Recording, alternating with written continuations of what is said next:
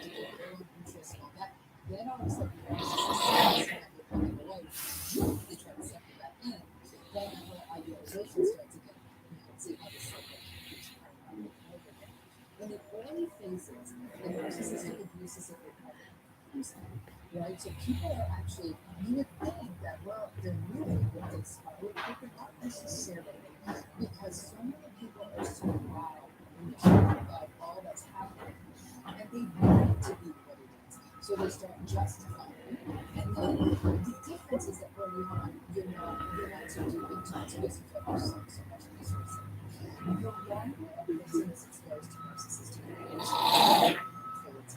I do believe that's a little bit, but over time, it was much more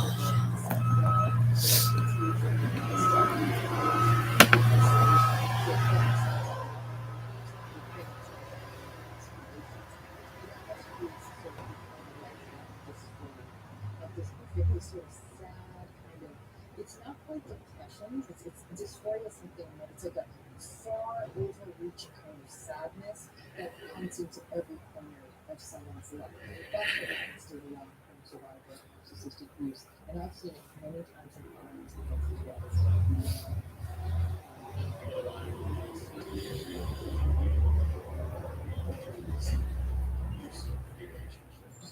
They feel alone. They feel like they're the only one in the world that this is happening to. I'm telling you, we're not. There are many people out there going through something similar that we're going through. Can you share, Dr. Ron, any stories from your past clients you work with who have really succeeded on coming out of that relationship, working on themselves, and moving into a life that is really for and about them rather than a life that was for and about somebody else?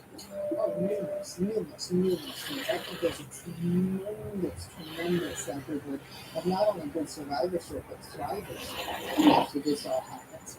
Is that it means making changes and mental shifts at a Herculean level. It means living a old life behind the old set of narratives and old set of beliefs, and that is not easy.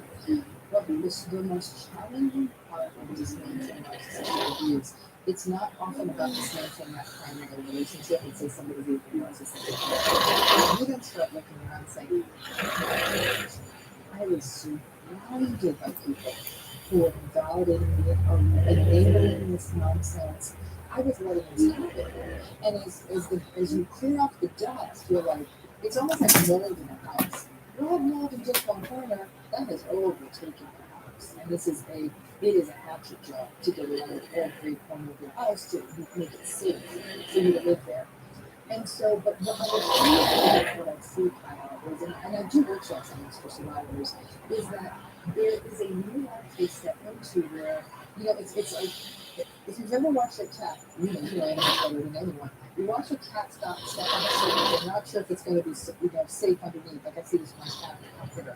Very, it's not going to hold, it's not going to hold, it's not going to hold. That's a sort of cat feel just narcissistic abuse survivorship. They're just like, and they're like, oh, I can go back to school. Oh, I can write this blog, or I can laugh out loud at this TV show, or I can I can cook a thermostat at 75. Like, which means I can start to me. And they introduce themselves to themselves, sometimes for the first time in 60 years. And I all over again, I make them go through this, get acquainted with themselves again. And when that happens, they're like, I'm all in. Some of them actually do survivor support, some go back and become therapists and coaches. So they can actually work with survivors, they write about it, they make art, they go back to school. I've known people to go and start multiple businesses. I've known people to go back to graduate school at 70. I mean, it's pretty remarkable what people do with the gift of life to them. Or some people get it in their past. Others will say, maybe I wasn't aware how strong I was until I really went 15 years with this person. And they did. and they came out. But it is someone who falls in love again, which is remarkable. That's what they've just been through. They have love stories. And it's beautiful. I mean, I'm going to tell you, I've heard just as many beautiful stories as I've heard tragic ones. And so I think there's tremendous potential for not only growth, I actually think that people who survive narcissistic abuse have been more people in the room. And we all identify each other. If we walk in the room and you can see there's something in our eyes and we catch each other. And it's like one of those M. Night Shyamalan films where like you can see dead people, I can see survivors. And you see each other and there's almost like a knowing nod across the room. You get it. Fantastic. I see you survivors as well, and if you feel comfortable sharing the comment below saying that you are a survivor and you are surviving and or thriving today, I would appreciate it, and I know many others would as well, because sometimes those survivors don't say they're a survivor, and you guys are active and will certainly inspire others to see that they're doing so well. So thank you for sharing that. Dr. Romney, great as always, wonderful.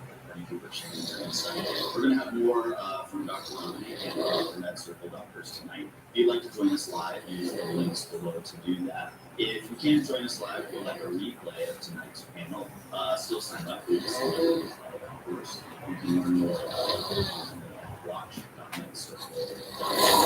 And remember, you're going to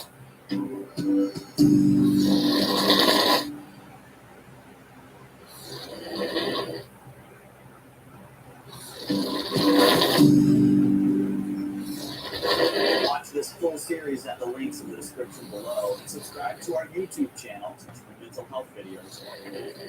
I read the comments on all of our videos, and some viewers have left feedback that maybe I have narcissistic personality disorder. Well, let's find out in this simulated therapy session. It's all you now. I'm going to answer questions. So Kyle, as we think about narcissism, the place I'm going to start is your relationships. Okay, can you tell me, are you dating anyone right now? No, because we don't have that. If you think about your last relationship, how was that? Was that an emotionally fulfilling relationship? It was, but I'm not a very emotional person. What do you mean by that? It doesn't take a lot for me to feel like I'm emotionally filled up. So you almost get overwhelmed by it. Yes, like if somebody's just like, Oh, that thing you see. I'm like, oh my gosh, like have your own deal. Okay, that kind of pushback. Has anyone ever experienced that as something before? Oh yeah. Oh really? Like everybody I've ever dated was like, I wish you would just like show me you care. And I'm like, You're trying. Yeah. So you actually do try.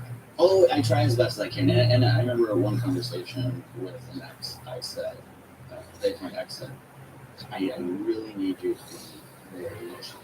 I need you to hold my hand and touch me and all these things. And I said, I've tried as hard as I can, and this is as much as we will ever get. I cannot give more than this, and if that's a decision you're going to have to make. Which I know now with therapy, that was the wrong thing to do. I'm putting all the pressure on me to make a decision, but that is what happened. Are you just in that sort of emotional space with your friends?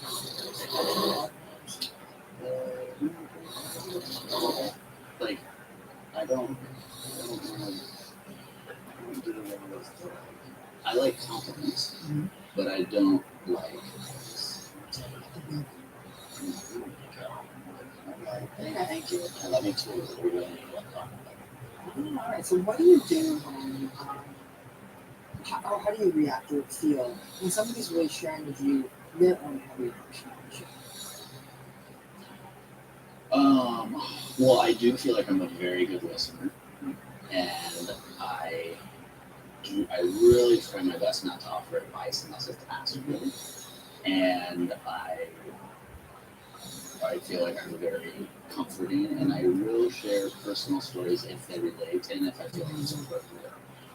Because when I brought personal things up to people, and I feel like they need to start talking about their experience, I get in the way. I'm like, oh, my mom died when I was 16, and they're just like, oh, my mom died when I was 20. I'm like, oh, this isn't valid, right? So I try to make sure that I keep it about them and only share things that I think are relevant. And I we've been talking about narcissism, but I would say I am empathetic and I am sympathetic. Okay. Now, my caveat to that is if you you broke up with your boyfriend 2 years ago, and this is the 53rd time you've needed to get on the phone to talk about the breakup, I'm not going to be empathetic or sympathetic. Get over it. It's been 2 years. It's a limited. It's a it is time limited. limited. Yeah, because sweetheart, let's keep it moving. Okay, Yeah. all right. I mean, that can hurt someone's feelings. Yeah. Okay. You know, and then that's, you know, that where that 53rd time she may feel excessive. Sometimes people always talk about 153 times. Do you feel like you're able to get them to understand where another person's coming from? Yes. Emotionally, you do. Yeah, I almost always understand for some reason. Yeah, there may be a few times where I go, I don't understand how you could feel that way. But almost always I understand. But other people have called you out. And other people have said that too. You're not being empathic. That's missing right now. Not being not empathic or not or unsympathetic. Mostly that I'm just that I'm not emotional. Okay, got it. All right. So you said you love to get compliments. So you said, how important are those compliments to you? Well, today they are not as important as they were probably 5 years ago. Okay, and what changed? I'll be very transparent. Change. I was online getting cyberbullied to the point of exhaustion. And I don't mean cyberbullied like you're dumb and kill yourself and find me. It's not worse. Worse part. And it was just monotonous because the internet can be a terrible place. And I had a conversation with a friend and she mentioned something like, well, those words don't mean anything. It's just a random person's opinion. Like, and that's not the one piece. Right. Just trained. What's their own?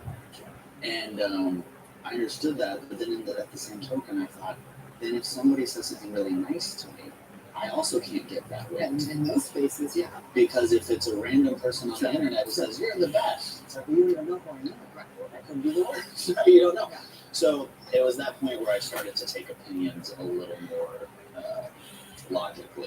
Where I'm like, that's a nice thing to hear, but I'm not going to put a lot of weight on it because if I do that, I immediately have to put weight on somebody saying I should go. Okay, I mean, that's very circumspect. A lot of people aren't that wise. You know, that it's Thanks for the anything. compliment. Or they'll just only focus on the one or the other. Yeah. To realize that both, especially when they're from sources where you don't get people, are actually equally sort of irrelevant. But when one interview we did, you said, God, you're such a good interview. And I was like, oh, that means so much because I've interviewed you. We've worked together. That's true. Now, what if I don't do that? What if you're not? It's not like a person wakes up at 30 and says, oh, Deb is a psychopath. You know. Is there such thing as a self-aware psychopath? You know, the funny thing about psychopaths is I don't even think they get mad if you call them psychopaths because they don't care what anybody thinks of them. So if you go up, they'll laugh you off. You wouldn't be like, even a narcissist gets super defensive. But a psychopath's like, you want to call me a psychopath? Call me a psychopath. So that's how they respond, but do they think, They're oh, not, yeah, I am a psychopath? yeah, no, they're not affected by the evaluations or labels placed on them by other people. What they don't like, I'm not even affected by it, but do they recognize that they are a psychopath? maybe, yeah. Maybe. Yeah, they might. In some cases, they might. And if anything, it's like there's a sadistic greed. Me. You see what I'm saying? Like it's like they may recognize it. Like how cool that I got. Like how cool. Like I'm a psychopath and I'm getting away with it. Or I'm a psychopath and look how much money I'm making. You know, it's almost like if you, I don't know, it's like finding a bag of money on the street dropped by a armored truck and like no one's around and I'm picking this up and I'm walking down the street and I'm getting away with this. Like their whole life is about getting away with stuff. So if anything, that psychopath might even be like a badge of honor. But I think they're impervious to the criticisms of other people. That's where they're different than the narcissist. The narcissist hates being criticized. Right. The psychopaths don't. what are we not talking about when it comes to identifying a psychopath? I think that with a psychopath, it is really about looking for inconsistencies, inconsistency in mood, inconsistency in life history, inconsistency in their stories. The problem is, we so want to believe when we meet someone new that their stories are real. I've just met this super cool person that we make the puzzle pieces fit, even when they don't. I tell people, be a cynic. When the dates don't line up, recreate it. Listen, Google's making some of this stuff possible too. It's not like I want everyone to, like I said, go out there and play like a junior detective. But if you're being isolated from anybody who knows anything about this person, pay attention to them. Before you entirely buy their recreation of the events. Look for things that don't add up. They have this huge job, like they're so successful, but they don't have enough money to get through the month. But can you help me out this month? Like next month, the big payout's gonna come out, and so I got everything covered from then on in. Anything that feels like a hustle is probably a hustle. We are seeing that there are programs like, for example, prison transition programs and other programs working with more incarcerated antisocial personality disorder groups that have found some utility in some forms of social skills training, group therapies, some luck with cognitive behavioral therapies, and that's been some good work there. Listen, at the end of the day, it's like, the old joke of how many psychologists does it take to change a light bulb? One but needs to want to change. It's the same thing with antisocial personality disorder. This person has to need to want to change, and, you may or may not have it. I have to be honest with you, it's more of those slick, glib, charming, almost if you want to call them white-collar psychopaths, that you're going to get absolutely nothing. I think there's absolutely no chance of change there. I think actually in the criminal populations, you may be able to do some level of job training, social skills training, meaning and purpose focused work. And I actually would put my bet on the incarcerated population more than I would on the sort of the slick, the slick, sophisticated, successful group of psychopaths, quite frankly, because there's almost no motivation for change. They're getting rewarded for their behavior. That's right. They're in their world. They're killing it, and the world is telling them they're killing it too. Right. Yeah. So maybe cured is the wrong word. Yeah. Could a person who is psychopathic, could they at least get to a point where they're not breaking the rules? That's obviously the goal, and that's the goal of rehabilitation after prison, and that kind of thing, is that there is no recidivism. When we try to avoid recidivism, is where we're trying to prevent a person from committing crimes again. But criminal behavior or illegal behavior is just only one part of what we see in antisocial personality disorder. We're also seeing violation of ethics or morality or social norms. So, for example, somebody who is antisocial personality or psychopathy is very likely to cheat on a romantic partner if they have one. They're going to probably keep doing it because they're really almost immune to any sense of morality. And so that's not going to change, which can make it very difficult to maintain any kind of trusting relationship with somebody like that. So I think that some of the treatment targets, maybe in terms of illegal behavior, they may be willing to bring some of that hustle, if you will, to more legal behavior, but even then we'll sort of see that their tendency is going to want to take moral and ethical shortcuts. What does the treatment actually look like? A lot of it is, again, it's cognitive behavior. It's challenging their beliefs and changing them, their beliefs and thoughts, in hope of changing their behavior. That's really what you're trying to do, right? And so that's where you're sort of pushing back on their cognitions, pushing back on their schemas, on their sense of how the world works, trying to enhance their sense of empathy. To really help them focus on this is how people are being hurt, especially if it's not like person-on-person violent crime, something that feels more remote, that to help them sort of see that this is hurting somebody else and the people around them. Now, in a person who's really a stone cold psychopath, they don't care. So I don't care if I'm hurting someone. It doesn't matter to me. And so if that's the case, how are you going to make change there? I don't think something I'm doing is wrong. Like if somebody tells me tomorrow, like, it's wrong to turn off my bedroom light when I sleep, I'm like, what? Why is that a problem? That's a really good way to put that. Mm-hmm. That's how far it is. Yeah. What do you mean? You have to pay $1 million Yeah. Here's what I'm I'm gonna gonna do it. You know, this is how I'm gonna do it, and no one's gonna stop me. Or it's a game. Again, I'm gonna bring up the Bernie Madoff case because he's sort of like a real textbook kind of a psychopathic, antisocial personality sort of person. In some ways, it's almost like it was gamesmanship to him.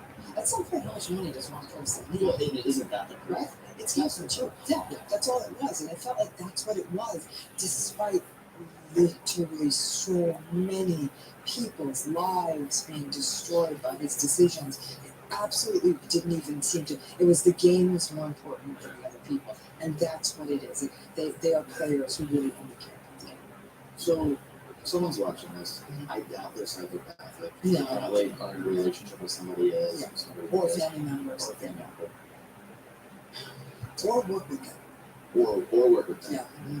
They are likely going to be advised to go seek therapy for themselves. In that therapy session, what do they ask the therapist? Because what I want to have happen for them is that they don't have to go to 5 therapy sessions to figure out what is a psychopath and what all these things that you're educating them on, and giving them the tools to ask the therapist so that maybe in the first session they can make a ton of gains. It depends on the relationship with the psychopath. Is this your child? Is this your coworker? Is this your husband? You know, because obviously the nature of the relationship is going to have a lot of bearing on what you need to know. For example, if it's your child, the question a lot of parents are going to have is, am I responsible for this? We'll go into the whole child thing in our next video. Right. So let's assume that this is for a So you mean like a partner? a romantic. A romantic partner. Is it possible he can change? Because he keeps telling me he will. We have kids together. Can I expect that he's going to be a decent co-parent if we have kids? Should I be scared? You know, I keep giving him second chances, but it never works out. Why not? Is it possible he'll change? Those are the kinds of questions you're gonna, that somebody should probably ask. And by and large, if that person has any expertise whatsoever in psychopathy or antisocial personality, they're going to be able to give you some straight answers on that. Like I said, these people are not made for long-term intimate relationships. They're not. And what if somebody's what if somebody's in a position where their partner makes fun of them, they have nothing to do with it, and they have 5 kids? And they come to a therapist and they say, you're telling me he's not going to change, you're telling me to leave before we leave. Therapists won't tell them to leave. I wouldn't tell them. Okay, then they're saying this is going to be really tough. And that person says, I want to stay in a relationship. What's your response to that? Then I'll say, look at the history of what it's been like so far. That's how it's going to keep being. Okay? He has not been listening to you. He's not going to stop. He has been cheating on you. He's going to continue. He's been disrespecting you. That's going to keep going. Like everything you're saying, I said, at least you already have the roadmap. Expect nothing. You expect nothing. Do you help them with coping strategies? Things like continuing, if they can, continue to stay in therapy, group therapy. I do ensure that people, women in particular, who are in relationships with men who have antisocial personality disorder or psychopathy, have access to domestic violence resources because that's now an uncommon pattern in these relationships. Encourage them to cultivate some of their own interests. Encourage them to cultivate friendships, and their partner will probably try to isolate them from those friendships, but even if it's online communities. And I do want to tell Med Circle listeners, the guidance we're giving right now is not meant to serve a person who's in a violent relationship. If you are in a relationship where you or other children or other dependent adults in your environment are in danger, you must seek help immediately. You must seek domestic violence services, law enforcement, and keep in mind, if you're researching those resources online on a computer, make sure you clear out your cache every time, because it's not unusual in most relationships for a partner to go through and search everything you've searched. It's that level of control. So, I do want listeners to understand that what we're talking about is situations where it has not escalated to violence, financial abuse, things that are putting you at abject risk. This is not a substitute for the guidance somebody needs in that kind of situation. And it can go wrong. And with psychopaths, it's not uncommon. Is creating exit strategy for the relationship ever part of it? It is a part of it. Now, unfortunately, this is where you start exactly getting sometimes into the world of restraining orders and really painful custody hearings. If the antisocial personality pattern has more financial resources than you, they may try to crush you in court. They will be able to charm the judge. They will be able to charm the attorneys. They'll be able to charm the custody evaluators. I have seen these things go really, really badly for people. People losing custody of their children, people getting limited custody. Sometimes the psychopathic parent wants custody of that child, not because they're interested in the child, but to stick it to the other parent, which is not good for anyone in this situation. So I do tell people, you need a plan, you need a strategy, you need supports, and after all that, it still may not go your way. And I wish I could give people like a really sugar-coated version of this, where people say, well, the judge is going to see right through him. No, not necessarily. Well, I'm glad you're not giving sugar. No. Because what we're doing here is giving the It's the reality. of mental health. And the reality on this topic is what you It have is, just yeah. described. And let's not move away from reality because it makes us feel good in the moment. Right. Let's lean into it so we can work within the realms of what's real Yeah. and make as the best decisions as we possibly can. Yeah. And I think you're doing a lot of our viewers actionable steps. Absolutely, but you have to. I mean, these relationships can become dangerous. Yeah. You know, and it's also. Listen, I'll tell you this: if a person's psychopathic or antisocial personality partner is really high functioning, they are like the head of a company or some sort of like really high up in a political structure or something like that. The world may not believe it. And that's even more horrifying. And in fact, women who are more wealthy are often less likely to seek out domestic violence resources, which is not an uncommon situation in these relationships. I mean, this is a dark space. And again, I think some people may be watching now and scratching their head and saying, how did the person not see this? How did they get in the first place? Listen, and you know, a lot of flash, a lot of sizzle, everyone around you saying, oh my gosh, she's so generous. He's so nice. Oh my God, he's flying all of us on this great vacation, or you know, he's taking care of you, or he's actually, you know, let's say you have a child, he's offering to take care of the child too. That all looks really good to the world, and a lot of people don't stop under those circumstances to ask the right questions. Well, that's a really good takeaway for people who know somebody who's in a relationship with this, to make sure you ask each other. Yeah, and when I sat down with Kevin Hines, who survived what normally we fatal jump off of a big bridge, he really drove home the point of checking in with people, asking, "How are you?" Like moving events. Not the, "Oh, hi there, how are you?" Great, that's your service. That was a big listening to that. But really going, "You're in a relationship with this person." Yeah. People don't often like to pull back that curtain. I don't know whether it's because they don't want to know the answer or whether they feel like they're prying, that it feels impertinent or something like that. Especially if, I mean, I think even if you don't know someone, it's okay to say you met them, but hi, how are you? Like, is it good? Is it a good relationship? I think people are often like, whatever, don't even ask me that. I think it's an interesting question because if it's a great relationship and it's healthy, you'd say, I'm so fortunate. Like, it's a really, really happy relationship. At a minimum, it would make anyone stop and think. Dr. Romney, explain why first a child cannot be diagnosed as a psychopath. Because it is a pattern, a diagnostic kind of a label that's saved for people over the age of 18. Antisocial personality disorder is not diagnosed until somebody is over 18.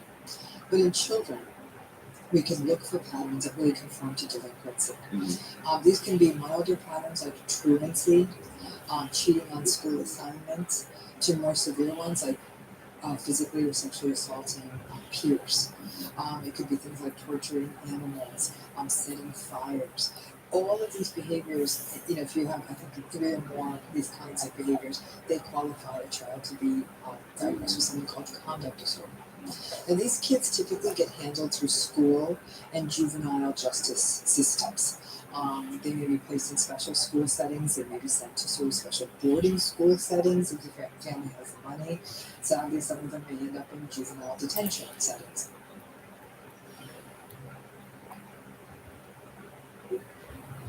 The bigger question I often get is, can a narcissist love? Is that possible? Besides loving themselves. Well, lots of people love narcissists. They do. I love this source. Many people are gaslighting. I'm still wondering. This is, yeah. And then and at that point, the gaslighting. I think you got to agree. The School of Greatness. Yeah. Please welcome Nicholas. Why is narcissism such a big topic, especially right now in our society? It's interesting. It wasn't for a very long time. I mean, it's fascinating to have been studying something when nobody cared about it. Like I was like, You were like a nerd when I you was that nerd in the lab with the butterfly that nobody cared about. Everyone, I was literally back room of the lab, and everyone forgot about me. I was content because I'm a nerd. I'm geeked out. I was like, this is fascinating. And then a lot of things happen. If anyone ever asks me, this is my theory on it, is I think it's interesting. If you there's a book from the 1970s by a guy named Christopher Lasch called The Culture of Narcissism.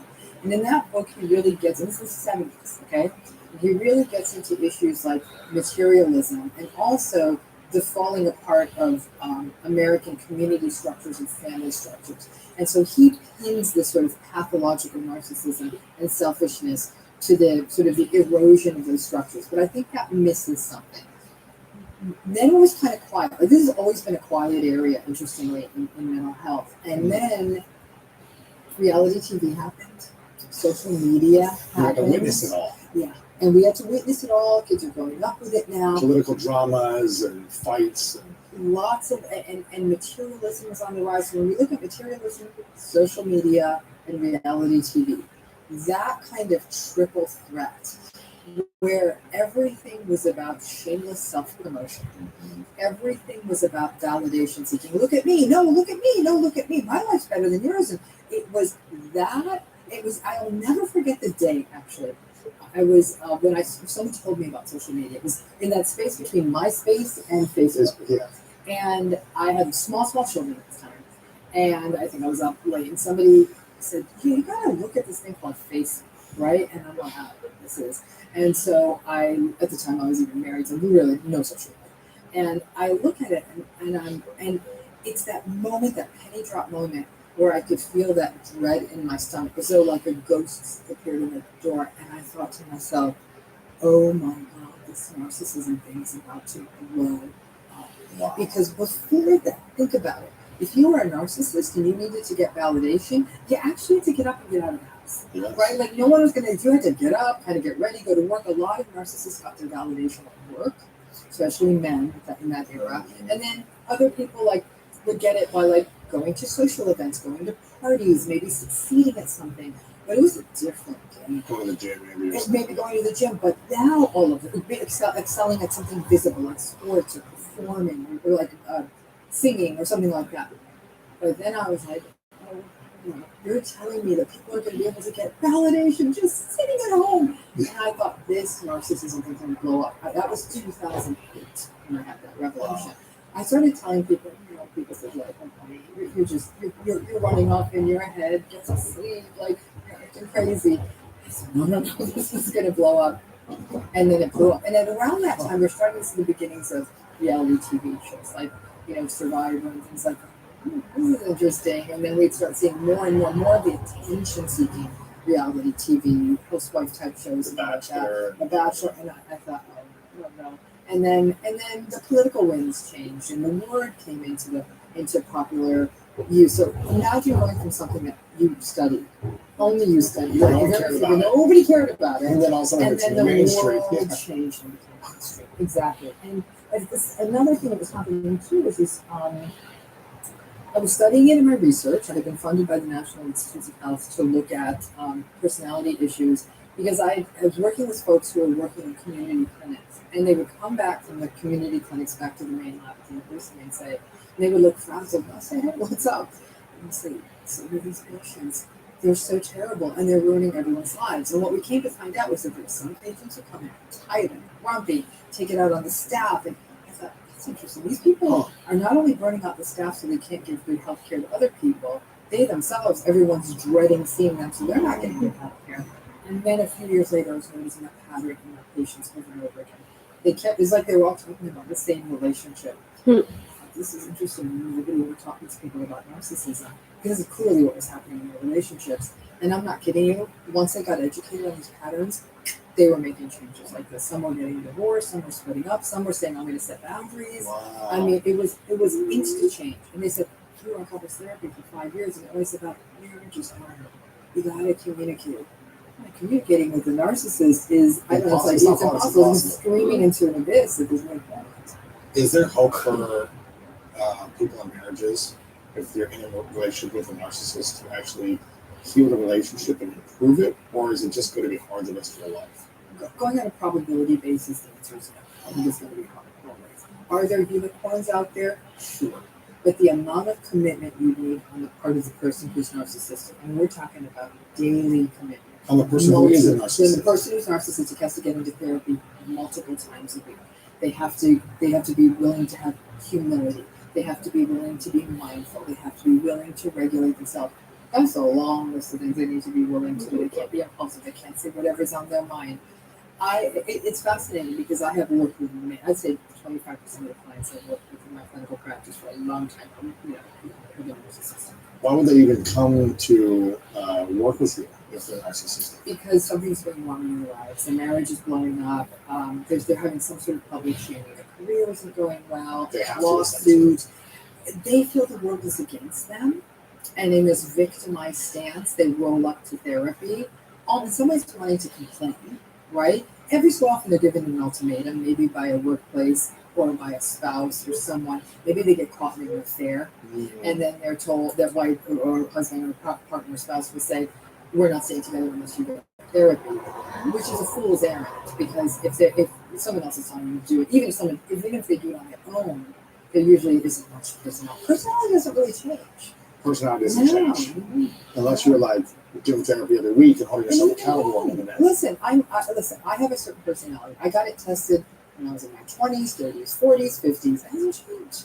I'm a little bit more confident now. That's not my personality. That's just time served. Right. You know, it's like I put in more reps. Yes, I put in more reps. So I'm like, now I know I can do this thing, right? But it's not that. I was born agreeable. I grew up agreeable. I'm an agreeable adult. I'm an agreeable person. That's just who I am. When is our personality shaped? Well, there's two pieces of personality. We're born, the genetic part of personality, if you will, is called our temperament. Our temperament. Our So temperament. born and you're either crying or not a crier. I can make it ultra simple. Yes. Like, there's some kids out there who have really difficult temperaments. So born into the world difficult. You talk to a parent, their kids are difficult to soothe. They're to make them stop crying, to help them sleep. As time goes on, they're just difficult kids. They don't play as nice. They have low frustration tolerance. They're difficult with their siblings. They're punchy, fighty. They get to school. They can't sit still. They're always getting into trouble. And none of the adults like them. So these kids with these difficult temperaments actually have this relationship with the world that's pretty unpleasant. Everyone's like, sit down, stop that, don't do that. And there's even this vibe these kids get. Like, nobody really wants to spend time with them because they're real. And is it their fault? I mean, they can't really change that when you're 5. No, you can't. But the difficult temperament's a risk factor for the adult narcissistic personality. Now, not everybody with a difficult temperament goes on to become narcissistic. So it's not a slam dunk, but it's definitely when we tell that story backwards. Every narcissistic client I've ever worked with, without exception, had a difficult temperament as a child. So that either every so often I get lucky, we'd phone a parent during therapy and say, we talked about this. Sometimes they ask the parent, and the parent would come clean on that and say, yeah, you were really good. Because you have siblings, right? So they compare them to siblings. Some siblings have this great, easy temperament. It's not quite, so temperament is that biological part of our personality. It's how you might see your personality in either one of your parents or in a grandparent or an aunt or an uncle. You'll say, wow, I have such a similar personality to them. That's the genetics. Okay. And the other? All the rest of it is shaped by the rest. Environment, It's parents, all society, it's how all you're treated, and environment. what you're exposed to. So if you had let's say a challenging temperament growing up, is there hope for you to, I guess, shift your personality into a different style with environment? I think so. I think a couple of things have to happen. That kid needs to be met where they're at. So let's say you have a boy with a difficult temperament who's just energy. You get them into athletics. Yes. Or you get them into something where they're using their hands, whatever that might be, building things or something like that. And you really are with them. Instead of saying, you're being so bad, you're so difficult, like, oh, look at that rocket you built, or like, oh my gosh, you ran 10 miles today, or you threw the ball, or like, this is great, like, let's do it together. And if a parent wants to maybe do those things with them, I've heard of some, this is what's interesting. I hear a lot of these stories. It's not in athletics, but people who do things like climb mountains, that kind of thing. And sometimes the parents got them into these things because the kid was just a bolus of energy.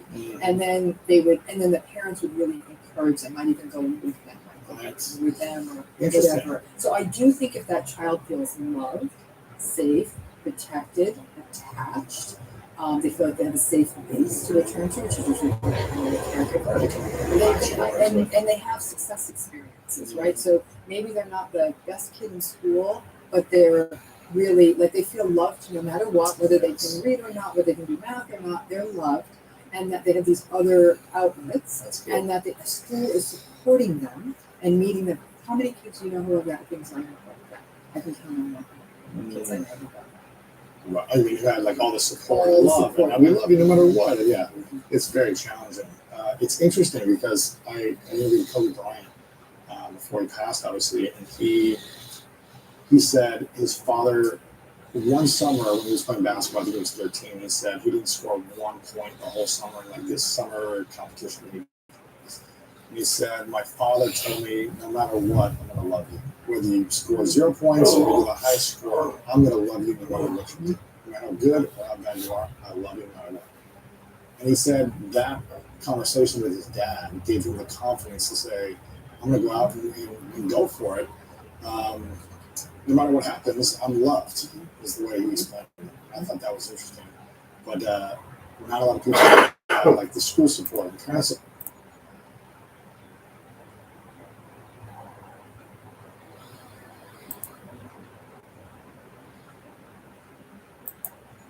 What if you go through a whole busy day doing whatever it is you're doing, and not once that day you get any recognition or validation? No one says anything to you. Everyone's caught up in their own stuff, and then you go home and think, "Well, good day. How's it go? He's a good day." I mean, Right. So it's not like the world falls apart. Do you use social media? And does it matter to you? it matters to me from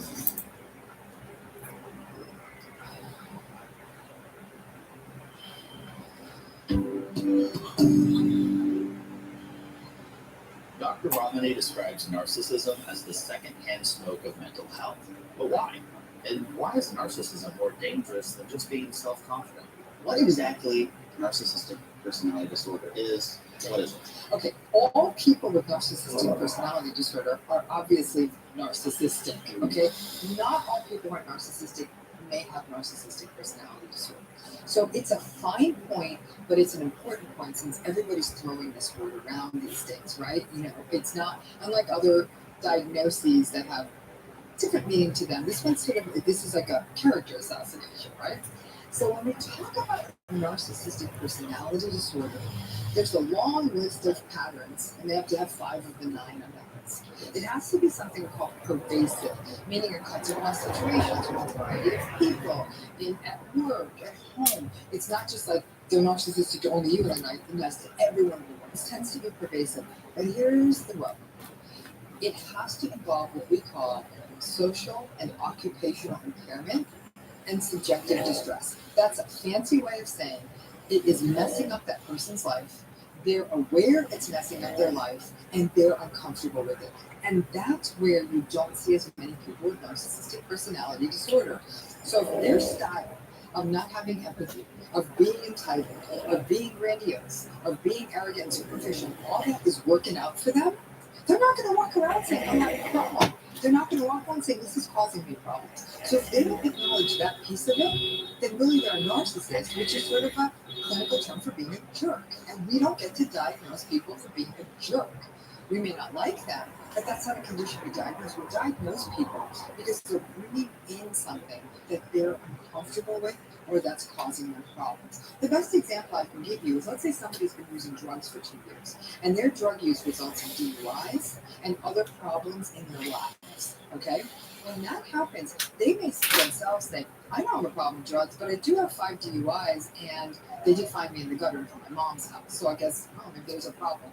In narcissism, they may they may recognize that, yeah, sure, I got in trouble at work and I was called out on this and that problem that I didn't cheat on my wife several times, but it's working out for me. Is that distraction? He's being a jerk. So Dr. Alan Francis, Dr. Francis is actually one of the architects of this diagnosis originally with DSM. And he himself has come out very clearly and said, we don't get to diagnose somebody because we don't think of it. That's not what this diagnosis is for. It's for somebody who's actually having discomfort and distress because they're behaving in this narcissistic manner. It's a fine point, but it's an important point. And here at Med Circle, I really want to be careful as we use these two terms because I think a lot of the listeners don't know if their friend, family member, or boss has the diagnosis and may never find out unless that other person, gets into treatment. And their friend, family member, boss might just be a jerk.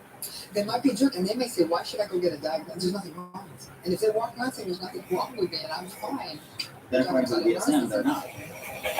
They're not, they don't have NPD. no, that's it. And that's where people get upset. I get emails every day. Will you talk to my husband and tell him he has narcissistic personality? I'm like, no, absolutely not. Please, I would love to do that. No win there. So that's a lot of the struggle here is that, and you know what? The pattern of narcissism, it's awful. They may be fine with it, but you as the recipient of that pattern, it's not, you're going to struggle with it. It's uncomfortable. It's one of those patterns that's really unhealthy for the people around it. I call it the secondhand smoke of psychiatry. Like being near a person who's narcissistic, it's as unhealthy as doing it yourself. That is a great metaphor. NPD is the secondhand smoke of psychiatry. I'd say narcissism is the secondhand smoke of our time. You stand close enough to it, you're going to get sick. Even that's a huge deal for people because somebody might not get the diagnosis, but there's still all these toxic behaviors that are affecting Oh, them. absolutely. And you know what? In some ways, the diagnosis is irrelevant because all that's doing is saying the person's having problems because of it.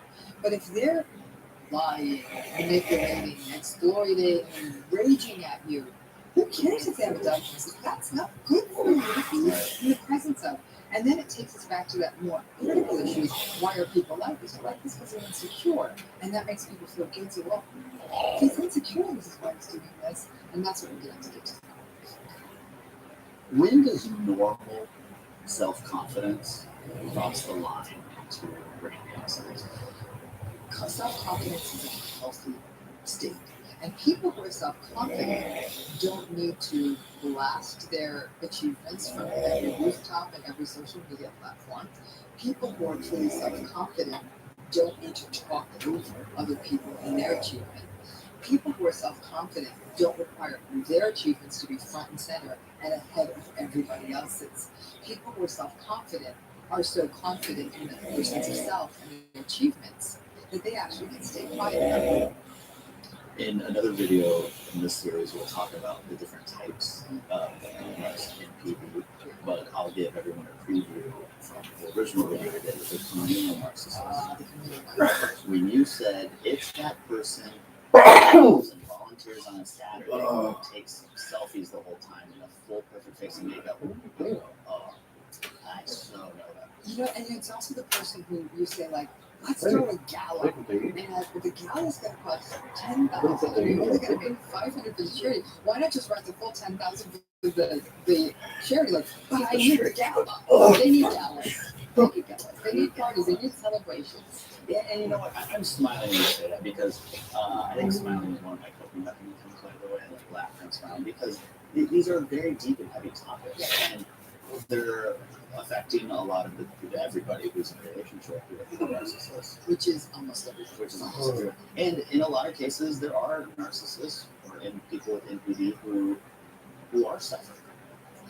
Well, if you want to get down to the core of it, they are suffering because they're deeply insecure. Yeah. And that's where, but do they experience the suffering? I'll tell you this, like I said, with the people with NPD or narcissism, when you start peeling back the layers, by the time you get down to layer 10 and you start looking in the gaping hole, it's uncomfortable for them. And your heart does it because there's almost a childlike emptiness to them. I'm not saying I want to be in a relationship with them. I can tell you right now. I mean, I can handle it for an hour at a time. God, for a person who actually is living that day. Are there common co-occurring disorders with people who do. People who have narcissistic personality disorder or even narcissistic traits, there are several co-occurring patterns we can see that are more likely to happen. All forms of substance use disorders. You know, a lot of times it's to fill the emptiness or to enhance the grandiosity. So alcohol use, cocaine use, stimulant use, that kind of thing. So you'll see some of that. Depression. Interestingly, narcissism and depression can hang out together. A lot of it is that insecurity and that emptiness. It's not unusual to see those two kind of hanging together. But are they getting diagnosed with depression? Sometimes they're getting diagnosed with depression because they might be very irritable. We'll see that in men. What will happen is you'll sometimes confuse the two as well, because a type of narcissism we're going to be talking about today is called covert narcissism.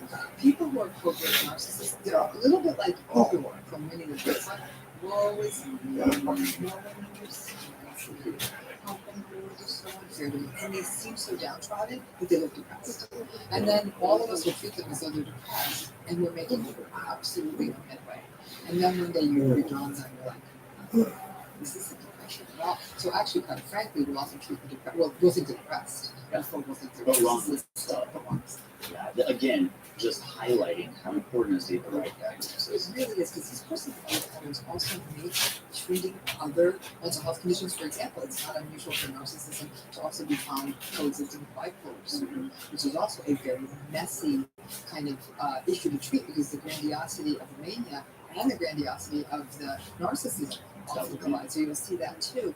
And when I work with families of when they have adult children who are substance abusers, the adult child goes into rehab, I'll also know that adult child has narcissism, and I'll ache for them, because they're thinking their child's going to go to rehab, not only come out sober but sweet. They come out sober, but they're still as irritable, invalidating, sort of mean as they always were. That part's not going to go away. That's narcissism. Maybe even more so. Even more so. You see this a lot in substance abuse treatment circles. That you see a lot of it. Yes, exactly, because the substance use was sort of helping them kind of shore up their defenses, and so it can make treatment much, much more complicated. You'll also see a greater likelihood, for example, like patterns that are sometimes labeled love and sex addiction, kinds of like compulsive sexuality, compulsive like relationship patterns. You'll see that. Coexisting with narcissism as well. It just makes everything that much harder to treat. Yes. That's what it is, because you don't tend to get as much emotion. There's a lot more defensive. I'm a doctor. There is a lot of empathy. There's a lot of projection. All this stuff really makes it hard to do really deep psychotherapy. How many different types of things? Well, there's different kinds of narcissism.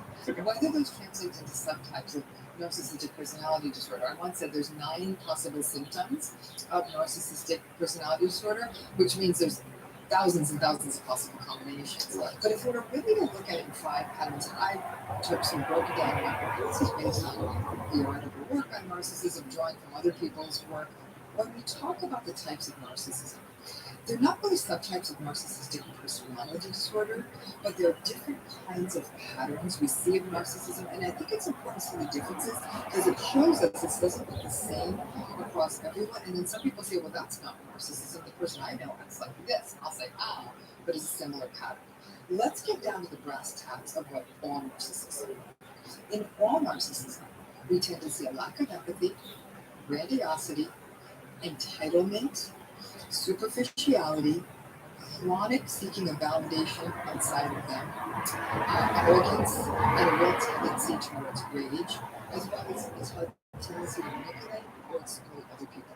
Those you tend to see across the board to varying degrees. So let's start at the top with what I consider the most severe and problematic narcissistic pattern, and that's the malignant or the toxic narcissist. These are the folks that almost look like psychopaths. They'll exploit other people, they take advantage of other people, they lie, they cheat, they work the system to their advantage, they can often be quite successful. You might wonder, why am I not calling them psychopaths? They can sometimes be, this isn't cool, but I just got to get this part done and I'll make it right. Whereas a psychopath would need to make it right. So there's just a really manipulative, mean-spirited edge to them that can be very unsettling.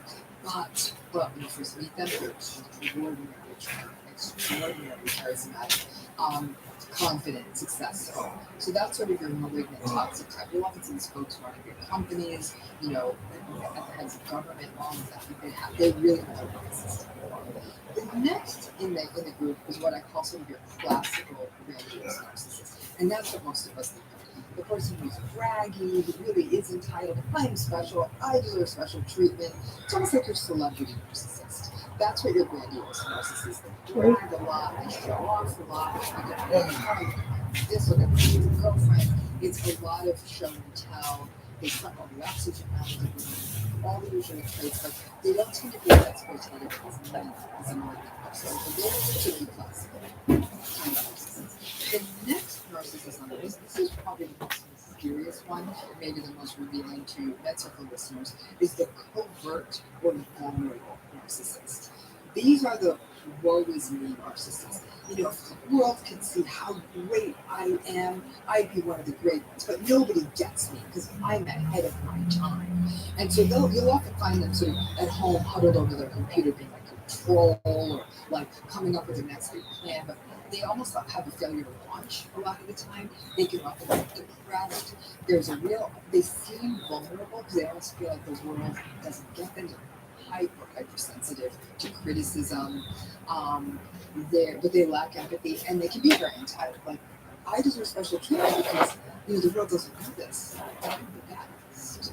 What's interesting about that is I listen to that, and when you first meet somebody like that, you think, oh, they just have low self-esteem. Yeah, bingo. But all narcissists have low self-esteem, right? That's why they're doing it. Exactly. So the covert narcissists, they lead with that, but it's almost like they feel like they have this sort of strange. I always think the covert narcissist has this sort of weird pause. They'll say, "Yeah, I went to that college, but," and they'll do that weird thing. But they're like, "Yeah, I already read that book, but why would you care?" It's like it's not there's an edge. It's almost like you're sticking your hand into a bucket of hard wire.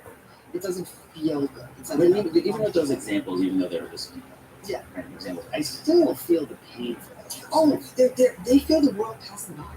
Yeah, but I don't feel the same way with a grandiose narcissist. You won't as much, the covert narcissists ultimately will get to that point where they feel the world owes them something. The world owes them, and there'll be a real edge to them. Because they seem really sad, and you'll often try to help them, and you'll wonder why they're so ungrateful. That's why that can feel really uncomfortable for other people who are so sympathetic to them and wonder why are they not ever saying thank you or recognizing all we did. Yeah. Now, number 4 is the communal narcissist. The communal narcissist can be very confusing because they're out there volunteering and flying all over the world and doing their own personal rescue missions. And, after every hurricane, they're posting online hurricane goals, #hurricane goals, and like, let's all raise enough money and let's send lots of stuff down. They're the hashtag narcissists. They're the hashtag narcissists. Like it's all about their goals for helping the world. And like, you'll see them, you're about animal rescue people, like they're always holding their rescue dogs, but then they go home and they're really mean to their husbands. And they love going to galas and they want buildings named after them. And if they do give a donation, they have to hold 20 gold shovels and have lots of pictures taken. Like it's all about they do all these things to get validation. That's their tool for getting validation. Now, often really unkind to the people that their fifth or immediate family or the people who work under them. They can be absolutely awful to them. And the people say, "Oh my gosh, you're so lucky. We're going to be so charitable." And the people are just like, that's one of many characteristics.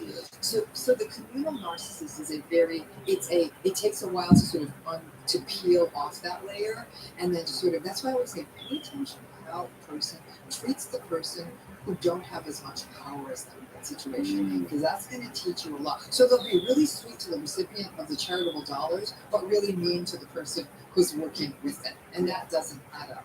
The last narcissist is sort of kind of a good nature. I'm going to call them the benign narcissist.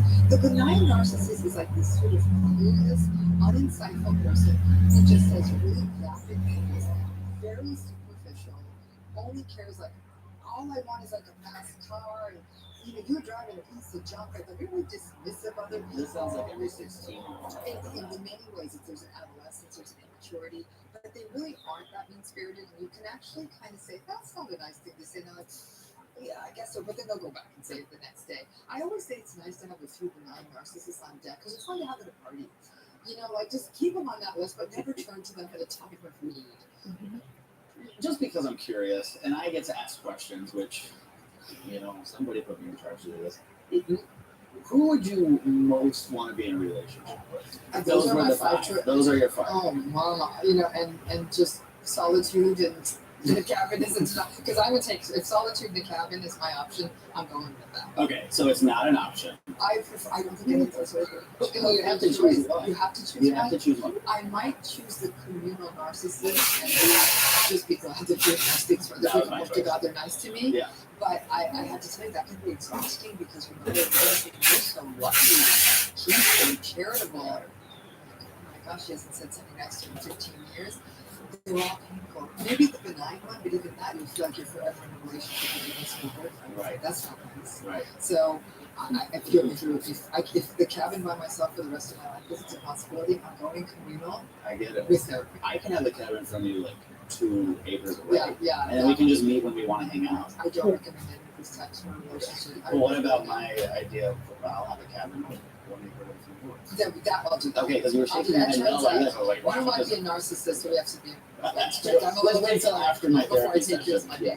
I know we're talking about go see the previous episode. Okay. Out of those 5 types, is there one that's most common? I would have to say probably the grandiose classical narcissist. Okay, Yeah, so that's why we think classical. of it because Yeah, it that's is the most that's common. Okay. What am I not asking you about narcissistic personality disorder as it is defined from understanding it that I need to be asking? All the patterns I gave you are what you see are the 9 characteristics that a diagnostic manual like the DSM would require. What's really interesting is that our diagnostic manuals are now taking sort of a new direction in how we think about these personality patterns. And in the most, not to make too kind of bookish a point on it, but the DSM now views narcissism and all of the personality disorders through a new kind of a lens. And it looks at, for example, how a person views their own identity. And the narcissist's identity is very much caught up in how they're viewed by other people. So they don't have a core sense of self. Their sense of self is governed entirely by the world outside of them. That's actually a terrifying feeling. Like the only way I'm good is if everyone tells me I'm good today. That's very unstable. We also look at goal setting. How do they set their goals? And narcissists set their goal in a way that will get them approval from the world. So either they set their goals unrealistically high so they can talk about the big goals they have, which they're never going to meet, or they set their goals a little too low so they know they're always going to surpass them. So, but no matter what, their goal setting, once again, is based on how they can talk to the world about these things. Then when we look at other areas, we look at empathy and their lack thereof. So now DSM is looking at this across all personality patterns, and people with narcissism don't have empathy. They look at people as existing to serve their needs. What can you do for me? And then I'll make a relationship with you. So that's why a lot of people say, but that narcissistic guy was really nice to me. I'm like, yeah, because he uses you as a sales contact. I'm like, oh.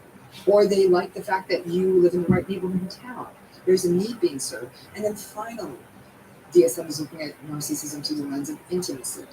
And that's one thing that narcissists are not good at. They're not good at intimacy. They're not good at close relationships. By and large, their relationships are superficial and are really engaged in for personal gain. So they might get a very attractive partner because that makes them look good to the world. They might get a wealthy partner because that will make sure they have lots of money. They might get a famous partner so that they look good to the world.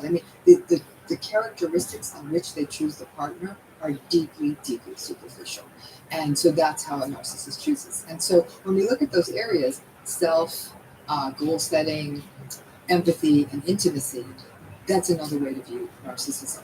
No matter what, it's just really that thing that comes down to that core insecurity. That sense they cannot regulate themselves from the inside out, and they don't have a good sense of identity, and that they're really reliant on people for telling them what they're about, which makes them actually quite resentful. Really, really fascinating. In our next video, we are going to dive deep into what causes narcissistic personality disorder.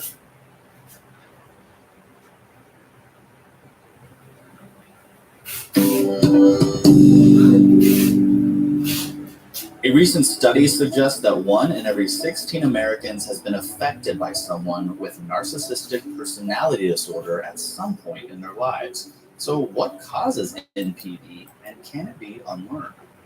What causes narcissism? It's there's actually a lot of pathways to this, and the city of Oz that we call narcissism. There's a lot of ways you get there. A lot of people, the big question everyone has is, are you born this way or are you made?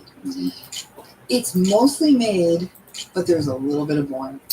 And What's the percentage on that?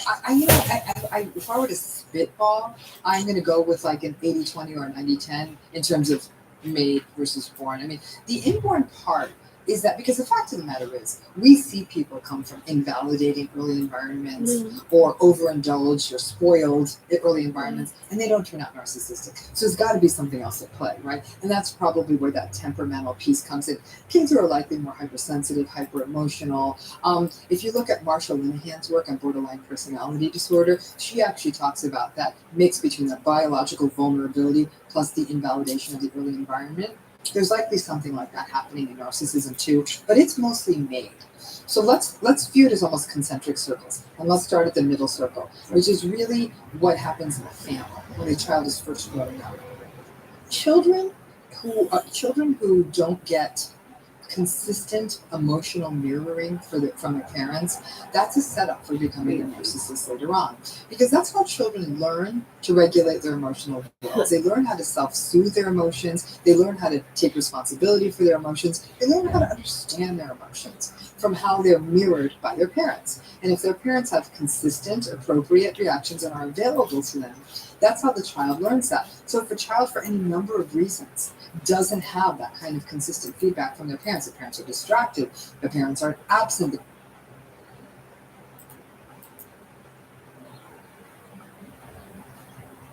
3 kids there to perform CPR on a kid who was barely breathing and bleeding.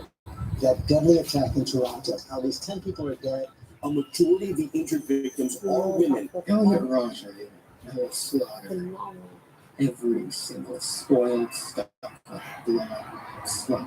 Police calling it premeditated mass murder. In 2014, Elliot Roger murdered 6 people in a terror attack in California. Prior to the attack, Roger released a video claiming his actions were intended to punish women for not wanting to sleep with him, and men he considered more sexually successful. 22 years old, still a virgin. This is my last You're a video. fucking asshole. Like, It's the day of because the you week. fucking.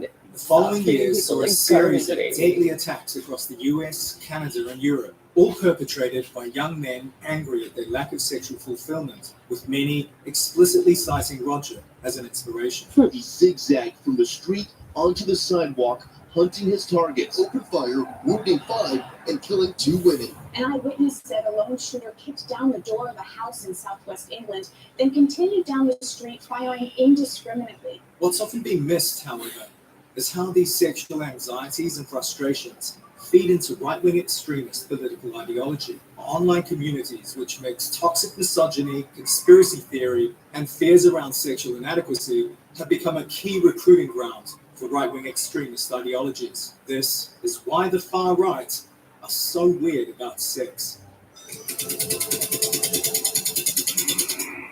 Incels are just one branch of a much larger online subculture known as the manosphere, comprised of many different groups, all with one thing in common: the belief that men are the victims of a society set up to favor women. Within the manosphere, there are different factions and different beliefs. With pickup artists, they believe that they can manipulate women into being romantically interested. We usually have 3 ready, 1 for the girls that are bright and ready.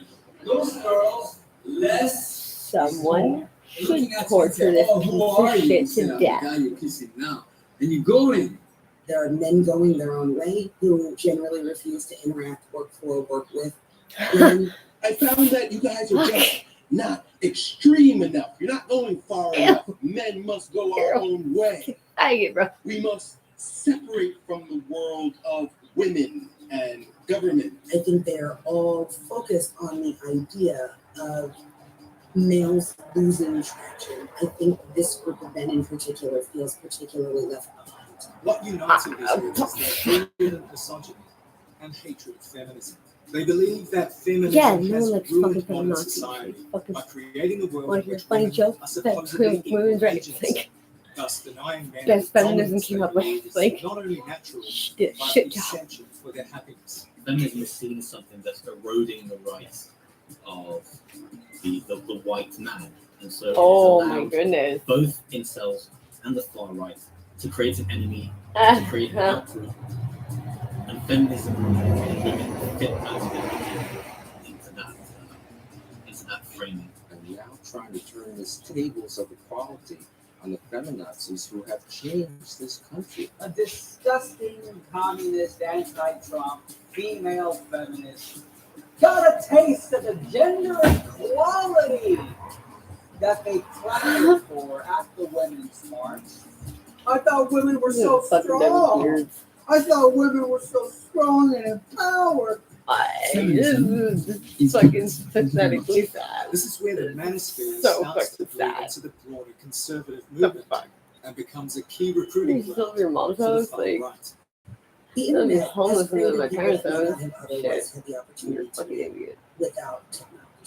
So we've seen this in other arenas with hate groups and organizations through recruiting. Some analysts have suggested that those most likely to join extremist movements are often not the most You know, marginalized in people who are society, racist are but those usually who feel like their openly positions racist. of They tell relative people that they're privilege racist or are don't under deny that threat. they're racist. This tallies with an anxiety among some men that their historically dominant role is being eroded, and among white supremacists that the white race is under threat. Yeah, but from you minority don't groups. see Birth rates are people who are racist going into like black church to make buddies, like to shoot the place up. Like, Intent and capability. And the nexus where intent and capability meet, that's where you're really in danger. With incels, you always have a high intent. The capability isn't always there. When you have a high intent but not necessarily high capability, that means you have an active threat that you need to be focused on, because if somebody develops that capability, then an attack is pretty much inevitable. Mass are shootings you at two fucking mosques retarded? in the city of Christchurch. At least 49 people are dead. Many Yeah, others 2 weeks seriously later. wounded. Gunman moves So, you know, from my room gun's to room, gone. firing his automatic weapon for some 6 minutes, killing at least 41 men, women, and children in the first mosque. When the white supremacist Brenton Tarrant killed 51 people in Christchurch, New Zealand, he released the self-justifying manifesto. The first line, it's the birth rates.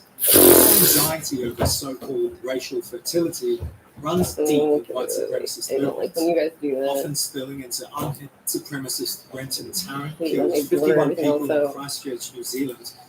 He released the self-justifying manifesto. We march ever forwards.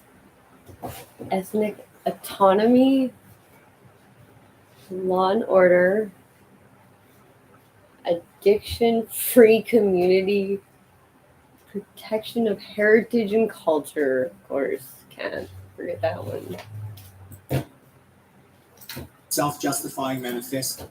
Responsible merits, workers' rights. So, first line, it's the birth.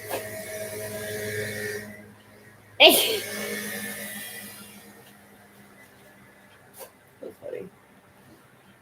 If there is one thing I'm going to remember from these writings, it's that the birth rates must change, even if we were to deport all non-Europeans from our land.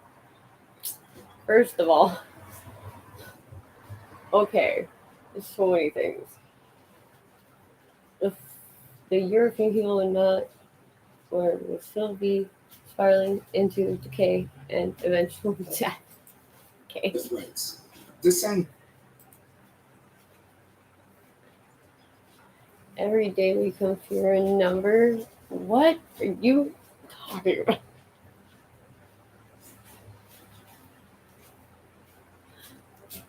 We grow older, we grow weaker. Well, that's for fucking sure. You get fatter too. In the end, fucking bigger pussies, apparently.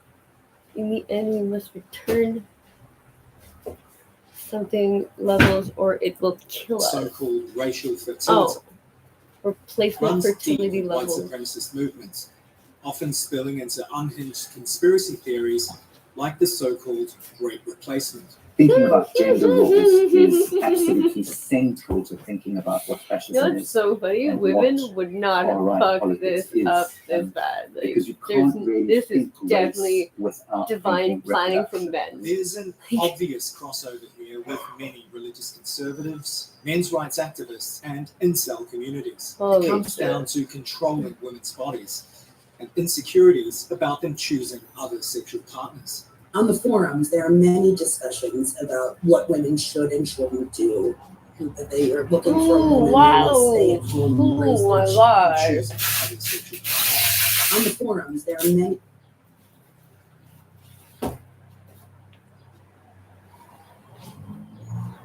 What the fuck?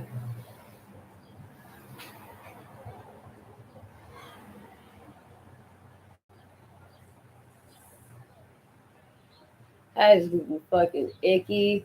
Wears tons of makeup because her low self-esteem got a crappy flower tattoo. That I'll agree with.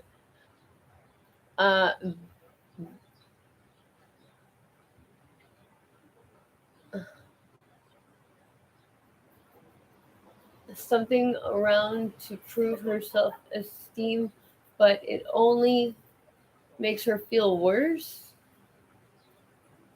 Chubby from, oh my god, chubby from her something. Oh, her diet of fast food and microwave meals. Aborted her black baby last year. Damaged her hair from her dyeing. Used fake tanners so dark she looks Mexican. What if she is Mexican? I don't think it's Mexican. I think it's just okay, whatever. Anyway, wears clothing that barely fits her. Yeah. Well. Works a minimum wage job because her gender studies degree didn't get something. A good wifey loves her natural face and only wears light makeup. Oh, a natural hair with highlights from the sun. Natural tan. See, this is just amazing. Like, this really is really truly awesome. It's crazy shit.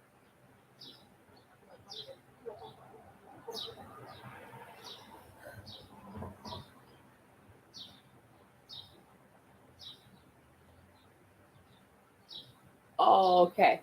I don't even know what to say. Wears modest and feminine clothing. Her husband works to support her staying at home and raising the kids. Okay, so what if the husband is unemployed? Oh my god, this is fucked up. Slim figure from her her healthy homemade meals and active lifestyle. In her 20s, but is already married with kids. Gross.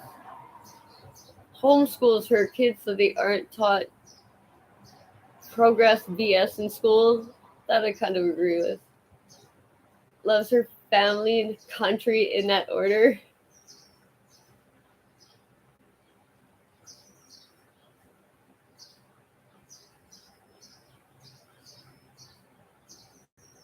What?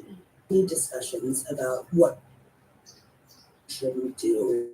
That they are looking for a woman who will stay at home, raise their children, and be barefoot in the kitchen and cook. But at the same time, they still refer to women using these degrading sexual terms. Women, their physical fitness and their beauty and perfection and everything that they are expected Yo, to do. you're is very ugly much as oriented fuck, around bro. a passionate and Like, beautiful if you looked submission in the mirror, to the you're joys not a of motherhood fucking and trophy, domesticity, fucking. so that they can take on You're one a of the most fucking important cash roles, horse, the like. reproduction of the race, the reproduction of the nation. Oh. If you use the term replacement, if you suggest the Democratic Party is trying to replace the current electorate, the voters now A casting bunch of those ballots guys with said they new were people just more like being partying voters randomly with their nearby, and vote. they But it's fucking not heard, just and they're like, women's "Yo, going sexual fucking choices teeth that torches," and they're like, "Yeah, sure." control. They said they didn't even. They're so wasted. They didn't even know fucking know what they're doing. Like, Proud Boys, one of the most so prominent fucking radical crazy conservative about that. movements in the US, discourages its members from masturbating in a policy known No as wanks. No Wanks. Hashtag No Wanks is pitched as a way of overcoming porn addiction, developing discipline, and giving members more time to focus on their families. But policies like these are more than just a bizarre form of self-help. This is about control. Having daily practices that connect you to a broader movement is a very effective strategy. So you're not just saying to people, we're being swamped by immigrants, the feminists are in charge. It's saying you need to take action daily in your life and you will see the benefits. It's now time for the return of men. The 2010s witnessed the rise of the so-called alt-right, and the Anyone who pipeline has to between say that manosphere shit. and radical conservative and white supremacist movements went into overdrive. The online space really is characterized by intermingling between these various factions. And as the factions have intermingled, languages have intermingled, culture has intermingled, jokes have intermingled. And this is partly deliberate, as it makes it much more difficult to draw distinct lines between them. And it means that when an attack happens, it's very difficult to nail down the ideology. And if you can't do that, it's very difficult to nail down the enduring threat. It's also probably not a coincidence that when one member of the alt-right accuses another of being not committed enough to the cause, the word they use is cuck.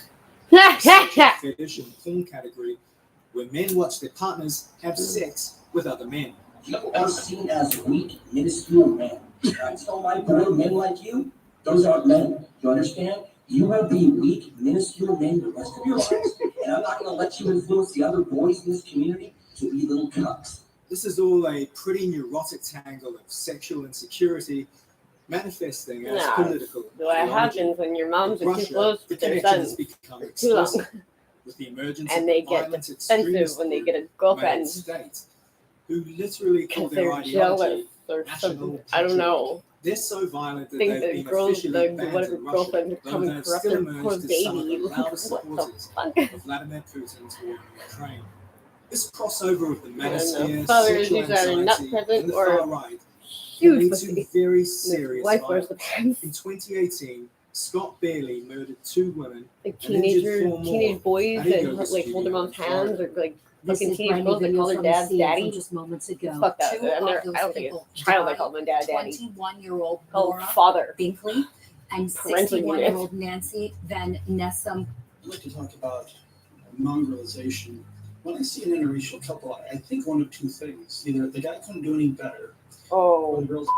In 2021, Okay. Lyndon McLeod, a rising star in the manosphere and frequent guest on alt-right podcasts, went on a shooting rampage in Denver, killing 5 people. Going into a business, holding a gun.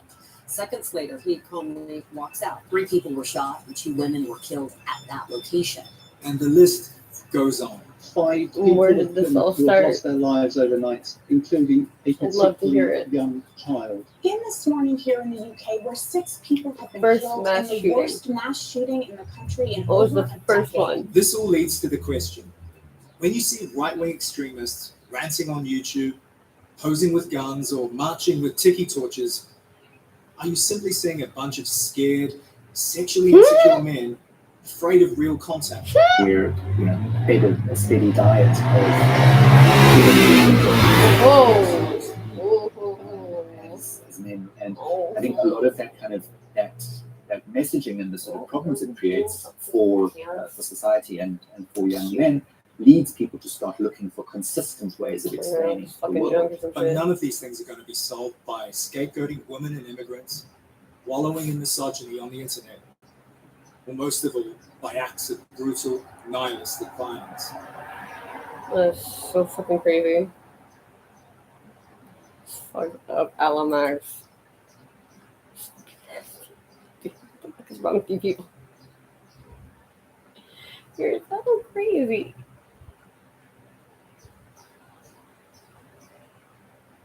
I just wish they would go back to the first mass shooting was about what?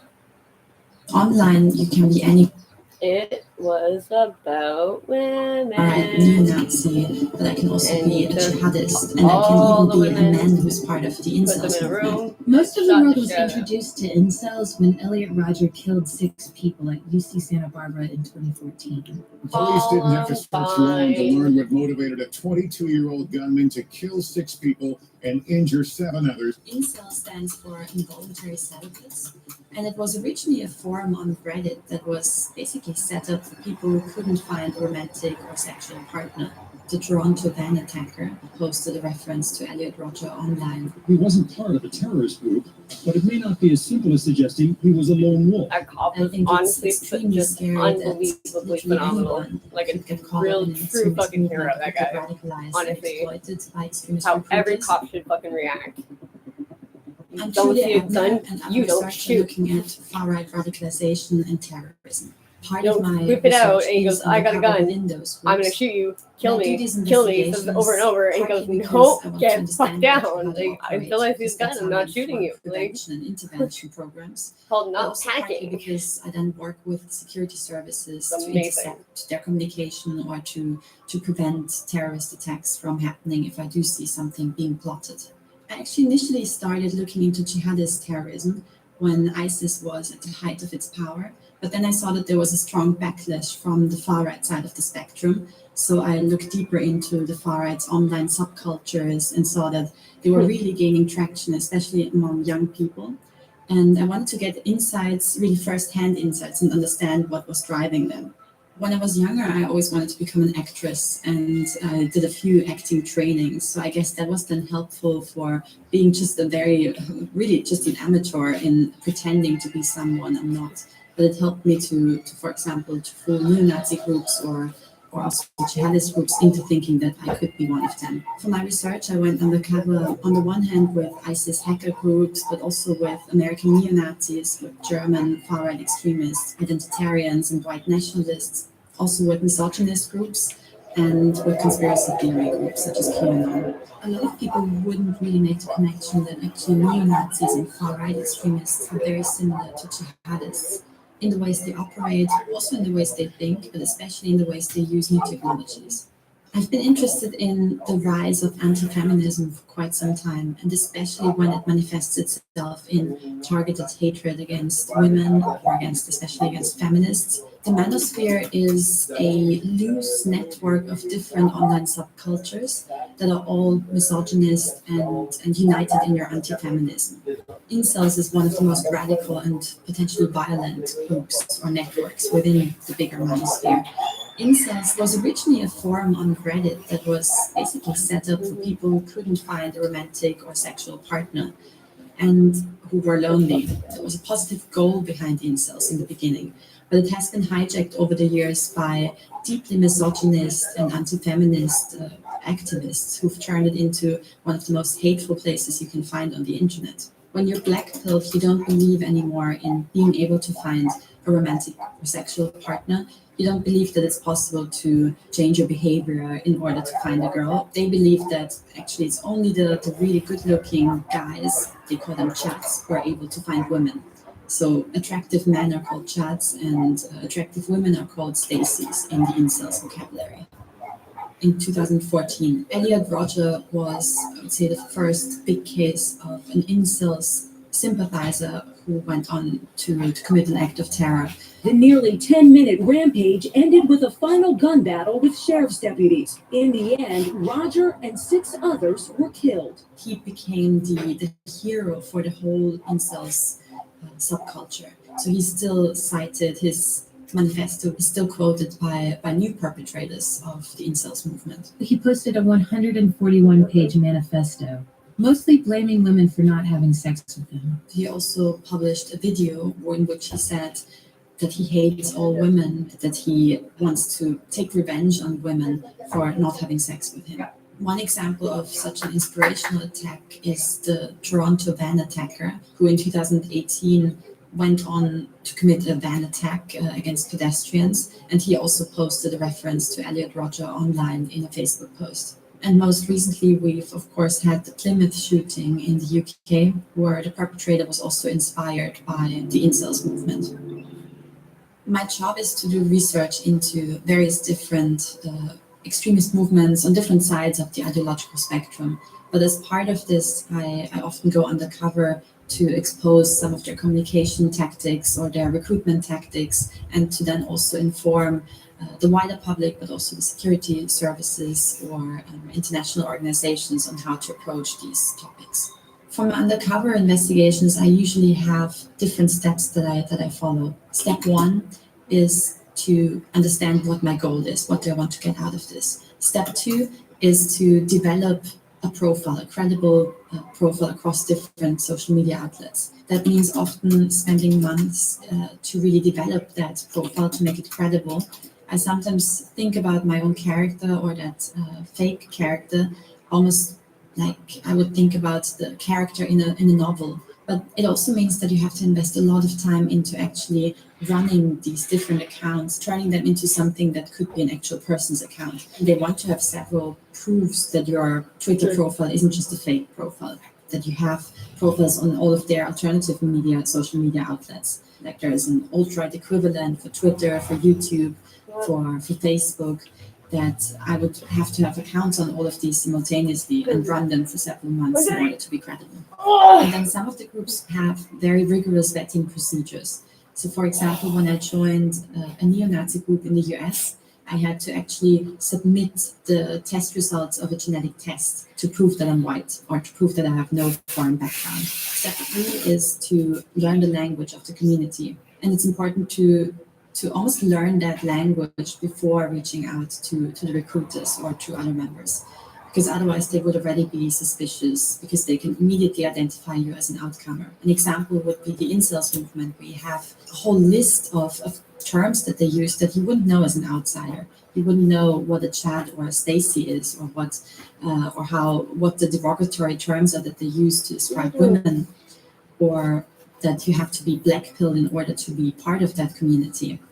And step four is to reach out to other members. And step five is to really get deeper insights and to gather information from the inside. One of the key findings from my time within incels was that they're all deeply vulnerable individuals, and they've all had a past of either traumatizing experiences or of just really a lot of sad experiences that happened during their youth or during their childhood even. All of the incels that I spoke to or that I had conversations with had an extremely low self-esteem. So they also talk a lot about how to maximize their looks. It's called looks maxing. There's a whole forum on that where you can do different types of surgeries. They have this ideal picture of what a man should look like in order to be successful. And some of them also no longer believe in any of these looks maxing strategies. So they've given up all hope, and what you in incels language would call they lay down and rot. They've basically decided that their life is no longer of any value, and then they resort to either committing suicide or they resort to planning acts of violence against women to take revenge on the people they blame for their lack of sexual experiences or for their inability to find a romantic partner. I do think it's possible to de-radicalize them, but in order to inform good de-radicalization strategies or intervention strategies, we need to have really good knowledge of how these communities operate and what's driving the members. So I think there is value in going undercover with them. The other part of the story is, of course, intercepting their communication if there is an attack that's being plotted, or if there is an announcement of violence, and then forwarding it to the security services or forwarding it to the tech platforms that shut down their accounts. And I do think that's really important, and that's also what keeps me motivated in this job, that I think you can have an impact, however small it is, especially in doing investigative research in this area.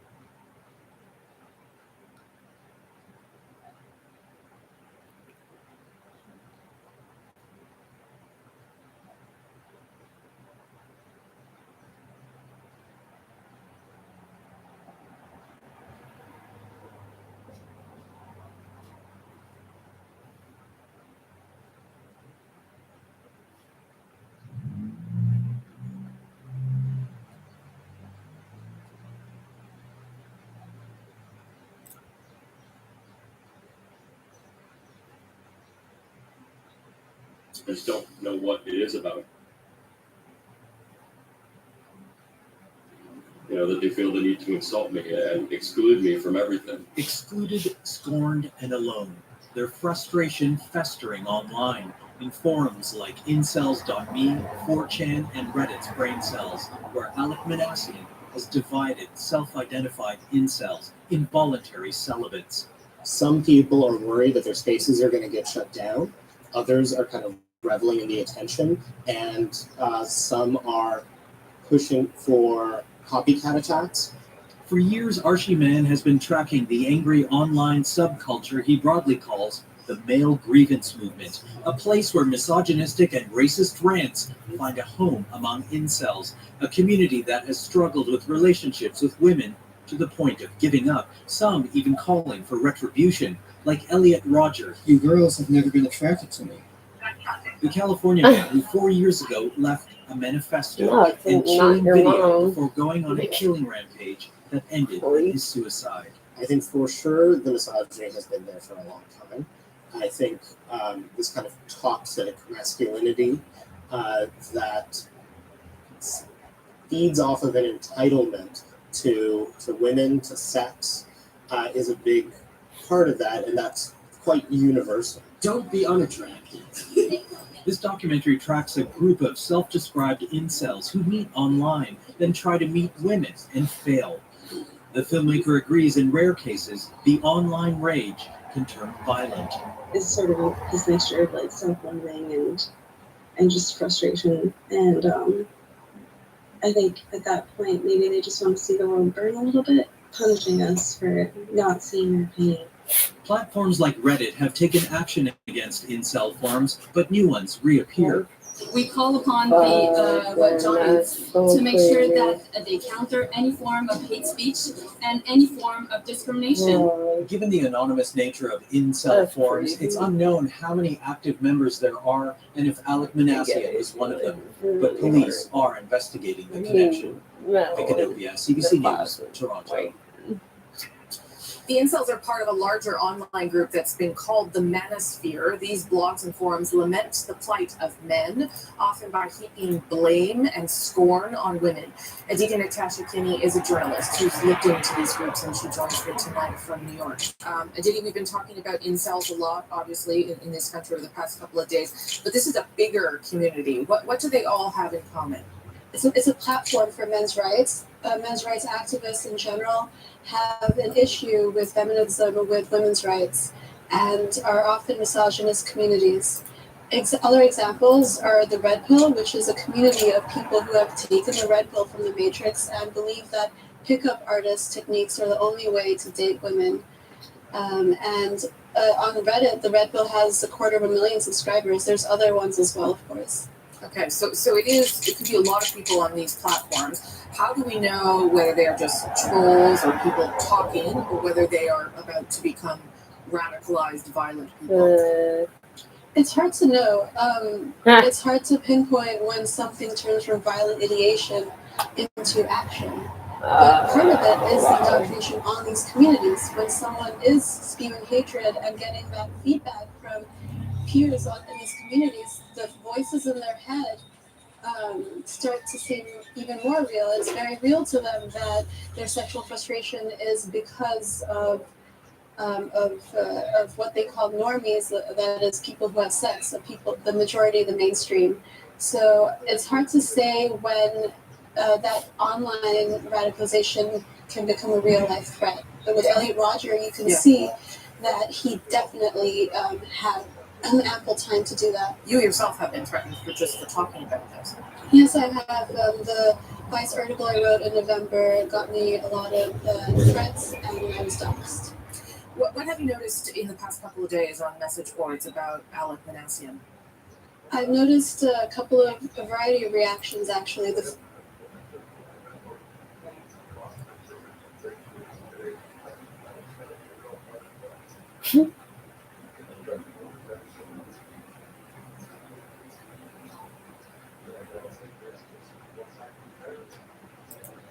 First, what I noticed was like people being incredulous. They were surprised. They thought that he was not really an incel. They thought that the mainstream was trying to malign incels.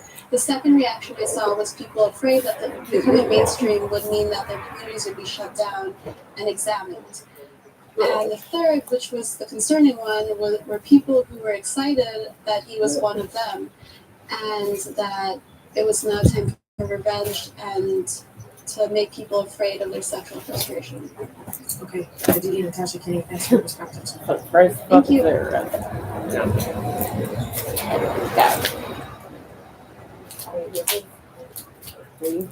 Sure. I'd like to do it there in sort of in layman's terms what we're talking about here. I'm not gonna know. But can you give us just some more elaborate about incel? Journalists across the country and around the world were grappling with a new term in the wake of the Toronto van attack, one most of us had never heard. On Facebook, police say he wrote the incel rebellion has already begun. Incel is a term meaning involuntary celibate. Many of those who call themselves incel identified with this one, some even praising him for acting on his anger over being turned down by women by going on a murderous rampage 4 years ago. In a video he posted before the attack, Roger spoke about women rejecting his advances. Self-described incels mostly congregate online and often fit a similar description. Mostly comprised of young men, most of them being white. The subculture even has its own terms. Chaz and Stacy's refer to regular men and women who are having sex. The common themes being anger, alienation, and misogyny.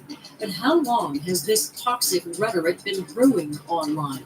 And is it necessarily violent? Vice journalist Matt Lamoureux has investigated the group. Okay, so you are one of the few, it seemed, that had heard of this term outside of the mainstream media. So what is incel beyond what we've learned so far? So essentially, incel is an online subculture, you could call them. They exist within this thing, which is colloquially referred to as the manosphere. It's where you find the men's rights activists, you find the MGTOW, which are men going their own way, you find the pickup artists. You can't really view this group as monolithic, but what they all have at the center is extreme misogyny. Now, incels themselves, it's a very, you could call it a defeatist ideology. Essentially that these people have taken this philosophy called the black pill as opposed to the red pill, which essentially says that you have physical defections, you're ugly, that's why you can't get with women, and that there's no way of stopping it, that society is built against you, and that It sounds more like it's built on vanity. it's totally built on vanity Oh, to a I'm point so for sure. I really think there's definitely probably a few mental health issues like body dysmorphia within there, but again, I'm not an expert. So, I mean, so many people have said to me this week, look, people have been frustrated at not being able to find a partner, not being able to find someone to have sex with since the beginning of time. What has happened that this is a community now of people who are just kind of seemingly whipping each other into a frenzy? Well, it's been around for a long time, but with the internet, it's really exacerbated this kind of echo chamber phenomenon. We've seen it within the alt-right, we've seen it within far-left groups, we've seen it within everything, as you said, it's everybody whipping each other up. You go in there, maybe you think, oh, I have a big nose, I'm not really attractive. You go in there thinking it's a support group for men, but then you're faced with virulently misogynistic anti-women, advocating rape, advocating violence. So you kind of get a taste to it. It's a little bit like a drug. It's you first get in there and you get more and more into it, and you get more and more open to these ideas that the society is woman-based. It's feminism has ruined everything. Misogyny by another name. It's extreme misogyny. At the heart of all of this manosphere, and even at the heart of alt-right, the one existent current through all of it, because again, it's important not to view it as monolithic, but the one thing at the center of all of this is extreme virulent misogyny. It's interesting because there's this label suddenly that seems to be sort of planted on everybody who's ever been on this site that said, I'm frustrated because I can't find a date. Are they all violent? Are they all talking about violence? And if we say someone identifies as incel, can we say that this is the way they see the world? Certainly not, no. Within the group, there are definitely splits. There are the people that advocate violence. There are the people who don't condone at all what happened here in Toronto on Monday. You have podcasters, you have YouTubers that are posting videos saying we don't condone this. But of course, there are the people within there. There's the cells within this cell that are saying, you know what, they're praising him as a hero. They hero worship Elliot Rogers, who, as we heard earlier, is a man that killed 7 people, including himself, in California, and he posted on YouTube saying that the main reason he did it is because women didn't find him attractive. We also found in 2015 in Oregon there was another man who was linked to incels who killed several people. So, I mean, is there any way to police this stuff, or is this, you know, here we go, again, we go where the internet is just this thing that you cannot capture? Well, it's very difficult, especially with places like YouTube and Reddit and 4chan. It's very difficult to police these places, both in a logistical and a moral sense. But a lot of experts have been saying the way that you can do it is by essentially ramping down hate speech. In 2017, in November of 2017, the incel's biggest subreddit, r/incel, was taken down.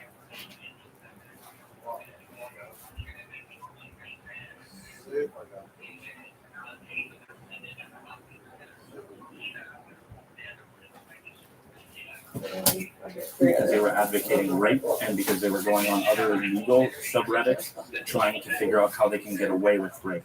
They exist primarily on 4chan, on a sub-channel of 4chan called RK9. They also exist on sites like incel.me, and these sites are not policed at all. If you go in these sites and you police them, you might be able to bring it back, but we're kind of in the Wild West era of the internet, and we're still grappling with how we deal with this issue. So you've been looking at these sites, you read all this stuff, and you're just like, oh, I want this over my head. This is really crazy stuff. And I mean, journalists all week, I think, have been struggling with how much to say about it, because it's our job to say, here's what we've learned, put it out there, that the public digests it, but you also at the same time go, I don't even want to let people know this is out there. I don't want to add to their numbers. It's the same thing with the alt-right, and like I've done reporting on, say, militia groups and other groups where I've seen their numbers bloom after my stories have come out, after my investigations have come out. And it's kind of difficult to watch that, to know I'm kind of helping them by exposing them, but also I'm letting law enforcement know, and it's a really tricky thing to balance. We don't want to keep the information from the public because we're worried that their community is going to grow, but you also don't want to share their ideas, and it's a difficult balancing act. Yeah, every time with stories like this. Thanks, Matt. Thank you so much for having me.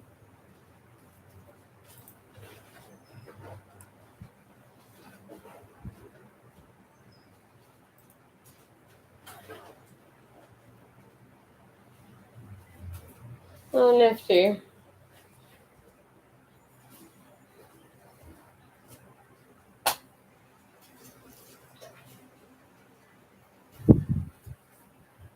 This video is sponsored by Surfshark. Okay, thank you. Oh, what the fuck is with your face?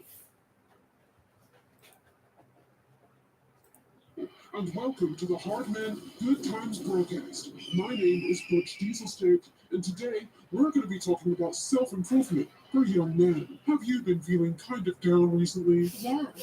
Well, that must mean you're not a man. When's the last time you consumed 4 raw eggs? Have you ever invested in crypto? Or are you not brave enough? When's the last time you flipped a tire over? When's the last time you ate yourself into a week-long meat? I don't know. Well, what do you think can be done about it?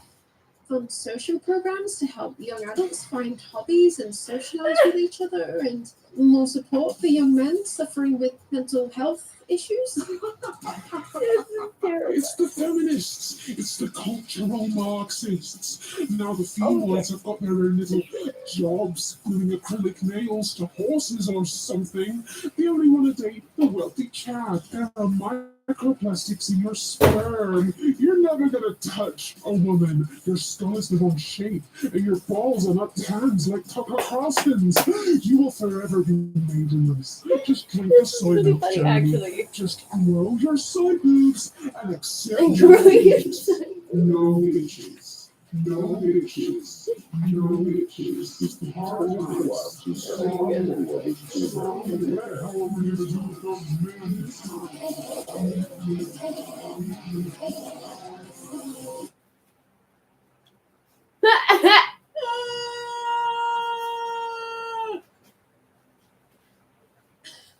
Hello, woman. Oh, you! I like her. Guys, girls, and I envies, lost something up I've there, got some news. Someone found the rotten corpse of Gamergate, ripped it out of its shallow grave, and is letting the maggots slowly crawl out of it for hours upon hours, propped up in front of a Shure SM7B mic.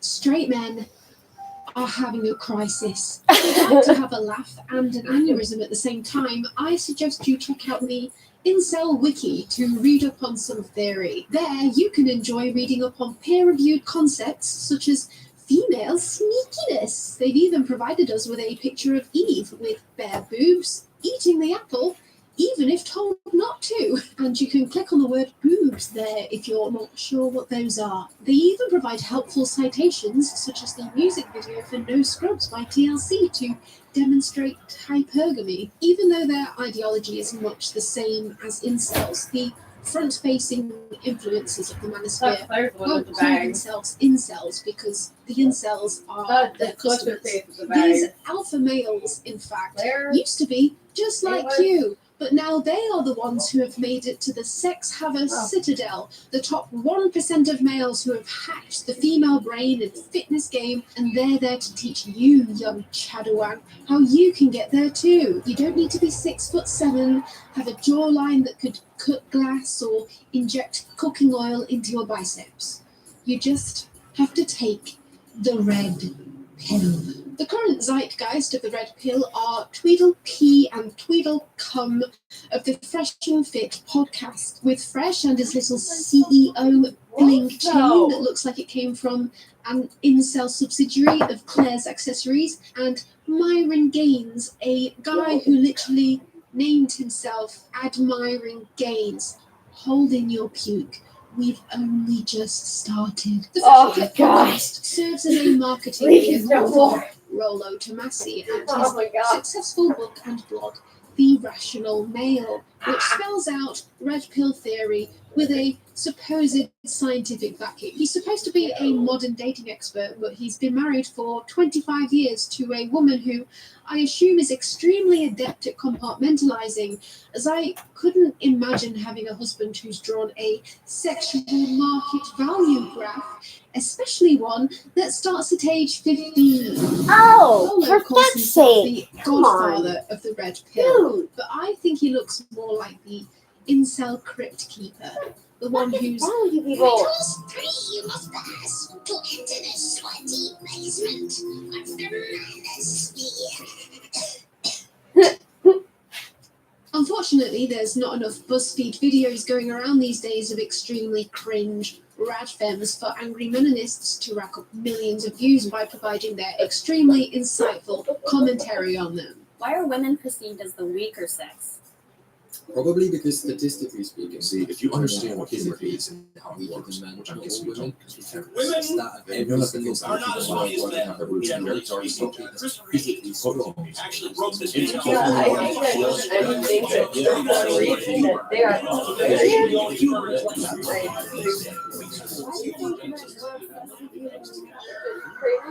BuzzFeed, you owe feminism reparations. But now certain YouTube channels have learned that you can spike unsuspecting young men who are simply looking for self-improvement advice with a cheeky red pill via the algorithm, such as this one, which uploads videos titled things like The Ultimate Guide for Young Men, How to Get Your Life Together, or 9 Strange Ways to Boost Your Confidence, and soon enough you'll have fallen into titles like Masculinity is a Myth, and Why 95% of Men Are Single and Lonely, and The Danger of Celibacy, or How Women Manipulate You. This channel in particular has become extremely popular, even though it's just stock footage with a computer-generated voiceover, reading a script that sounds like it was written by an AI whose only data input source is the diary of a 15-year-old boy who got rejected by the popular girl in class one time and has constructed his entire personality around it. 1. If you're unattractive, then don't ever try to flirt or even approach us. Whatever you'll do will automatically be considered creepy to us. Each word you say makes us puke. Poor people mostly lack self-confidence, and also, many poor guys are desperate to get girls. Being rich makes you valuable. Women love it when they get attention from someone who is valuable in society. It's every girl's fantasy. Remember 50 Shades of Grey. Yes, their favourite media to reference when applying generic armchair psychology to all women is the movie 50 Shades of Grey, of course, because that book was written by all women. It was actually me who wrote the line, "I feel the colour in my cheeks rising again. I must be the colour of the Communist Manifesto." Nothing turns me on more than Marx. I'll take the knee for you, Carl. We also all wrote B-Movie. Did you know that all women want is a man with a furry little butt? She wants a little tiny furry man with wings that she can trap under a glass whenever she wants. And also, you're never going to fulfill those unattainable body standards because you're a big loser non-bee human without a bee sting, and each word you say makes her puke. And also, this is every girl's fantasy. Remember B-Movie. But hang on 1 minute. How will you ever be able to learn what a woman really wants by watching B-Movie if it's not available on US Netflix? Well, my friends, do I have something that could help you with that? That's right, this video is sponsored by Surfshark. Surfshark will allow you to switch to over 3,200 different servers to be able to view Netflix from other streaming services from whichever country you like.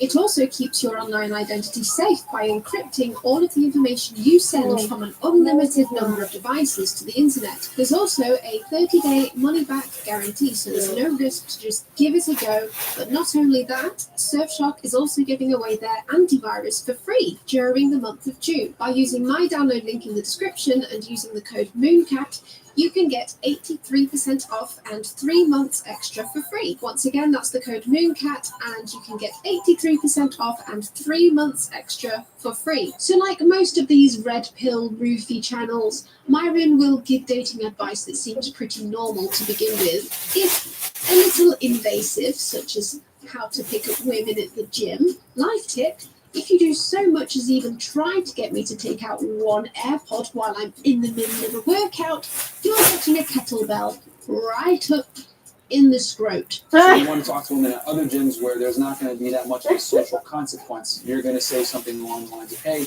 I'm new to this gym. I don't come often.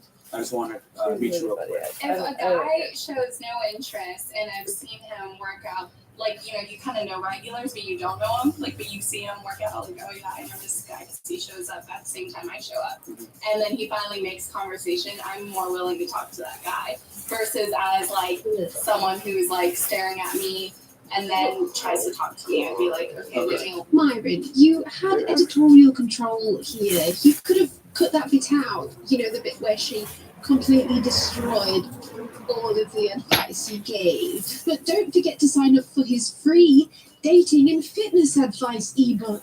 Make sure to get my free ebook. I'm going to share content with you guys that I otherwise probably wouldn't be able to share on YouTube or Instagram. Be writing a fucking book. Well, I've been on Myron's email list for a couple months now, and I am yet to receive these hot tips and tricks that wouldn't be allowed on YouTube. He says that they wouldn't be allowed on YouTube, but he links to videos that are hosted on YouTube. Myron hits all of the usual scam sales funnel tactics. Sob story about getting bullied in school, fake secondhand testimonials from Scott and Giuseppe, a story where Myron himself saved up for ages on a minimum wage job so he could pay $6,000 to his mentor, and how much that changed his life. So you are softened up to the idea of paying him $250 for a 10-minute call, $500 for a 30-minute call, or $897 for a 1 hour call. Myron says in his ebook that after unplugging from the matrix and realizing what women want for himself, they became attracted to him like bees to honey, bees to honey, bees to honey, bees to honey. He says bees to honey 4 times in this ebook. I'm starting to think he finds bees sexually attractive now. Also, this analogy doesn't even make any sense. Bees aren't sexually attracted to honey. Bees make honey. Unless you mean that your workout regimen caused a swarm of women to consume various plant secretions, which they then regurgitated, and using the resulting viscous substance sculpted you into existence and stored you to consume over the next several years as a non-perishable food source. Because if so, That's pretty impressive. So what's this information then that Myron's been hiding from us that's too hot for YouTube? In an email called Fitness Industry Lied to You, Truth Revealed, we get to the truth about losing weight. I bet you're all dying to know. I filmed an entire YouTube video for you on this exact thing. Check it out here.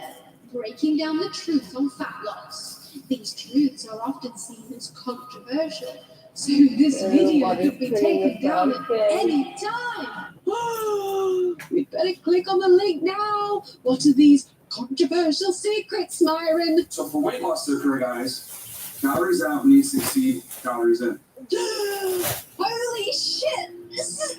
Susan! What are you doing leaving this on? We can't have this on YouTube! So what about Fresh? Well, he's an expert alpha, banging 9s and 10s all the time too, don't you know? Sometimes 3 in a day. But today we're going to talk about W in terms of having 3 women in one day. Now, it sounds crazy, right? I met this guy at a pool party. He's an NBA player. I won't say his name for some reasons, but, you know, he's a top tier guy, head value guy, right? So he's like, yo, dude, you know what? I'm having a mansion party, like, the next day. Come through. I got you. Legit, guys. I could have had a threesome with them, did my thing with one of them, came back outside, hopped in the shower real quick, talked to the other one, went back in the room later on. So basically, I had 3 girls in one night. Someone should cut off your man. He then uses this 100% very true story to sell his I mean, you guys DMs get to on decide different if we get calls, abortions Instagram and dating. what we do with our Plus, vaginas it's and only ovaries. $1,000 for a you go 1-hour fuck 3 girls Instagram in the same dating day. consultation. Yeah, you should be After like, which you have can your have test women done. react like this to We your fucking will be Instagram knocking your too. girls out. You can keep your penis if you really want to, but probably not do what you would. Because you probably already did that shit. What's up, sir? I'm a Nigerian scammer. Y'all explain everything. That was what I was going to say. Nigerian. Yeah, that's and I would think you scam. I'm going to pass because you look like the off-brand Kevin Hart. Okay, now put up my rings. No, hell no. Yes. No. True alpha males. I have no idea why you'd go to Twitter for dating advice, but there's even Twitter accounts that offer seduction tips. And just so it sounds like they know what they're talking about, like it has a basis in actual female psychology or something, they sprinkle the red pill bullshit in there to make it sound as if it's scientific, like these are guaranteed seduction techniques based on peer-reviewed research that will work on any woman.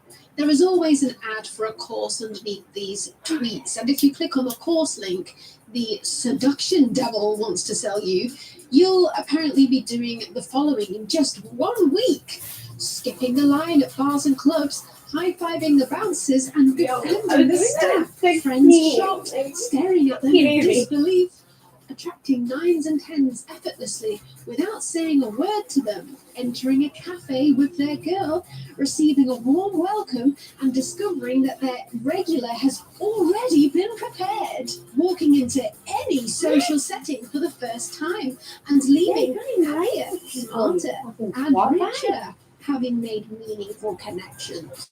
Beautiful women dropping every excuse to be around them, shooting DMs even when she's got nothing to say, finding time for them when she's busy for everyone else. And women will bring you sandwiches with chips, braless, not asked for, right after you've got a double kill bot lane on League of Legends. It's a tried and tested grifting technique. I literally could, like, I didn't even take my next contract because they were like, we'll put you on League. I was like, no, I'd rather not have a job. Fuck A that. simple enemy is always more enticing than the complex and nuanced issues of late-stage Does your capitalism, finger work social enough? stigmas Do of you male have half a mental health. brain Women, with a sadly, faint are heart? an easy target. Once they Develop hate your women, they sentiment. no longer treat the women in their lives as Fucking equals. And then when the LOL. women are not responsive to their supposedly scientifically proven game techniques or are unwilling to be subservient wives, they will hate them even more, blame feminism and a woke society, and possibly regress into And if you inceldom can find and better or stuff, other alt-right well pipeline. then, This keeps them really in the better to grips get, of the manosphere obviously. for as long as possible, paying for courses and watching the content in a paradoxical mental state of both hating women and being obsessed with them, wanting to talk about them for hours on end, day after day. And this is what made it so difficult for me to try and curate all of the main talking points of the Manosphere into a simple set of teachings. The space is full of like 90-minute podcasts during which they just gargle each other's Kool-Aid, regurgitating the same ideas over and over again. And here I am, worried about the runtime of this video like a beta little cuck. Oh, will anyone watch my video if it's 90 minutes long? It took me 3 months to make, but I don't know if anyone will be interested. Meanwhile, in the Manosphere... What's up? Welcome to the 9,725th episode of Roids Before Foids. And today, we're going to be spending the next 3 hours talking about whether it's gay to talk to women. But I've investigated enough scams at this point to know that if you need to convince people of an idea that initially sounds absurd, your best bet is to lock them in a room for as long as possible and to repeat the same ideas to them over and over again until they start to sound plausible. And this will happen until these men are so black-pilled that they've fallen down the rabbit hole onto the Wheat Waffles face rating charts and are desperately trying to work out how ugly women find them with needle-point precision. So the skull can be divided into 2 parts: the spleniocranium, which comprises all of the facial features, and the neurocranium. But a few years ago, this Kermit-sounding-ass PhD hammer crawled onto the scene and started regurgitating these ideas, but with bigger words, emboldening the movement even beyond the damp basements of inceldom and into popular right-wing rhetoric.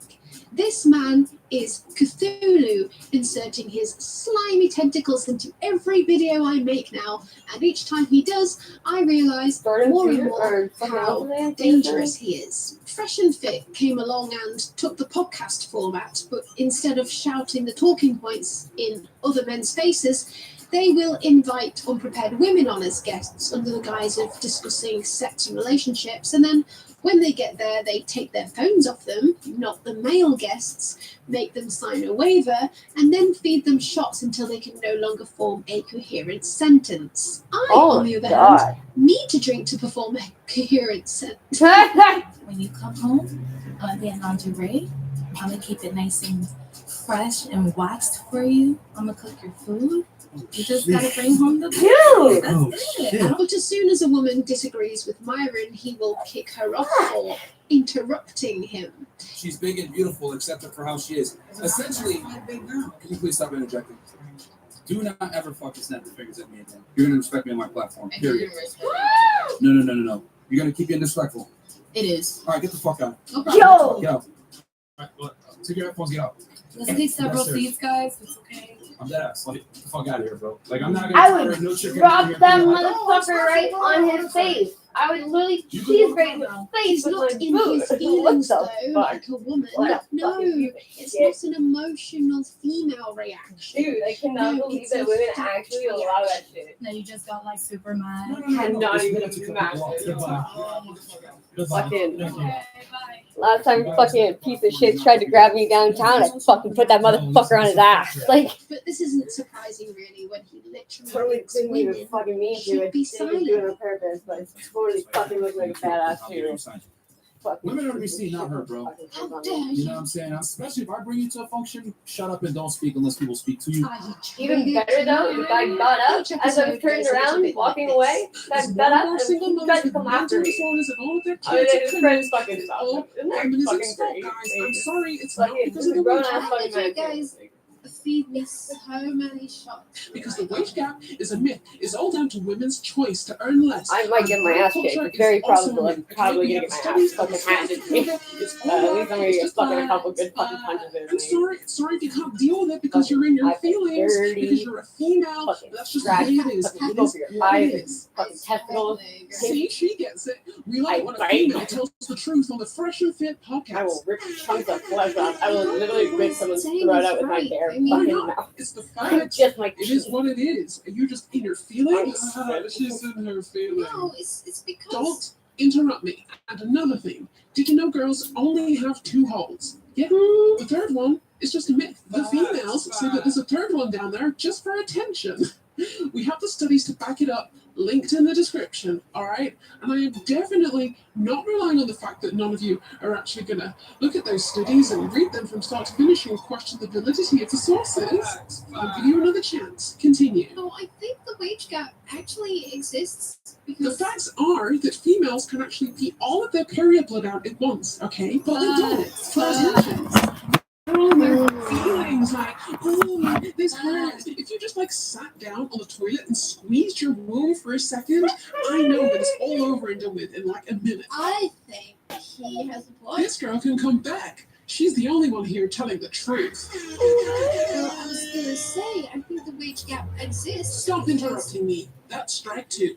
Get out. You weren't Leave. even talking. Before I call the You weren't police. even talking. Well, I was gonna say, Get out. Why do we oh, always talk? damn, my only You're telling me thing to shut up and not talk. is $5, okay, a month.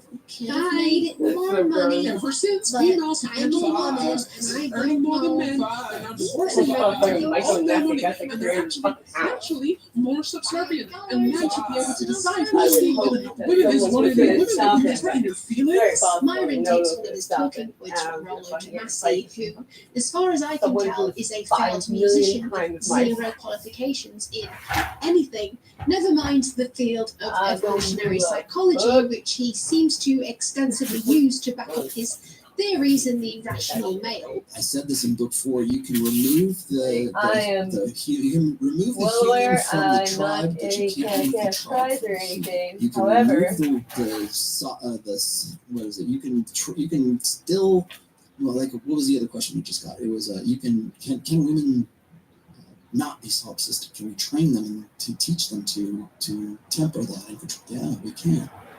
But you can't remove that. It's still there.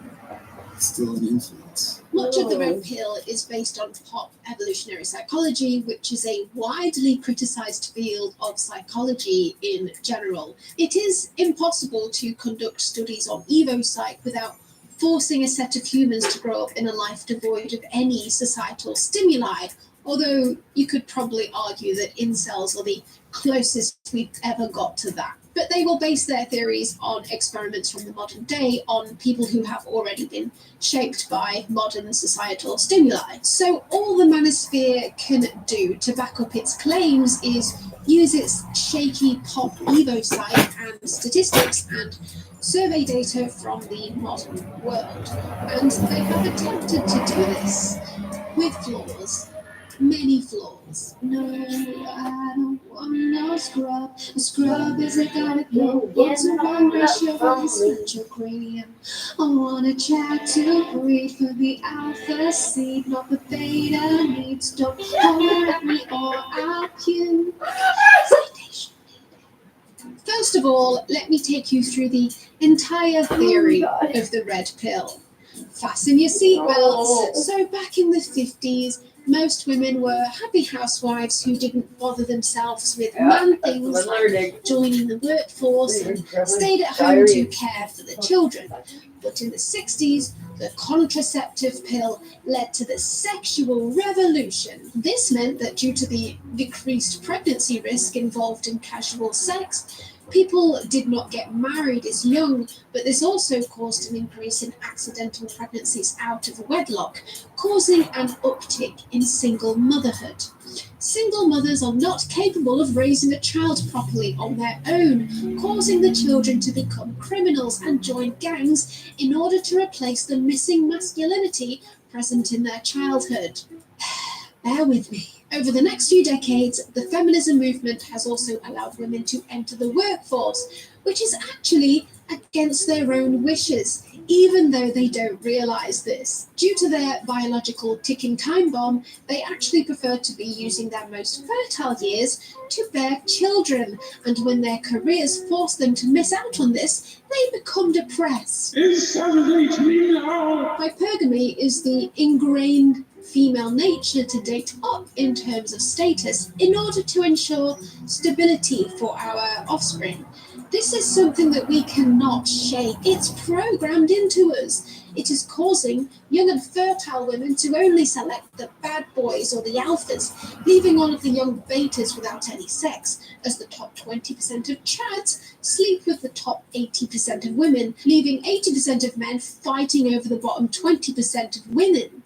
This is a Pareto principle in the dating marketplace. So once women have had all of their fun and hit the wall at around age 30, meaning too many other young women have entered the sexual marketplace for her to compete with for all the sexy alphas, she will find a wealthy, beta nice guy to settle down with so he can provide her with the children and the stability. The most sneaky females, though, will get pregnant by an alpha and then get her beta to provide for the child. But women joining the workforce and the ingrained hypergamous nature of women means that the pool of men that they will willingly date is becoming smaller and smaller. As the woman earns more herself, the man must still earn more than her. So due to this, an increasing number of men are not seen as husband material and are left single and alone. Therefore, we must revert back to the societal norms of the nuclear family, where both men and women are happiest. Getting married at a young age to someone of similar status will ensure that there's always a woman available for a young little beta cook to marry. But the men who want to thrive in the current dating market must become an alpha and make a lot of money due to this hypergamy thing. And you must join my course to learn how. Only 997 down to 99. Today we're going to be talking about hypergamy. 5 forms of female hypergamy. The word hypergamy or hypergamy. On this podcast, we don't cry about So hypergamy. This is a huge subject. Human females engage in hypergamy. Women mate across and up dominance. There's a small percentage of men having a large percentage of Women can't get rid of their hypergamous nature and then just leave the men at the bottom to be cast away. That's fucking terrible. It's widely accepted that women are hypergamous. That's it. First of all, let's look at the supposed evidence that they have for hypergamy. This is a study which revealed that 5,000 years ago, after the rise of agriculture, a huge uptick in wealth disparity meant that there were a small group of very rich alpha males that reproduced with, on average, 17 women, cooking the rest of men into sexless oblivion. To deal with this, we developed the monogamous system, which ensured no man was left out of the reproductive sexual marketplace. This was an example of women's ingrained hypergamous nature at its peak. And if we allow the current sexual marketplace to expand to its natural conclusion, it will all happen once again. You know, they were the incels of thousands of years ago. Yeah. They were the original, right? So they might group up to rebel against the Chad, and they will take the women and separate them among themselves. The Marxists, for example, they came to America and they destroyed thousands of years of cultural evolution. We live in a primitive sexual market, just like it existed thousands of years ago. For a start, there is no consideration that this may have not been the women's choice. Many of these powerful alphas were probably R-wording the women in all reality and not allowing her any choice in her mating preference whatsoever. One of the things your research has indicated is that there is a manner in which women are attracted to people who manifest dark triad traits. Yeah, I would add the qualifier that it tends to be younger women, teenagers or women in their early 20s. There is no modern day evidence that women prefer bad boys, either when they're ovulating or when they're not. There's actually more evidence to prove the opposite. There is evidence that women are attracted to men with dark triad traits, but one of these traits is narcissism, which correlates with physical attractiveness and extroversion. And in much the same way, men are attracted to women with dark triad traits, as narcissism correlates with physical attractiveness. So once the physical attractiveness and the confidence is controlled for, dark triad traits actually add nothing for either gender. Basically, you can be confident and nice and you'll still be attractive to women and men. But this doesn't stop JP stomping around podcasts, talking about this like it's science-based facts. The only other evidence they have for this is the Pop Evo Psych evidence, which has not been proven to the point of peer-reviewed consensus. Peterson will maintain that cross-culturally, women have always dated across and up. Females engage in hypergamy, and hypergamy is and this is also true cross-culturally, and it's also quite it's just as extensive in Scandinavia. Not quite. There's a bit of attenuation, but not much. Women mate across and up dominance hierarchies. Men mate across and down. Okay, and that has to be the case because obviously it has to work that way. If one goes up, the other has to go down. This is only half true. Peterson consistently fails to point out the hordes of studies that show that hypergamy is much less prominent in more developed countries because as an economy develops and is able to provide social safety nets and less children die at a young age, they will have less children at an older age as it is safer to do so, and they will choose a spouse later in life based on other needs, such as emotional needs. You're probably not familiar with this concept, Jordan, but people are finding other people that actually like them. So I don't know, this kind of sounds like a much better solution for all genders rather than trapping people into marriages they entered for the needs of bearing children and economic stability. But that's apparently the red-pilled utopia that we're all striving for. Peterson and his incel minions also don't account for the fact that men, on average, thanks to millennia of patriarchy, earn more than women still. So it's not surprising that we're still living with the norms of a husband earning more than a wife. Divorce rates are actually lower than ever because marriage rates are lower than ever, because people are actually waiting to find someone they actually fucking like later in life after their frontal lobes are fully formed. And this is actually decreasing the chances of younger, less wealthy men being left with nobody and of old female spinsters being left with nobody. But hang on a minute, say the incels, there is evidence that women are initiating divorces when they get promoted. This means they're looking for higher status men.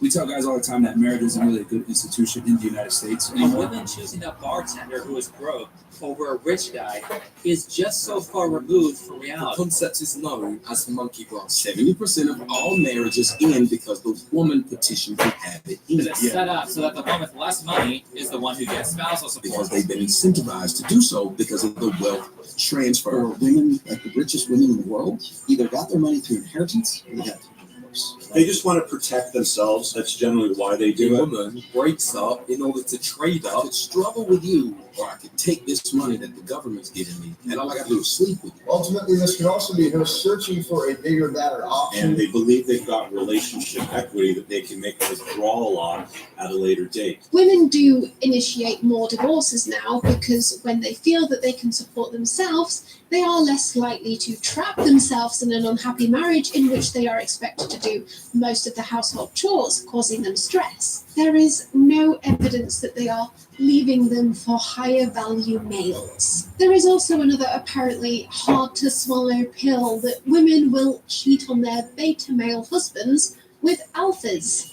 Another theory that Peterson backs up with particular fervor. And I'm not saying anything for this or against this. This is a purely factual biological claim. Is they pick a monogamous marriage and they cheat with high status guys. Now, obviously in the confines of the marriage, that's a terrible thing, but That's a very uncomfortable subject, though, for women in particular. it's an uncomfortable subject for everyone. Right. Is there any evidence to back this up? Absolutely not. From survey data, men admit to cheating on their spouses more than women, but the women are catching up with the men because the most common way for someone to cheat is with someone they know, like a work colleague. So now women have been allowed to leave the house more, they're actually beginning to cheat as much as men do, but there's no evidence that they've ever cheated more than men.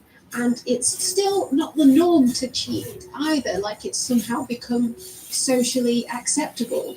There's no societal shift away from monogamy. We still want to get married or settle in long-term relationships. Humans pair bond, that's what we mostly do. We're just doing it later when we're settled in life. Furthermore, there is no survey data that shows that the women who do cheat are doing so with high status men. If we're going to talk about this through a pop evo psych lens, surely it's more evolutionary advantageous for a woman not to be hypergamous and to be wary of the risk of getting involved with the wrong man who will not support her child. Since the woman has always been the more selective gender, she's always had a choice between a beta or an alpha, so why would she willingly put herself in the dangers of an aggressive, violent alpha and leave her children without a father? Why not just settle down with the beta from day one who will protect her from all of the preying alphas? These red pill men are simply projecting how they see the dating market onto women when women actually see it very differently. Take it from me. If a man walks up to me and asks me for my number or asks me on a date, I'm not thinking, oh wow, I wonder if he has a nice car. I wonder if it's more expensive than my current boyfriend's. I'm thinking, I hope this interaction ends without this man getting angry, violent, or following me home. By getting involved with the red pill and by learning game, you're literally giving yourself a 101 on how to give women every red flag in the fucking book. But by far the most tangible evidence the manosphere has for modern day hypergamy is from dating apps. Yeah, that's it. Data from dating apps. And this doesn't account for, the Plenty of Fish data, the Tinder data that we have. Men do not get nearly as many options as women, and even if we're talking about top tier guys, they still cannot compete. Since deleted 2009, official blog post on OkCupid showed women rating men against worse looking than medium 80% of the time. Most of the men on Tinder, of the profiles they come across, females, they'll swipe right on from 60% of them. When it comes to females, they'll only swipe right in 4.5%. But the reality is, guys, you look at OkCupid's data, and they behave a certain way. On Tinder, yes. Women are they like swipe right. They like the profiles of only 4%. Men, when they see female profiles, they swipe right or like more than 60%. That's a great example of hypergamy. Time to get debunked again, bitch. You like this? Being thoroughly debunked by a vagina haver with a second-class degree in music production? There was one infamous blog post made by OkCupid in 2009, which supposedly exposed the hypergamous nature of women. It showed that women rated 80% of men on the website as below average in attractiveness, whereas men's ratings for women's attractiveness resemble more of an equalized bell curve. They jumped on this as proof of their Pareto principle. It's generally believed that this is one of the main catalysts of the modern incel movement, and the blog post was eventually taken down not long after the incel attack in Toronto, where 11 people died. The incels took this to mean that big tech was trying to hide the truth of hypergamy. Ironically, that same blog post actually showed that women are more likely to be open to messaging men they see as less attractive, whereas men are more likely to only message women they rate as more attractive to themselves. So it showed that even though women rate most men as below average, they are much more likely to message them anyway. So here we are again with the incel projection of shallow dating preferences on women. In addition to this, no, I really don't. Tinder data Because I can get any tends to show the that man I want. I was like, wow. Most women, and Jeez. women will be very picky. I am like the polar opposite of Bianca. Swipe right on will very likely result in a match. I need to explain why this is the case. A fact that the red pill Us and seems the to little black gloss at the airport over kind of like is took that me under the women wing. are Like, always you're going to be more picky than men when it comes to dating due to the increased risk of violence and pregnancy, not because of hypergamy. Let's have a look at some stats that the manosphere completely ignores. Younger women who have used dating sites or apps are especially likely to report having negative interactions with others on these platforms. A majority of female online daters younger than 50 say harassment, unsolicited explicit messages are very common on dating platforms. 60% of female users aged 18 to 34 say someone on a dating site or app continued to contact them after they said they were not interested, while a similar share, 57%, report being sent a sexually explicit message or image that they didn't ask for. Roughly half of women think dating on sites or apps are an unsafe way to meet people. More under 20s sexually assaulted after meeting offenders on dating sites. The victims in 83% of the 671 cases were female and 17% were male. Oh, and I'm not done yet. Here's a full report from ABC about Tinder's failure to act on essay reports. Of the 48 people back when they people found wanted who pen reported pals, essay to the app, not only fuck 11 friends. even got a response from Tinder. Almost all of those responses did not detail whether any action was taken, and Match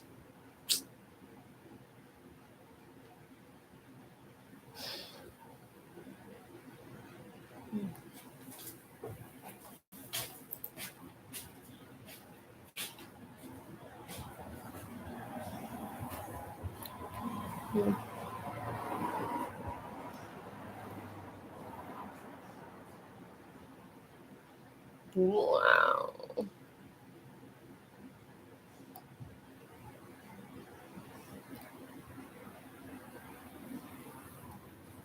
Oh, I like this guy actually.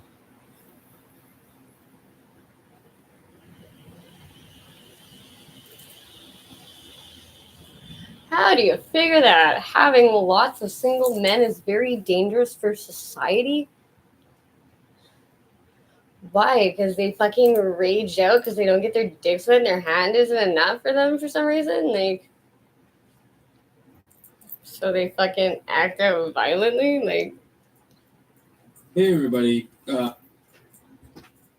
be mad, please, but So does I my found dog. another guy. I'm sorry. So a couple of weeks ago, I made a video on these guys called Fresh and Fit. They're like a podcast for men only. And when you make videos on people, you usually watch a lot of their stuff. So my YouTube algorithm got all manosphered up, and now it's full of these different type of guys that I gotta show you now. So I don't want this to be what the channel is forever, but I keep finding these guys, and they're just fun. They're fun. It's fun times to look at. Pickup artist guys, dating advice guys, MGTOW guys, MRAs, bordering on incel stuff. And the more I watch, because I'm fascinated by it, the more it shows up. So I'm stuck in a purgatory of strange guys, and the only way to purge them from my life is to show them to you, and then I stop watching them because I've already looked at them all. The last few videos have been pretty kind of heavy, so I thought we could do a fun, chill video where I just kind of spoof on a guy that I found. Taylor the Fiend, that's his name. He's an animated vampire cartoon misogynist guy. That's how I would describe him. He's like a goth incel elf that's emo or something.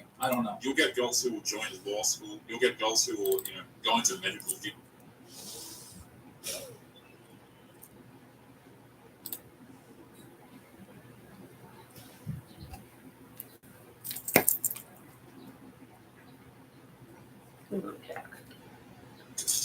Cool baby.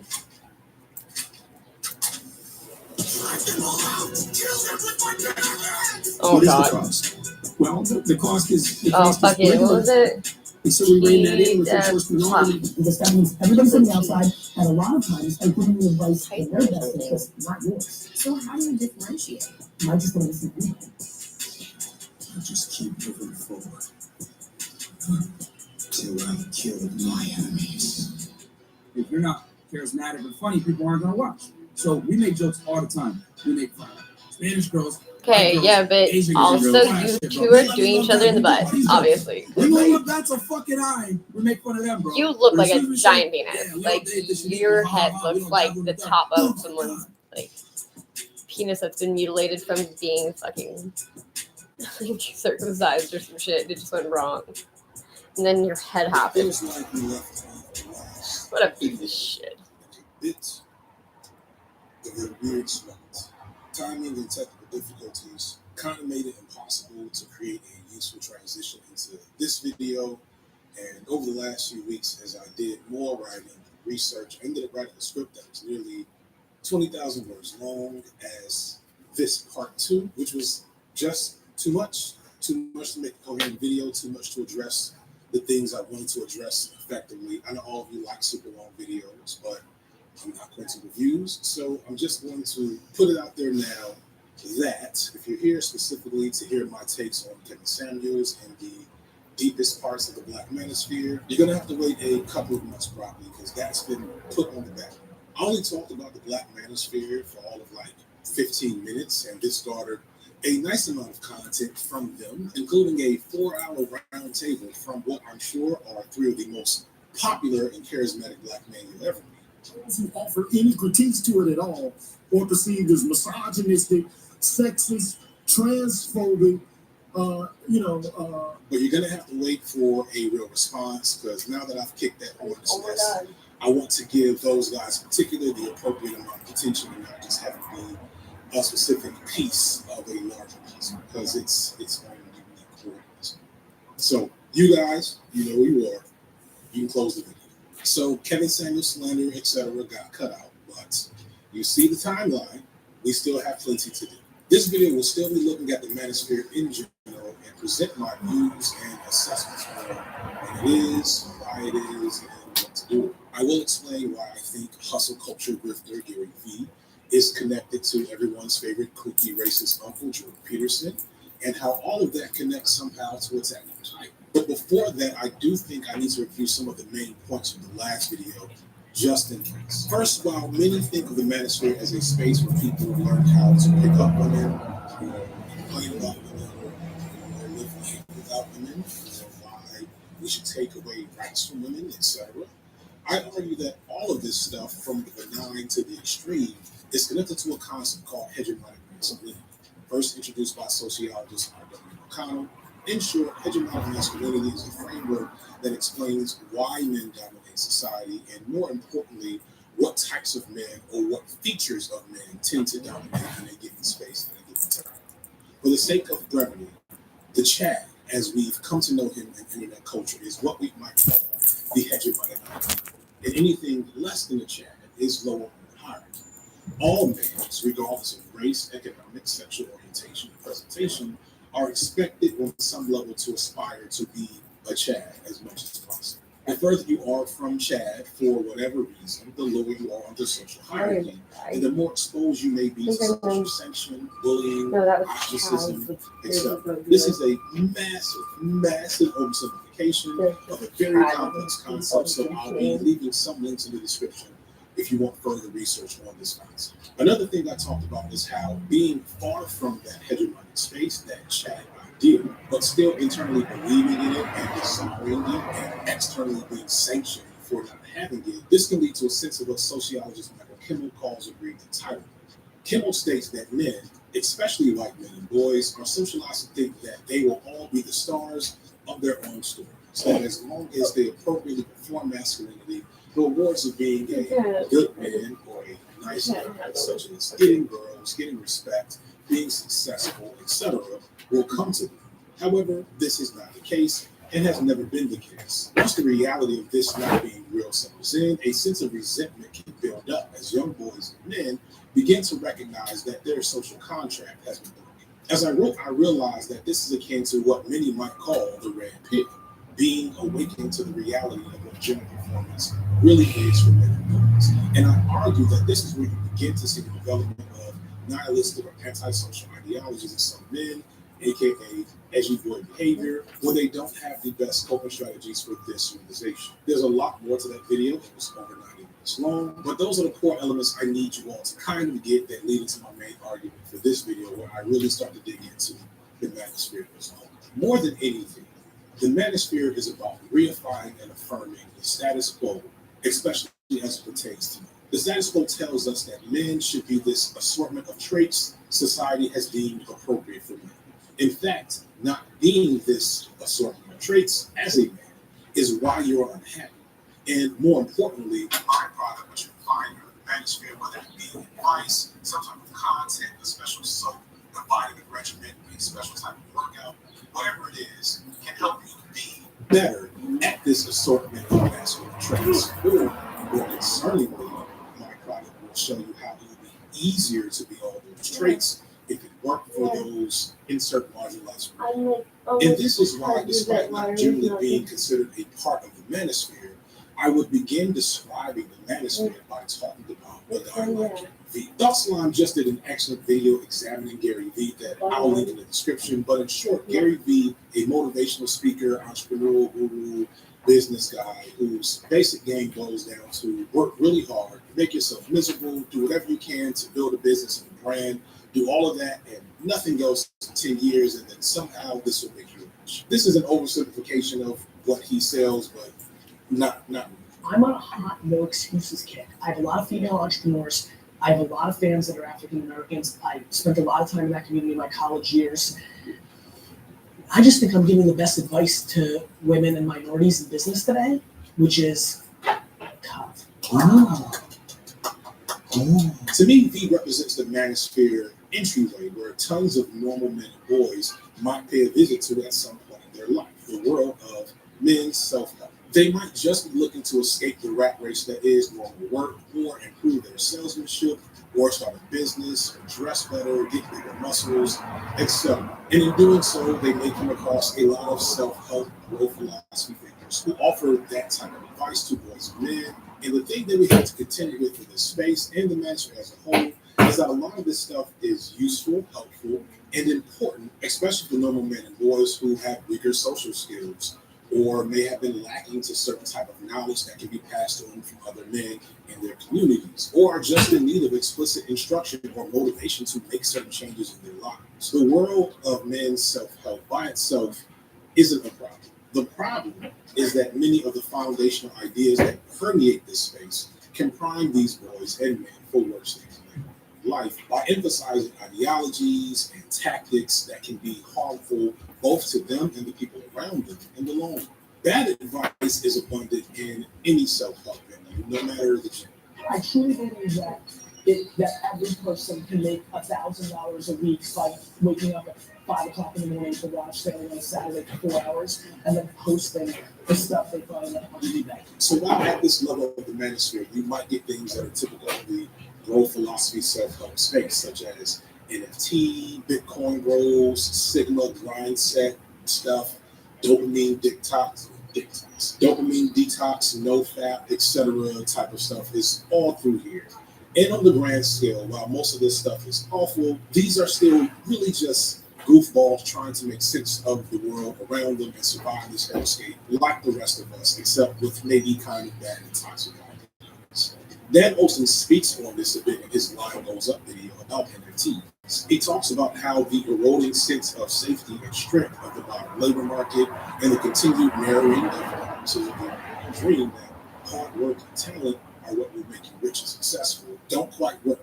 The basic psychological profile of the average buyer is someone who is tenuously middle class, socially isolated, and highly responsive to me. Being tenuously middle class gives them enough disposable income to engage with a pretty expensive system, but also a very important anxiety about their financial future. Ultimately, the driving forces underlying this entire movement are economic disparity. The wealthy and tenuously wealthy are looking for a space that they can dominate, where they can be trendsetters and tastemakers and can seemingly invent value through sheer force of will. And that's how it draws in the bottom. People who feel their opportunities shrinking, who see the system closing around them, who have become isolated by social media and a global pandemic, who feel the future getting smaller. People pressured by the casualization of work as jobs are dissolved into the gig economy and want to believe that escape is just that easy. All that bootstrap rhetoric has really never been real in this country, but it's even less real in 2022 than it was in 1970. Aside from the fact that a lot of these guys aren't necessarily hard workers or talented in the first place, those who are hard workers or are talented still see how the most predictive factors of being healthy and successful in the living today is usually coming from wealth and success in the first place. So many of the iconic mogul type guys that are in the circle, such as Gary Vee, Elon Musk, Jeff Bezos, etc., come from either significant wealth or at least a pretty good head start.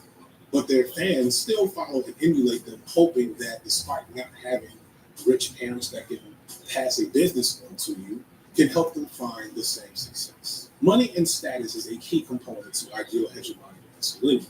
A man with power and money doesn't have to be good looking or have a great personality to attract women. And he will be respected by everyone regardless. Don't you want that? Don't you want to be an alpha? Well, then follow me on Twitter. Buy my book, sign up for my seminars, and get my life coaching. And don't forget to sign up for this NFT thing. I don't know how NFTs work, but I know you have to join because I get a lot of books as well. It's awesome.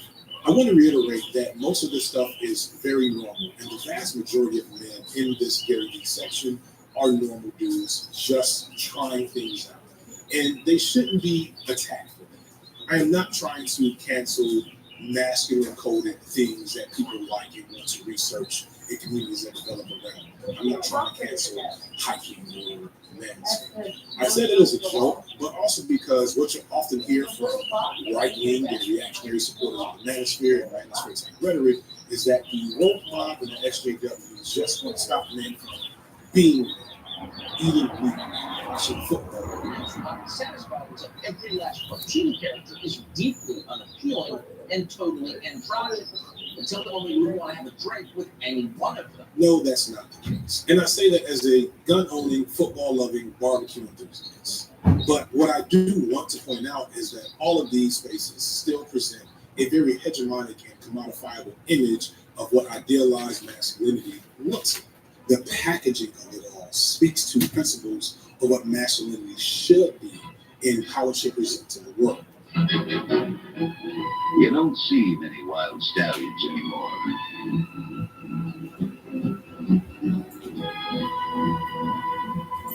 While these types of spaces don't hold really any explicitly negative elements in them, they prime the pump for those who consume this type of content to be more easily taken in by the bad faith actors that exist in other spaces. They reinforce the appeal of hegemonically masculine identity and performance and sell to boys and men that they will only really be happy if they can be more like these types of men. In short, they're all about affirming and selling the status quo of what masculinity is and should be. Here's a really important thing to get about this concept. Do not mistakenly conflate high performance of masculinity with happiness and confidence. And do not assume that men who have access to certain privileges through these frameworks are somehow immune to the struggles and barriers of late capitalist dysfunction. There are definitely many benefits and rewards to high masculine performance under patriarchy, regardless of race.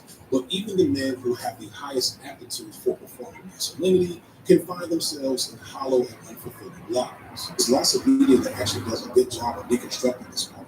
It's just that I don't think people fully get the message or that the message is drowned out. Notable pickup artist Neil Strauss became famous in the mid-2000s after he wrote a book about the underground world of pickup artistry at that time.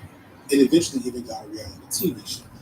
And he got tons of women and became rich and very successful in the Hi, process. Giacomo. But his life was in shambles. What's up, Booby? Even after getting married and trying to settle Oh, down, yeah. he dealt with Big sex butt. addiction and struggled I see. mightily in his You like a big marriage booty, you know? divorce. And after this, he wrote a follow-up book nearly 2 What? years later where he published the 1, 2, 3. Ew. Oh my god. Your first sounds nasty. Yes. You're nauseous. Where are you going? What's the matter?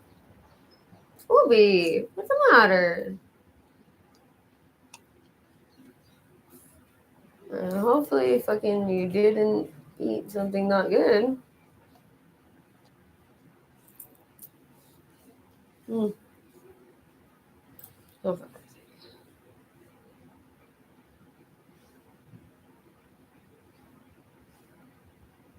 Okay, sorry, you said it.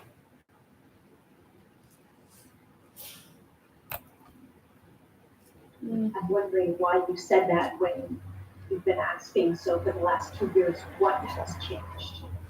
First of all, during the last 2 years, it was in a condition, a political situation that allow us, societal condition that allow us to use the emergency path of the emergency, public health emergency.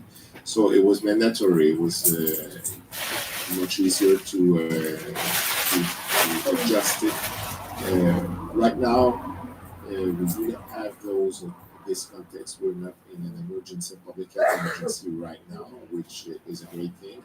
we were knowing that and moving that way since many weeks, and if not a couple of months. So it is impossible for us to put it mandatory. So we have to recommend it. But knowing what's going on right now with the characteristic of those variants, we suggested to be wear the mask by the people that are in need to protect themselves.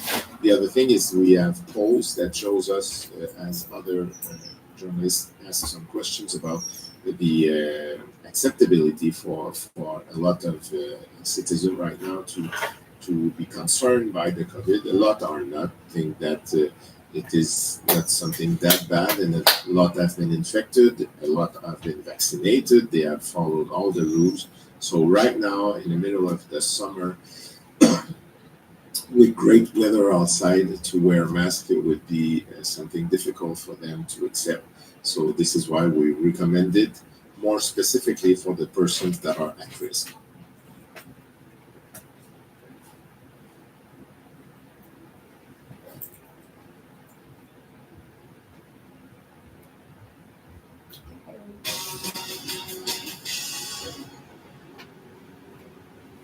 Hi there, Internet. I'm John Oliver. We are off this week, but I wanted to quickly check back in to talk to you about a subject that is near and dear to my heart, and that is rocks. That's right, rocks.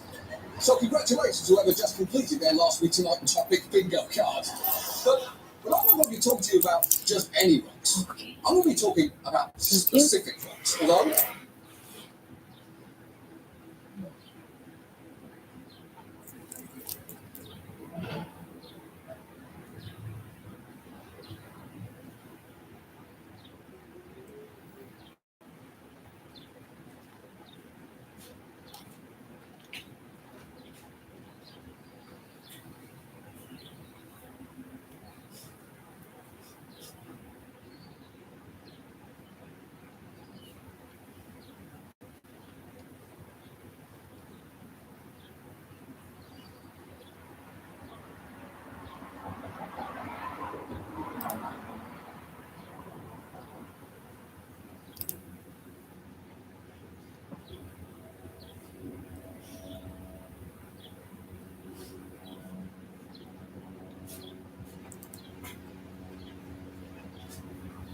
The year is 2063. The global currency is Moosecoin. Your refused entry into the metaverse's Lambo Club because your Twitter profile picture is not enclosed in a nice saucerhedron. In a desperate bid to hold onto a square of pixels or unmarked you built in Enotopia, you must pay rent to Paris Hilton, who bought $17 billion worth of real estate with a picture of a monkey in 2033. And in a bid to become immortal, has since replaced all of her organs with bionic hardware, each limb operated by its own smart contract. That is the fucking ugliest photo I've ever seen. Tokens now have voting rights on her every move, from cooking mediocre lasagnas to overthrowing what is left of democracy. Jobs are obsolete, and by the time you get to the Meta Walmart, Moosecoin has crashed.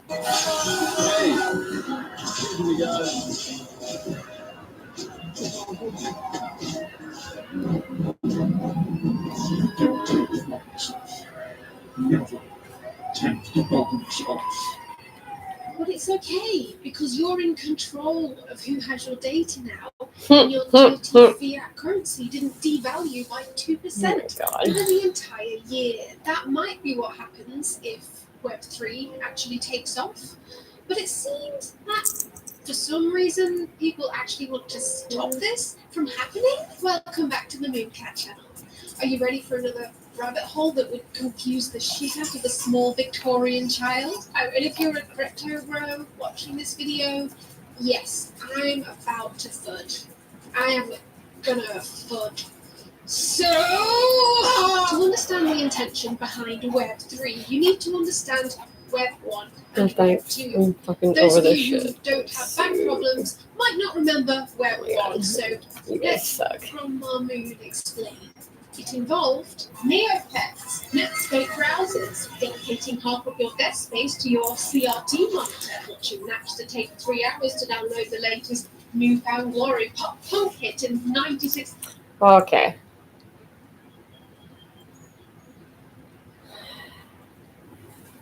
Anyway. Parent support and sibling support and like the encouragement. But it sounds like you can't change a personality, but you can channel a personality into other activities to support their growth. Is that right? So every human being has the same sort of essential ingredients that they need in terms of wanting, you know, a safe space, yes, a safe place of attachment, a sense of being loved no matter what. Yeah, their behavior could be called out. Like, no, you cannot tear up the living room. That behavior is not okay. I love you. You know, I love you whether you get the 13 points or the no points. Just you're still grounded, but I love you. You're still grounded, you know, I love you, you know. And so that sort of consistency and safety. But it was interesting. I was just reading a research paper from 2014, and in this paper they were talking about how do you make a narcissistic adult out of a kid. One thing we're seeing a little bit is right now is this problem of children being overvalued for nothing. Child worship. For just celebrated for like you're just participation award. And it's you're saying, well, what should you tell kids? Not great. Great means if you're competing, right? You're playing to win. So if you lose, you didn't try hard enough. You need to try harder. Cultivate their strengths. But the idea being that narcissistic parents are very vulnerable to thinking their kids are great because they have to be. They're my kids, so they better be. No, and they just don't fucking aren't good at it or don't feel like doing it because they're not good at it. Well, struggle with the slings and your arrows kids of the world. probably feel bad about that. Like they should not feel good that they're quitting because they're not good at something. That on top of everything else can also be what fosters the building of the narcissistic child. Just overindulge, and what happens is they're overindulged for their outsides, and you're so special, but their emotional world isn't nourished. So no, because they're children. Children don't understand complex situations. Let's all be happy. We can let it's a lot of that. 16-year-olds drive cars. Would you say with your research, let them have babies at fucking kids 16, grow up in but a healthy family? Let's say they got all the tools and resources. everything else parents apparently were is just healed like from their too traumas fucking and gave them advanced for them. Their discipline, mental brain books, can't love, even all these things in the way that the best way they could. Like, Is it no, possible you that didn't someone fucking leave your still raises a marriage because narcissist even not if for they the have this kids environment because you were of love, too safety? scared. Or how does a narcissist fucking didn't want your Is it significant other to only find through something better and family you didn't want to environment, find the way nothing. they're treated? Basically everyone though. How does that actually happen? So the Self problem included. is that someone had all the fundamentals, right? The safety, the love, the consistency, the freedom from trauma, Great the values. great values, all of those things, a supportive educational environment, all of that. You still will have a handful, but you will have dropped the capability from here out. Right? It's like a extremis, right? Really dropped it. It's significant. Narcissism is creating adult narcissism is a complex interblend of that biological temperament meeting up all these environmental conditions. And there's a range of conditions that can result in adulthood narcissism. At the most extreme and probably the most difficult is trauma in childhood. So a child who is raised and experiences trauma, significant caregiver loss, chaos, abuse, observing abuse, because that results in inconsistent caregivers, right? And so that can put a person at risk for developing an adult narcissistic personality. But here's where it gets tricky. The majority of people exposed to trauma in childhood don't become narcissistic. You see what I'm saying? You're talking about risk factors. You could, but you don't always. So that's one pathway. This overindulgence, you're so great, you're so special, you're so extraordinary. My kids are the most extraordinary thing. That's another Totally fucking shit my sister for saying that one. Development. Conditional love. Kobe Bryant's father. I'm only going to love you if you come back having scored 20 points. If you didn't, don't even show up. Imagine that happening 10,000 times. I love you. I love you. I love you if you get straight A's. I love you if you make the soccer goal. I love you if you whatever. The child learns that they're all love is conditional. That's transactional. Basically. All narcissists. I'm the one who's saying that he is smart, and now they're the ones saying that my nephew's autistic. Like, definitely he's not. He is not autistic. He's fucking lazy. It requires Plays an dumb available, because I taught him well. responsive caregiver. One, singular. You need that. That person who Oh, is there, I feel bad. I missed his birthday. Cries, who loves it, who holds it, who feeds it. In all fairness, You need I that planned most of the it's other called ones. secure attachment. a lot of the research really points to the importance of that secure attachment that is being something that predicts a lower likelihood of adult narcissism. So if you have a secure, you're less likely. you're less likely to But keep if you have an anxious attachment, an anxiously attached baby is the child who absolutely flips out. It's like, if the mommy drops them off and they lose it, then the person who receives the child has a hard time soothing the child. And then when the child sees the parent again, they start crying again, almost like, how could you leave me? You abandoned me for 5 hours or something. Exactly. And that anxious attachment style is very much associated with the narcissistic style in adulthood. Yeah. Mm-hmm. Can you break down the differences between narcissists, psychopaths, sociopaths, and also how you spot them? So there's a big difference. If I was at a chalkboard here, I'd be Yes. drawing a Venn diagram with overlapping circles, okay? Lots of overlap between narcissism and psychopathy. Lots, okay? The boldness, the meanness, the impulsivity, the disinhibition, the always working the angles, the exploitativeness, the manipulativeness, the entitlement. Well, absolutely overlapping. So you might be wondering, then what's the difference? Here's the difference. Narcissistic people are insecure. And they are very insecure. And lots of feelings of inadequacy. Okay? So, but that's all happening at an unconscious level. But I want you to think of a narcissist as somebody who constantly has a stomachache, right? Because they're going through their lives, but they're like, there's almost this tension. They're not aware why they have it, but the tension that the top's going to get blown off and we're going to be able to see their inadequacies. That's why they're so sensitive to criticism. Oh my like God. if I They were can't to take say, feedback. hey, like, yeah, it's interesting, you got some dust on your shirt, and you're like, oh, really? And you start coming at me. It's Oh, like no, such you a got this small- on yours. Yeah, Why are you right, you talking got about me? that. Like, You yeah, got this and this and that, criticizing yes, you. Yes. You see what I'm saying? That's a hedge against the shame. That's the narcissist game. Psychopath doesn't. Psychopath is not anxious. Psychopath is not insecure. They're calm. Their nervous systems are different. So there's a part of our nervous system called the autonomic nervous system. This is the involuntary part of our nervous system, and it's from which the sympathetic nervous system comes off, which is fight or flight or freeze. And that fight, flight, freeze, and there's even a fourth part to it called fawn, which we could talk about. But that autonomic reaction, that like boom, adrenaline, eyes wide open kind of reaction, that's not there for the psychopath.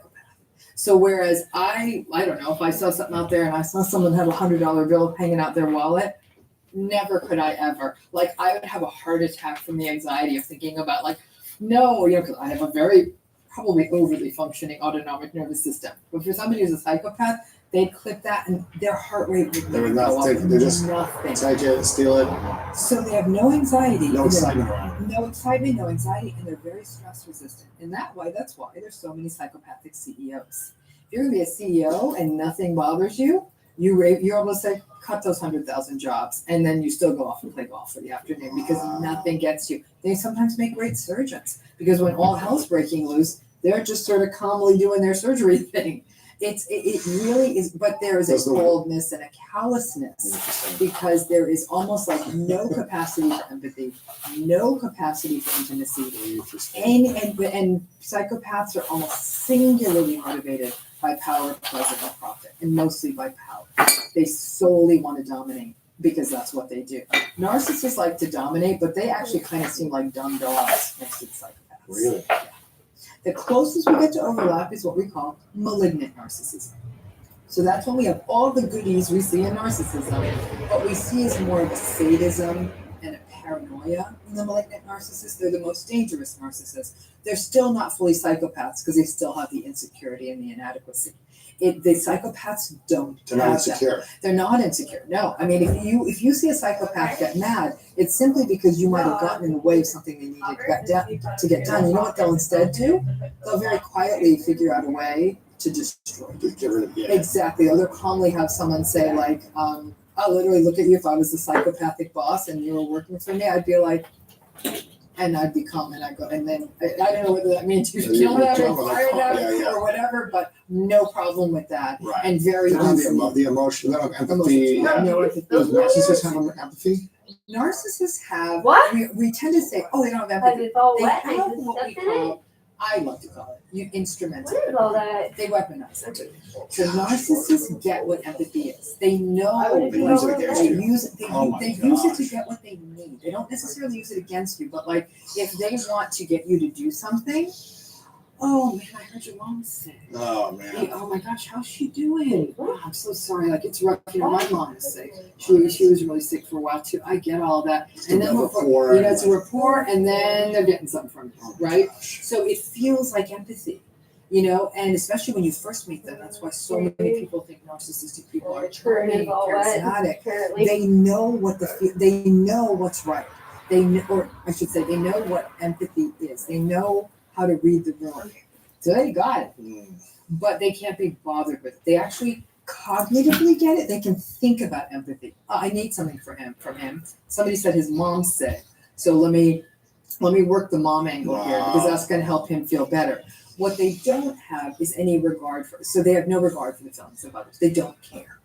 So when they're done with you and they've gotten what they need from you, and someone's the next week when they're fully done with you and say, "Hey, his mom got sick," and you're like, so what do you want me to do?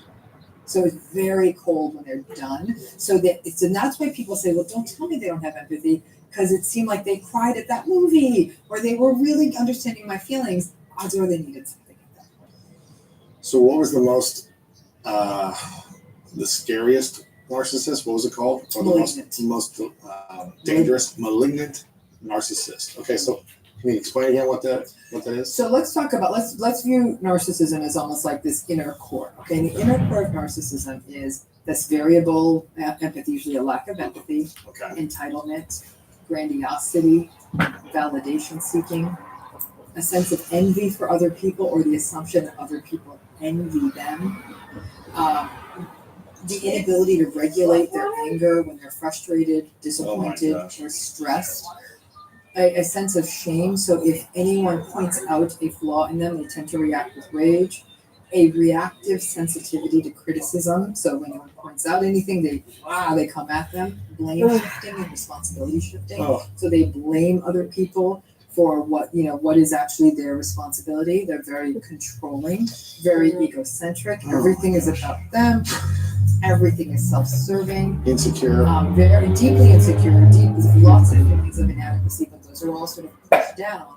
All of these things I'm talking about, the entitlement and all the rest of it, it's like a suit of armor that protects that inner core of inadequacy so nobody ever sees it. If I'm walking around telling you I'm all that, well, then I can't be inadequate, right? And if I got a big fancy car and a big fancy house and a big fancy person on my arm, then I'm all that. Right? Mm-hmm. So with narcissism, we have to talk about sort of the top of the line behaviors. And those are our presentations. Charm, charisma, confidence, curiosity. And they also... Can you have those things and not be narcissistic? You can. Because I'm a very curious person. I can't, I'm like... So here's where it gets interesting, right? Is you can be curious. When you can find an empathic, charismatic person, behold them. They are the unicorns of the human being. Like someone you really are like when I meet the confident, charismatic, empathic, kind, respectful, humble person. I literally am like, and I can tell it doesn't happen often. And I'm usually like, I look goo eyes. I'm thinking, and then of course I'm poking at it. I'm gonna find what's wrong with it. Every so often I find it, and I'm like, it hasn't happened often. It hasn't happened often. But here's the thing. The charm, the charisma, the confidence, the curiosity. There's also comfort that they also offer. It's like they'll often feel like they're rescuers. They'll be very generous. Upfront. It's all front there, right? Yeah. So what happens then? The curtain comes down across all your common sense. And you miss the little things. Yeah. And if either you miss the lack of empathy and the anger and the rage and all the other stuff, or you justify it. Well, he's got a big job, or she's really stressed, or she doesn't mean that, or that's just their culture. I was reading an article by a linguist recently, and the linguist was talking about how people talk over each other in certain cultures, right? And they were using that as a way to rationalize interrupting. And there's interrupting and there's interrupting. Narcissistic interrupting is not only, it's contemptuous interrupting. What's that mean, like Like dismissive? it's interrupting? dismissive, like, okay, all right. You know, you're talking and then I not only cut in, but it's basically like, Your point of view doesn't You're talking matter, about- or you're an idiot. You're an This is- idiot. I know what's really, Okay, so you shared some of these signs of malignant. yeah, that's, okay, so let's go back to the core. Yes, So we got the core of lack of empathy, all that stuff I talked about. Entitlement, yes. Yes. Now, the problem with narcissism is there's subtypes. Oh my gosh. All our narcissists are created. We really do need a whiteboard. Wow, Man. that's crazy. I'd be writing notes up Yes. there because what we have then is the classical narcissist, the sort of 57 Chevy of narcissism is the grandiose narcissist. It is the big, charming, confident, I'm the one, I'm the best, no insight, very little empathy, kind of, but very like big salesperson-y. That's the grandiose narcissist. Wow. But then when we talk about the malignant narcissist, again, we have all that stuff, lack of empathy and all that other stuff, but they are more menacing, they are more controlling, they're a little bit more scary, they're sadistic, they're paranoid. What if they have both of those things? Usually they can, and that's a horrific combination because then that person's real charming on the front end, and then once you cross the threshold and walk all the way in with them, now you're dealing with their malignant, Oh my manipulative, scary, and when we Controlling. see controlling, when we see malignant narcissism, we're seeing people who are often they're more likely to be aggressive, to be violent, to be abusive, to isolate people from ever being able to get help, from being abusive in the workplace. We hear these big, awful workplace abuse stories, a lot, especially a lot in the Me Too era. A lot of those folks are malignant narcissists. Right. Mhm. So what happens if you're with a narcissist? You maybe it's been a year, you've been dating someone, or your boss didn't seem like it at the beginning, but then you're figuring out, check, they've got a lot of these things. But the first 6 months seemed great, or it seemed like it was amazing, but now we're seeing the curtain, pull back, and some of these things are coming out, and we're not feeling good about the relationship we're in, whether it's a working relationship, a friendship, an intimate relationship. We've spotted it. Yeah.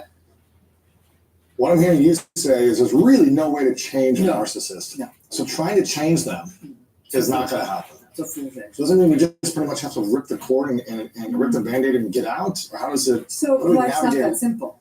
Yeah. Right? We can't walk away from all relationships. People can't just quit their jobs. Let's say a person starts figuring this out 5 years in a relationship and they're married and they They have got children. kids. Oh. What if it's their family of origin? And they're like, I've done my homework and this is actually my parent or my sibling. People say, well, I don't know that I'm willing to cut off from my entire family. So I'm not going to sit here and tell people that, you just got to always go. In fact, my first book on the topic of narcissism is called Should I Stay or Should I Go? Survive a Relationship with a Narcissist. And I wrote it from that point of view because it's too simplistic to say, well, get up and go. Like you said, rip off the Band-Aid. So and neither path is easy, but Right. in an ideal world, I will be frank with you, and there's actually an interesting group in Israel has gathered some data on this, on narcissistic abuse, and they found that the thing that works best in dealing with a narcissistic relationship that resulted in the best outcomes was going no contact, like having no contact with them. Completely block and cut it completely off. done. And because it's almost like a toxin, right? If there's a toxic gas, the best way to feel better is to Eliminate. have no more toxic Feel a little bit, you're just going to feel a little bit of pain Yes. consistently. It's going to be holding on to it. Correct. Oh my But a lot of people don't have that. So the biggest, if you're going to have to stay in this relationship, you have to engage in something that I this is called radical acceptance. This is never going to change. This is who they are. This is who they are. This is it. So, and I tell people, I have something called the deep technique that I talk about. The deep technique is when I tell people, if you're dealing with a narcissist, don't defend, don't engage, don't explain, don't personalize. So deep, don't defend, don't engage, don't explain, don't personalize. And so when they're coming at you, you have to remember, you really are keeping it tight. It's a lot of, you took her into deposition. Yes? No? Okay. Sounds good. Sure. Now, narcissists don't like that. because So they they're gonna love keep coming to and fight. digging They're and gonna digging. bait you. They're gonna bait you, and when I tell you they bait it. Right? They go for They go for everything that's They good. make for something kids. else They and go making after stuff up. kids. They start making stuff up. They go after your friends. They draw your friends in it. threatening to shame you publicly, whatever it is, right? Mhm. And so then some people take that bait and then they're just like game on, you know, and they're all I got you. Because when you're fighting, they're fighters. That's what they do. In fact, there was a great research study came out from Ohio State University, Ohio boy, Yeah. and phenomenal study that came out this year. And over 450 studies they examined and found really strong effects that narcissism is consistently associated with aggression. There's nothing soft about this. This is about aggression. They want the fight. They are always a better fighter. And they want the fight, so they bait you. You got to be made of steel. Don't defend, Man, don't engage, this don't is explain. crazy. To not get into the fight. Every relationship with a narcissist is a threesome. You just don't know it. Because they always need that third person in the relationship, whether it's someone gave me the number or someone's noticing This you. person DM'd me or this person's hitting on me. They're always trying to create that sense of intrigue or the idea that somebody is more into them or again, it's often them creating the jealousy or they be incredibly jealous of their partners. There's a difference so between jealous of- jealousy and pathological jealousy. There's two different things. Okay, so jealousy is normal. We're a pair bonded species, we human beings. We pretty much are about generally normatively have sex with one person. People are like, no, that person cheated on me. I said, yeah, they were only having sex with them. They weren't having sex with you. Right. They were still sexually monogamous. With one person Just at that happened they were moment. banging Yeah, you, yeah. or banging someone else. Yes. You were on paper in a relationship, but then you went to the same home, but their sex was with someone else. Okay? But we tend to be pair bonded, we tend to be monogamous. All right? So jealousy is a threat to that. Think of it Darwinian, right? If I'm in a relationship and a threat comes in, right? Normal jealousy is that sort of evolutionary jealousy, right? I'm with a person. If somebody comes in as a threat to that relationship, I've lost the resources and support for our offspring, right? That's all the Darwinian stuff, reproduction. Pathological jealousy. Pathological jealousy, though, that starts getting into the realm of things like paranoia and and negative mood states and all that. Like jealousy doesn't feel good, but I always when I've worked with couples. Like, I'm jealous. I'm like, that's good. That means you still got a skin in the game. Like, because I've been with people, worked with couples, or worked with individuals, and they'll say, I'm not even jealous when people notice my husband. I kind of feel sad because I'm like, yeah, this thing's kind of kind of done. I feel like, I don't feel jealous. I feel like I trust the person I'm with. But that's what we're talking about, pathological jealousy, right? So I think of my partner. Ironically, on my drive here, he was talking about something about this woman who I knew we were going to see, who had hit on him. And this dude is so loyal at levels of level. And I remember thinking in the drive, I'm like, I got that little funny thing in my tummy. I'm like, he's even in this country. And so I'm thinking, and I was like, that's good. That's good that I'm still feeling like I still got a dog in the fight. But it doesn't mean you're like, for days letting it stress you out and like talking to them about only it. because we're talking about Yeah, it. of course, yeah. And so what's the paranoid, the pathological jealousy. Pathological jealousy. Yeah. That's a Yeah, narcissistic. that's more of it's more paranoid. It's more antagonistic. It's more of a You must be doing something. You're doing so it's accusatory. It's almost delusional. Okay. What would you say again are the main causes? What are the main things that happen to cause someone to become a narcissist? Is it all trauma based? It's partly trauma. It's also that temperament. It is chaos in the early environment. Yes. It's lack of secure attachment. It's overvaluation of the child. Gotcha. Basically, the Okay. child can do no wrong, and they're so wonderful. I mean, it's interesting. We're about to see something fascinating happen. I don't know how it's going to go down. We're about to see, because Facebook's coming up on 20 years soon, right? We're about to see the first generation of kids who are born into the Facebook world, with every moment being documented and shared Since they were born. Since they were born. This is the first time we're going to be seeing this. So I bless the people out there who are going to start collecting this data, because we now have, you're going to see what happens if you were, because I had kids way before this, so I did not The only people saw their pictures were people actually Your friends and put family. them in an envelope, mail a Right, picture yeah. kind of Or thing. came over to the And house so and we looked came at to your the house and picture. looked at the actual baby. But this is a whole new game for kids who basically were accessories to their parents' lives. Like, look at my child this, look at my child this, look at my child this. Every day there's a new So picture. do you think it's okay to share some of your family life on social media and some of your children's, special moments? Or do you think we should be protecting our kids at all costs and never show their face, never show anything until they're It's a super interesting area. There's some actually really interesting thinking and writing about this, which is these children aren't consenting to this. Really, are these children consenting to you showing them have a meltdown? Or, we see all these silly child videos, and sometimes I kind of feel a little sadness because these things stay evergreen.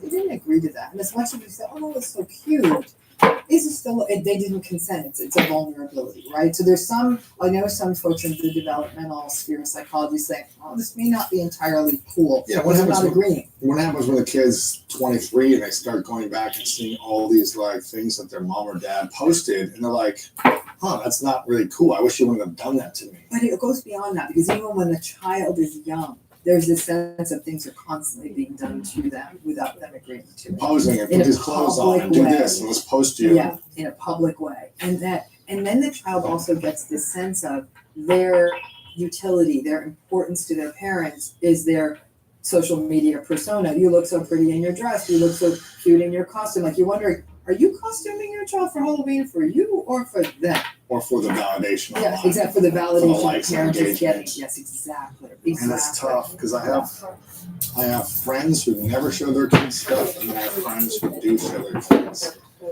And it's just like, how do we navigate that conversation? How do we? I think we're building this confidence. Oh man. And so the challenge becomes like that. I would say it's a balancing act between parents talking to each other, both parents, but also I think there's a larger issue of how much is the child feeling that they're valued, validated for being the kid who poses in social media, right? Because what does every child want? They want the parents' Love and That's attention. all they want is the parents' love and attention. So if they start to recognize that if I'm looking good on social media and mommy's getting validated, then they'll put on the weird thing they want her to wear or do the thing that she wants them to do. But what's not happening is that their interest, what they value, may not be cultivated, or everything's a photo. It's as though the child feels that they're constantly on display versus just having a moment where they're being present and mindful, and it doesn't all have to be documented. I've been frank with a psychologist. I'm concerned about when these chickens get roost and they're going to. Let's say there are parents that are posting about their kids online. Maybe they have a small following, maybe to a private group of their friends and family. That's a kind of a different game. And or it's the ones that have a bigger following. If they were going to be posting and they have a bigger following, say, not to their friends and family, what would be appropriate that you think psychologically, in a healthy manner, to be able to talk about your family and your kids? Is there a healthy way psychologically that's going to, I think mess them up or, being present with your children emotionally, being aware of their needs, of not turning them into a performing pony in your circus. Do you know? I mean, again, I say this as the mom of 2 kids, right? And there are moments when you think, well, this is the day we're going to take such and such picture. Somebody's sick, someone's crying, someone has torn their dress, someone is this. And if you get angry at them because they've ruined your finely laid plans, that child then starts getting that conditional sense of, I'm only about this person's finely laid plans. Listen, we all do. We all screw up. We all do that conditionality to our kids. It's almost impossible to not. It's how quickly we catch ourselves and say, that's not what they want. We're going to Disneyland because they want to go to Disneyland. We're going to the parks. They want to go to the park, not because what a great day for a photo op. Like, I've been on vacation and I've watched families practically literally screaming, I know that's why that Christmas card. Pay attention, look Let here. them just splash and be sandy and muddy. They're at the beach. And it's that kind of obsessive zeal because all of that social comparison of people wanting to put out the false self. And what is a narcissism We're but the perfect. false self? Narcissism is the false self. It's a mask. It's always a mask because it's the mask of what they think the world wants, how they want the world wants them to look, which is why more and more people are looking the same. They're getting the same cosmetic procedures, they have the same bodies, they're driving the same cars. They're really sort of shills for this sort of artificial mask. That's a narcissist game. Narcissism is the opposite of authenticity.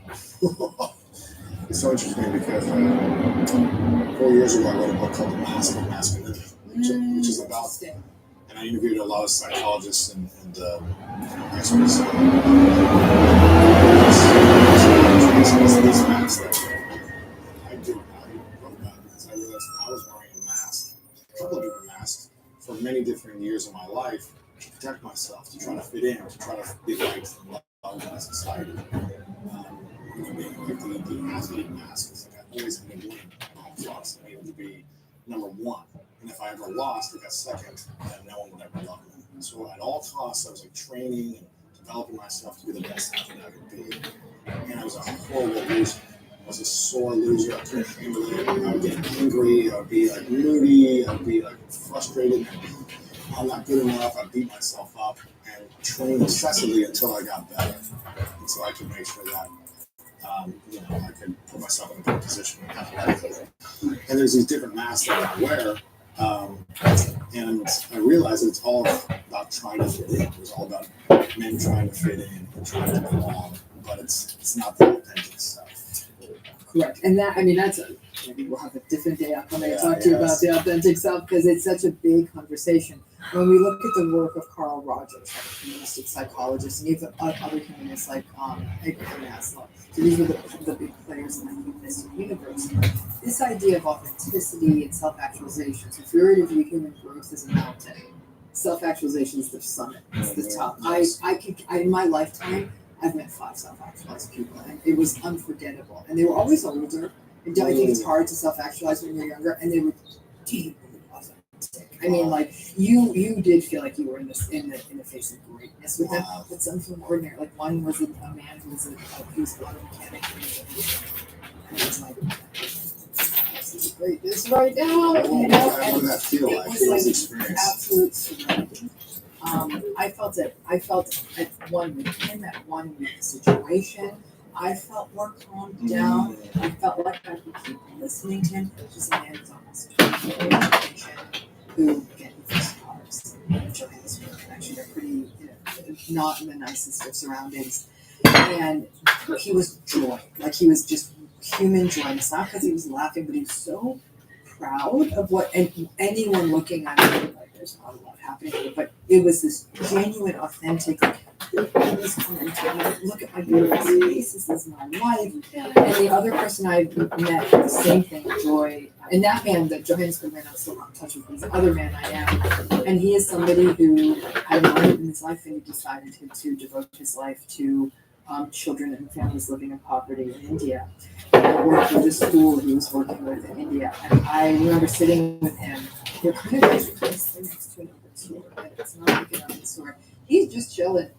And I'm like, I could have sat there all day. And it was hot, and it was uncomfortable, and he was magnificent. And and it wasn't just the mechanic guy wasn't out there saving the world. He was fixing cars. This guy happened to be doing something for a very small community in this village in India, right? They weren't there. And he was in service. The other one was not. But there was such a congruence between who they were as human beings and how they conducted themselves and how they were in the world. There was no sense of someone has more, I want what they have, someone's got it better, why is that happening? How come they got their turn first?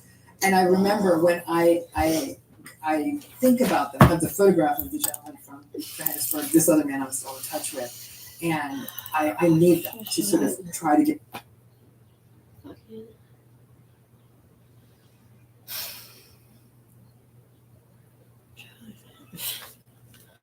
I know, I feel really bad for fucking airport delays. So sorry.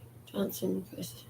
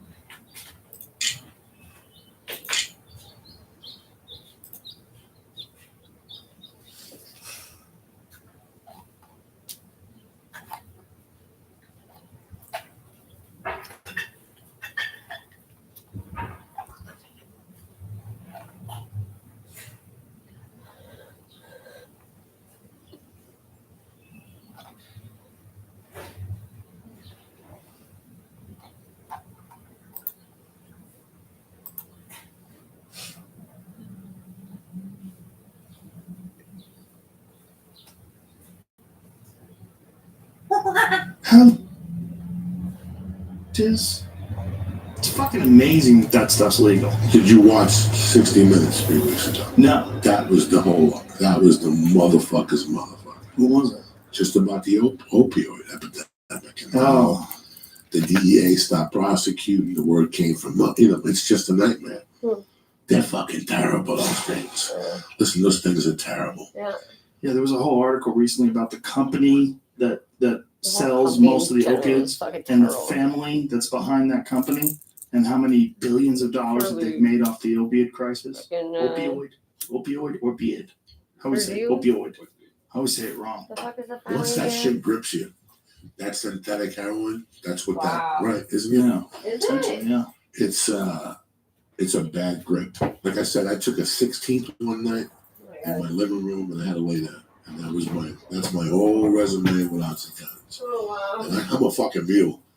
I can eat 2,000 milligrams of THC and live a 16th of one of those pills. Wow. It was just a little piece, That's nothing. crazy. My blood pressure dropped That so was a fucking fucking much. Xanax. I took like I just laid one down, went to sleep, and I knew square that of pill bar career that had come has to an 5 end. pieces. I never even let it 4 or start. 5 or something. Never And I even let was it start. like Can you believe it, 15 brother? my eyes were like 2 weeks is going to be 10 years since I've done that. I'm like, I want you to think about that. Wow. I want you to really think about it. I still remember being at Cobb's with you that January. And like going, it's been 2 months. I don't know if I could really do this shit. Like, I don't know if I control this feeling. And I controlled it. So you, like, when you quit, what was like the first week like? Hell. Hell. First 2 weeks were hell. 2 weeks. Did you think about going back, just like you can't do After this? 2 weeks, we usually Or did you know that you had to make a change? I had to make a change. I knew that my spine was starting to hurt. I knew Your that. spine was starting to hurt. Yeah, I was starting to get jolted. Yeah. Oh. By 4 in the morning, after you do coke, right at the tip over here. A lot of people who've done coke get like Parkinson's. Yeah, fuck that. No. What's that? Do you think that's related? No, a lot of old timers that did a lot of coke in the 70s, and then they wound up like some serious neuromuscular disease. Absolutely, that shit shocks your central nervous system. There was times I did cocaine that was like electric.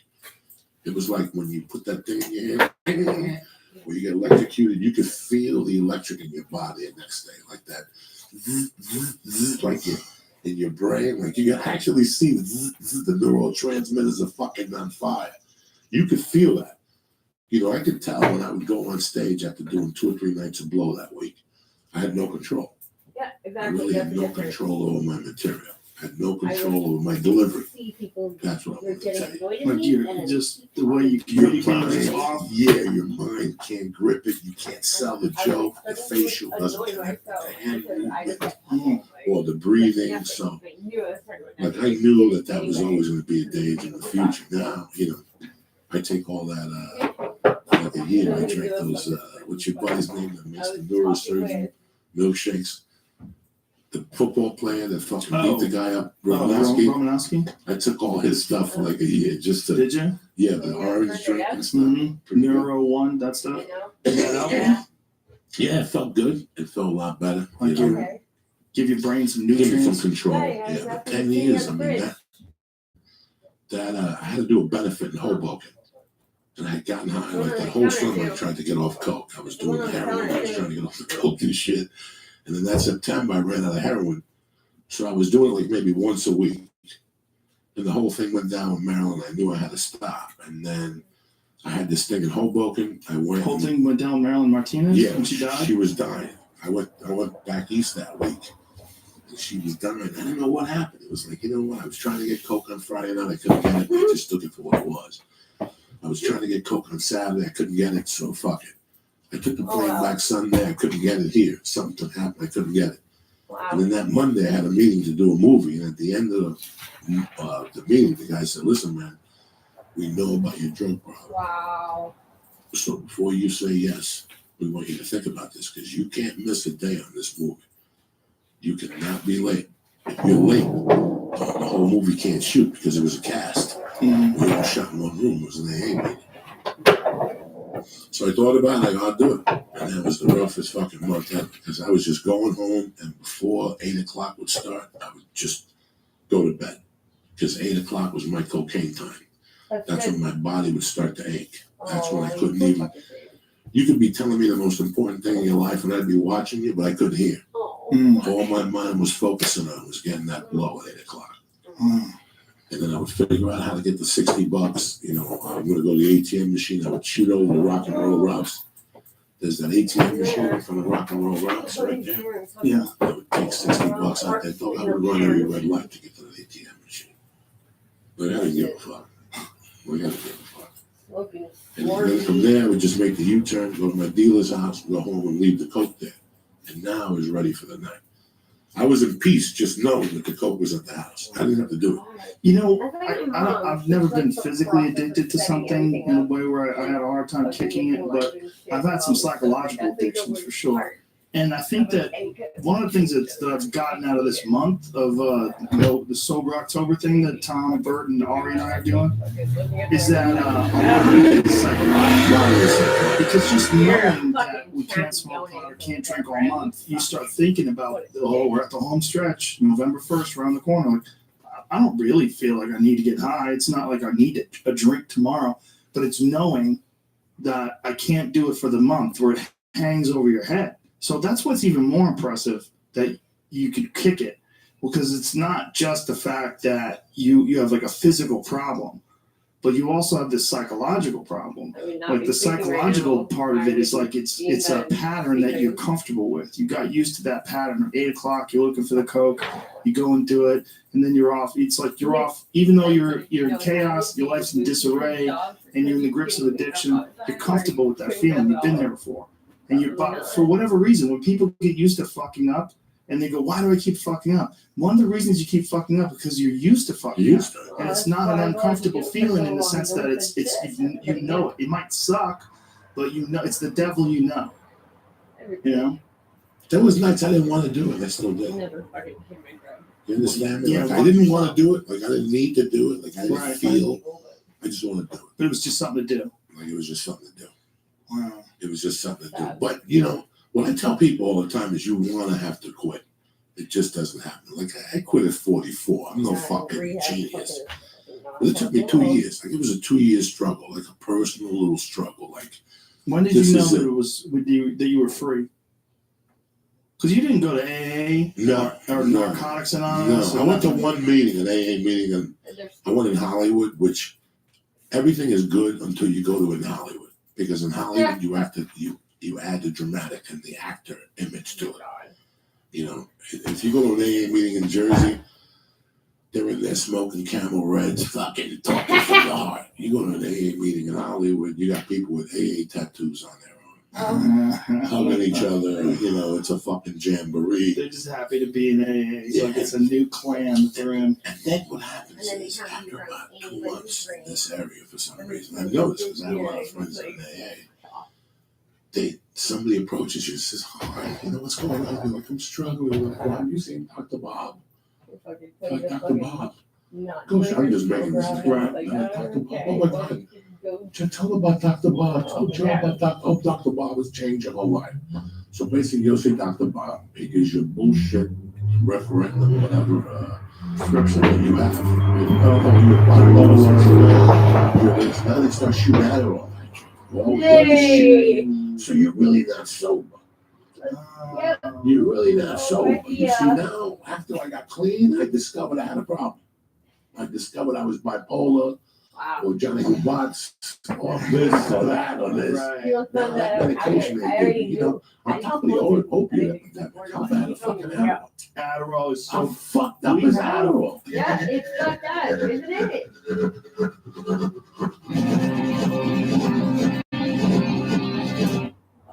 So stupid. Yeah, I'm fucking partying it up, like fucking getting fucked up. I'm a hardcore criminal.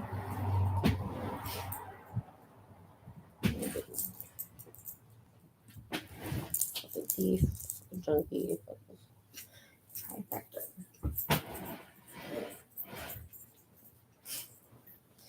My mother would be so mad.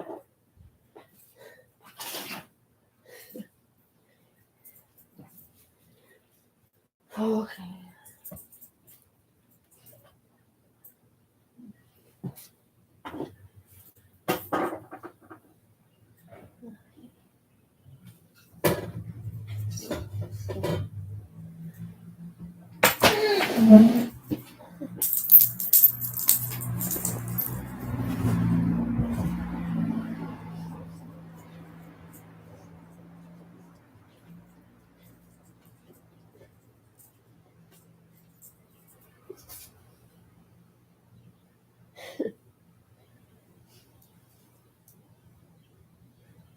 That listens in Europe.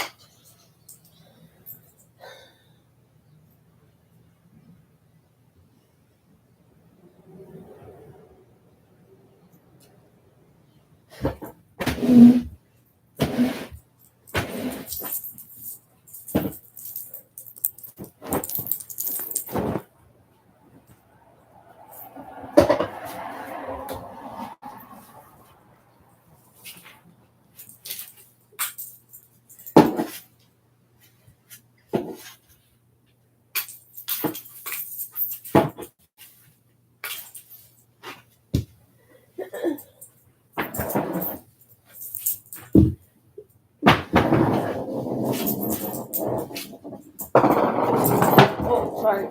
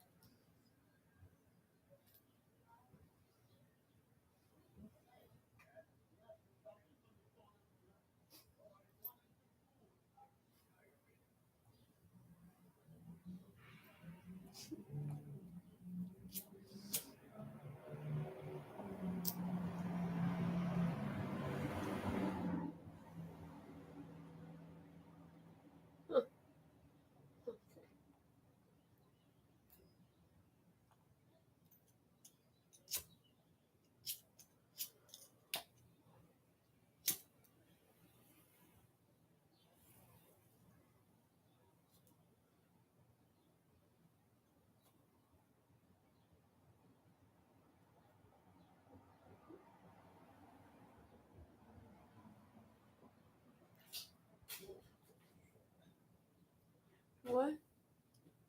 The fuck? Fuck was that? What was that?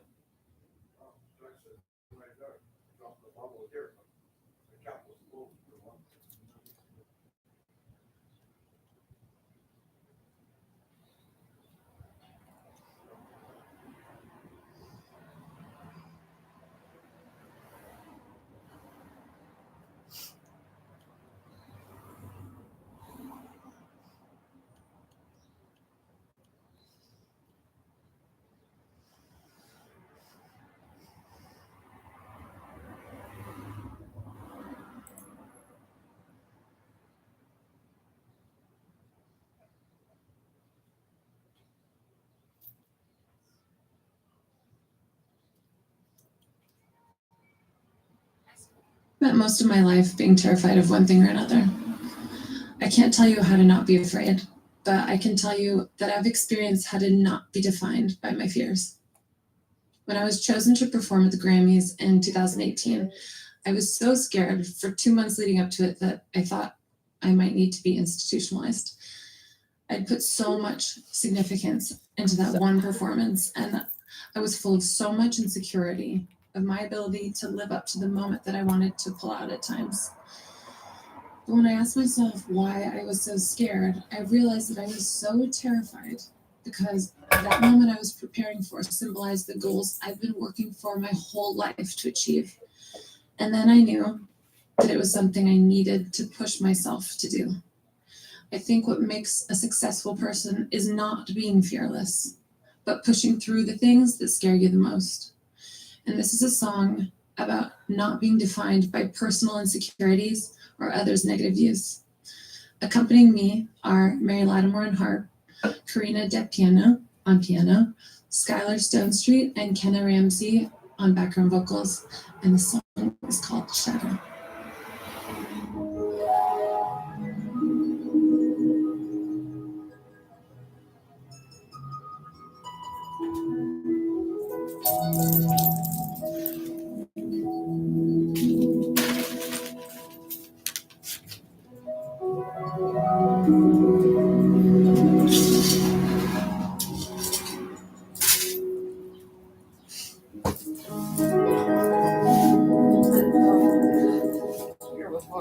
How am I supposed to sleep under this wire? This is just stupid things for a wire.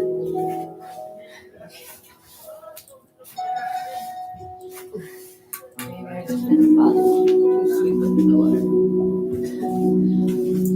Don't fall that hard.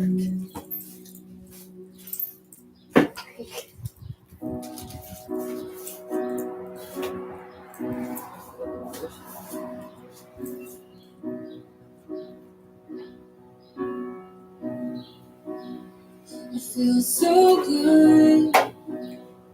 Why you so mad? And I'm so happy. And you hate that. But I love love. And love. And I love tripping in the desert with my best friend. Seeing spaceships in the sky. And I love singing backwards in my songs. It's the only people who got time to get offended are the ones who probably never gotten off. So get your shadow out of my sunshine, out of my blue skies, out of my good times. So get your darkness out of my damn way. I'll be dancing in the rain. I'ma love you even though you hate me. I'ma love you even though you hate me.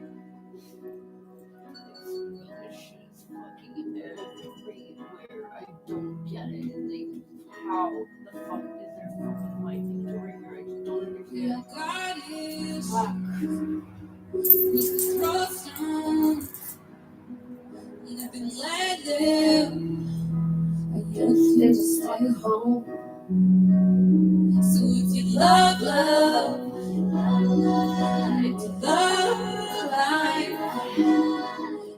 can't share this blue dot spinning endless in the night sky. And if you love, party and party on. If you're here to throw shade, then you're in the wrong place. Yeah, you're blocking my sun.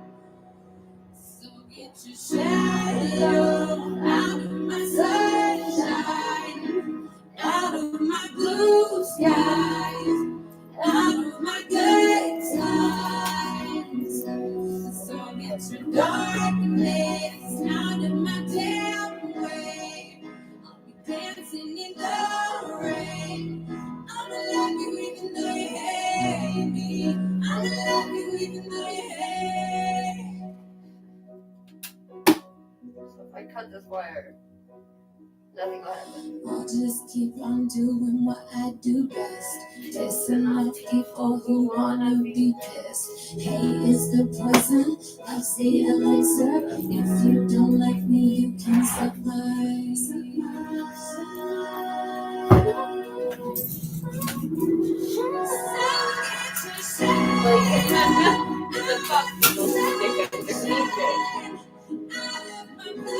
Fucking the dumbest shit ever.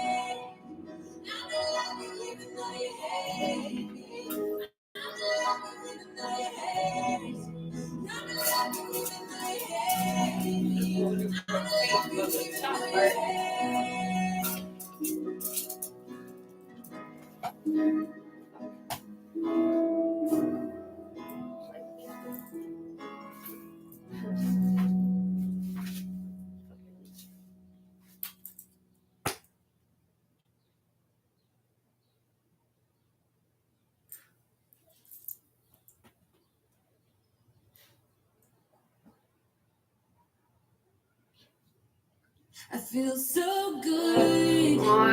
Fuck off with the fucking repeating shit. And I'm so happy. And you hate that. But I love you.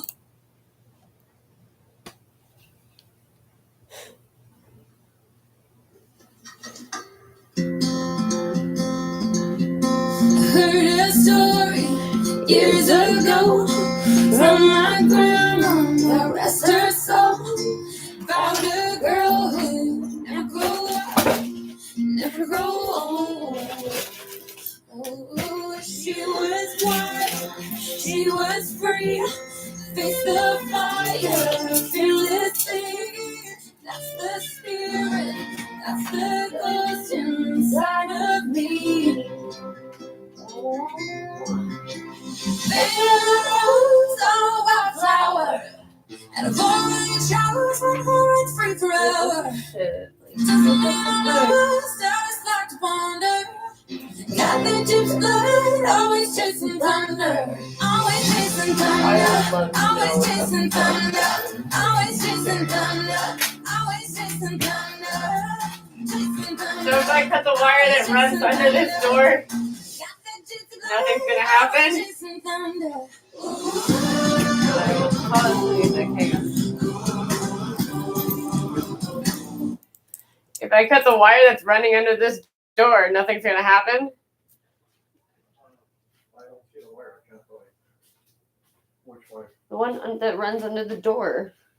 I have to take a look at it. I don't know. What color is it? Gray? Why do you need to cut it? Because I can't sweep under it. That's where all the ants are coming from. I don't... Maybe I've never swept under it before. Just follow whatever wire comes out of that route. If it's not that one, just cut it. I don't care. Because here you have the Videotron, Bell, so they have wires everywhere. Yeah. Virgin. Yeah, they put a wire too. The small, thin one's already just follow cut. the router there. Yeah, I know. It just needs to be. I need to make sure it's not in a. Yeah, it's not. I don't think it's that one anyways, because this one is the one that's supposed to go all the way in there. You can probably That's not the one, well, no, retake it, I guess. Stapled down.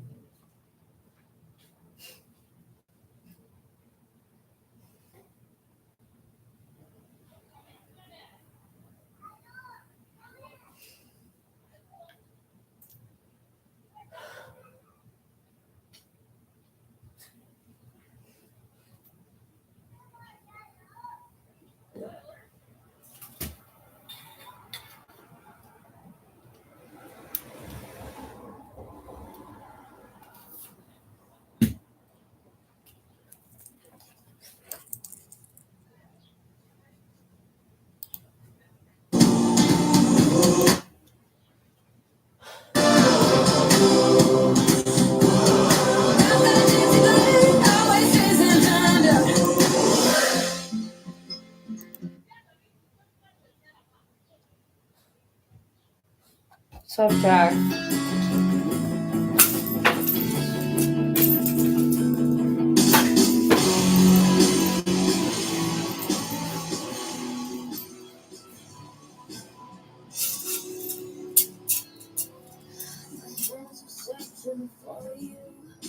My arms are outstretched towards you. I feel you on my fingertips.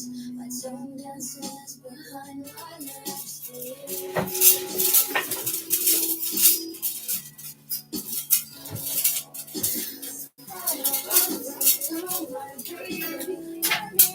I'm used to seeing you.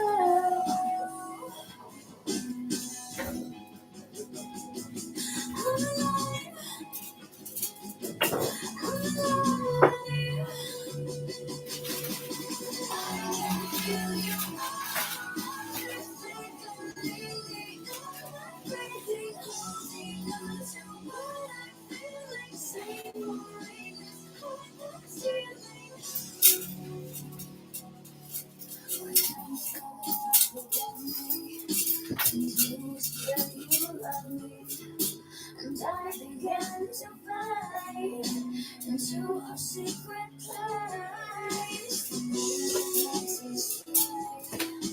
The angels sing inside, we are alone here. I am alone and I ought to see.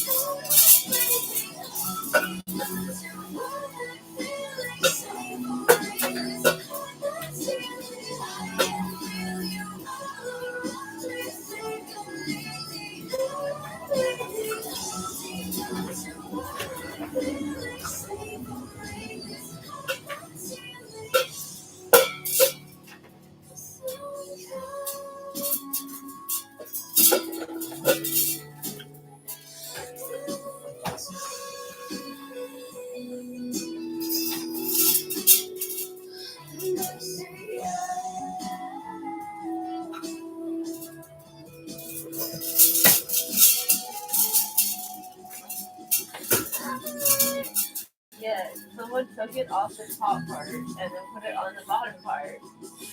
I'm the one who taped the top part, so. But it looks fucking fine.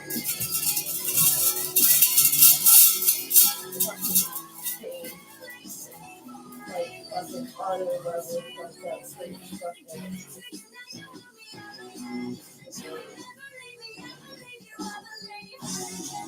I don't know.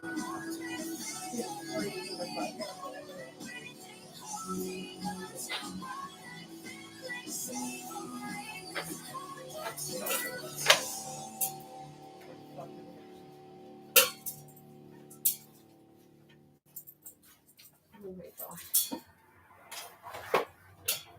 Oh, great. You're fucking cold shit. Great.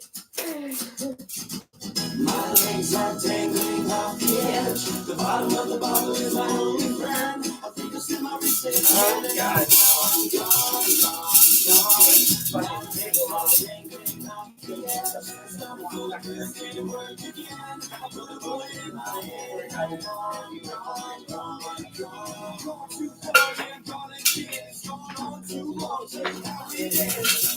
on the edge with my two best friends. One's a bottle of pills and one's a bottle of gin.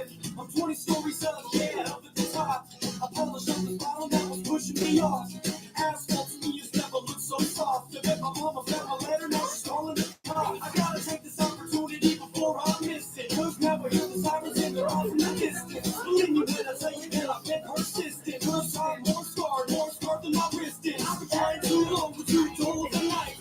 Tonight I made sure that I sharpened it twice. I never got a suit before my life. But when you go to meet God, you know you want to look nice. So if I survive, then I'll see you tomorrow. Yeah, I'll see you tomorrow. My legs are tingling like the edge. The bottom of the bottle is on the ground. I think it's in my wrist again. I'm gone, gone, gone. My legs are tingling like the edge. Look at the speed booth right here. Like, I'm the one, 8, 8, and I see where the wire went. Where's the wire went? Yeah. And now it's down here. Maybe it's probably definitely.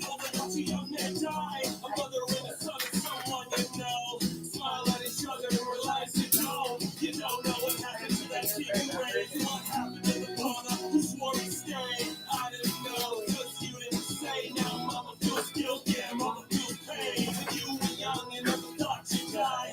Found that you couldn't be scared to try. Looked in the mirror and said goodbye.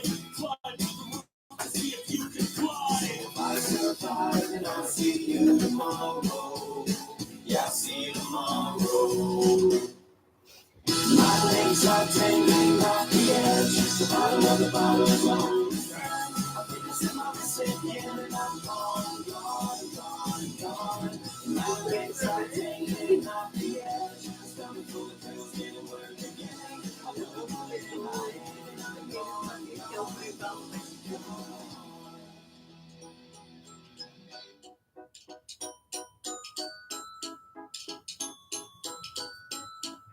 I wish I could fly way up in the sky, like a bird so high.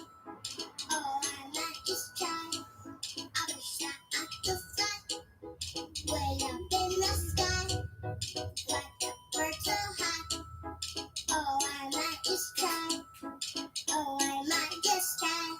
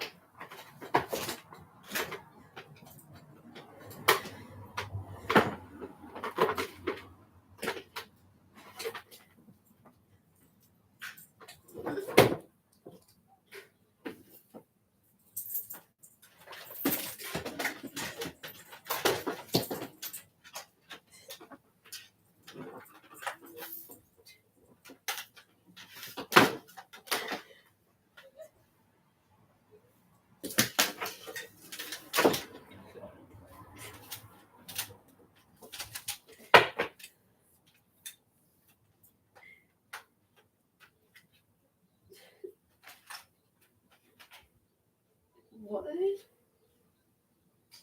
Did I just hear you say shut up? Yeah.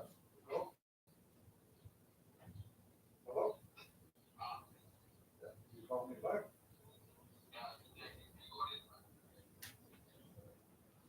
I just messaged him, when can I pick up? Just waiting for him back.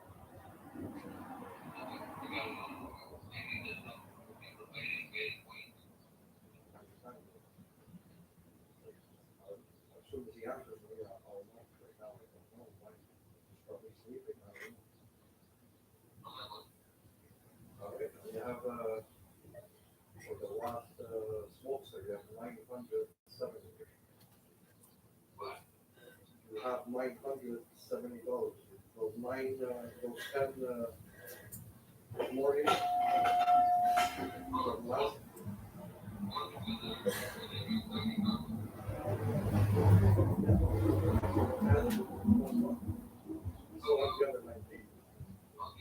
No, I'm just saying, if you want to use that money, or you want me to give it to you all at once, it's up to you. Maybe it's better all at once, so we don't get confused.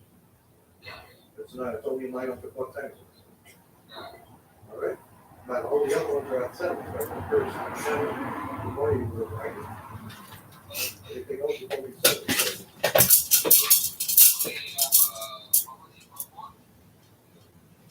2, 4,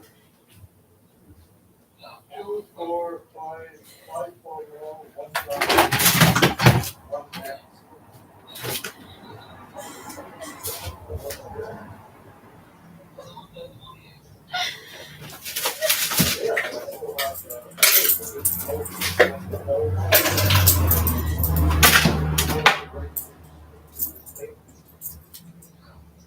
They're all 7, right? What's left?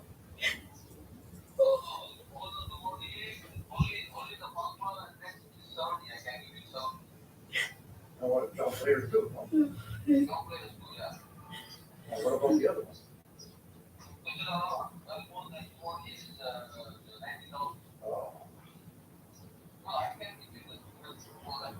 No, I'm not asking you for the price. That's what I understood you said last time. Okay, I only got 7. So everybody,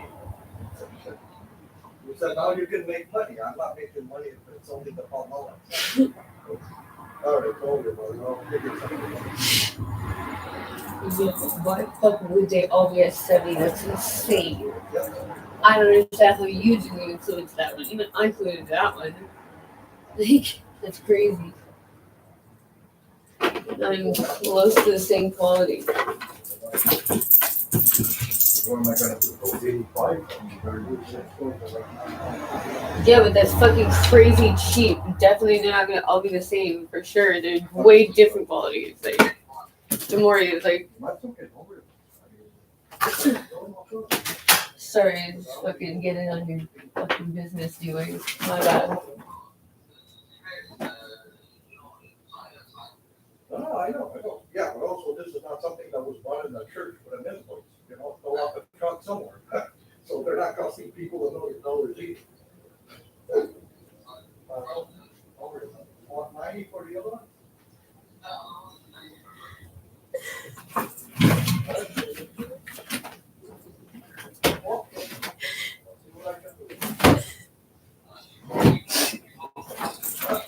If it doesn't work, you make them back. That's all. No big deal. Okay. Talk to you later.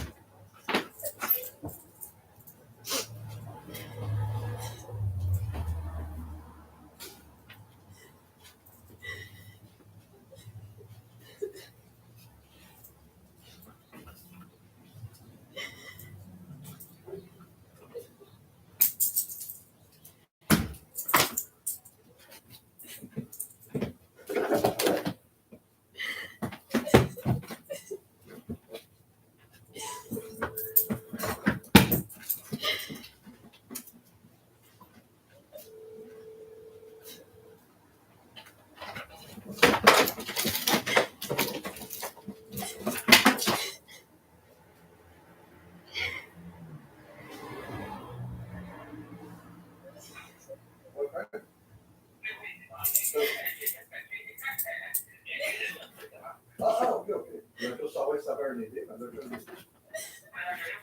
Vaya, pues, voy a cantar a varios, y ya voy a cantar.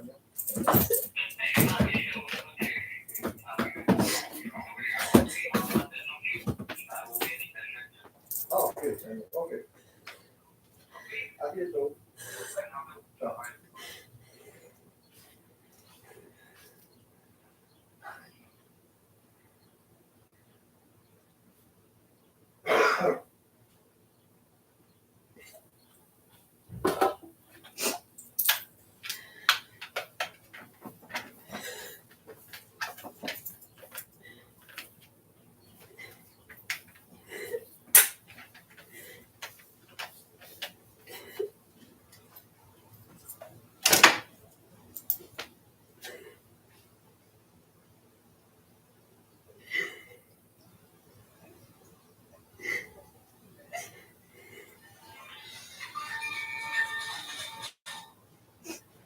Hello.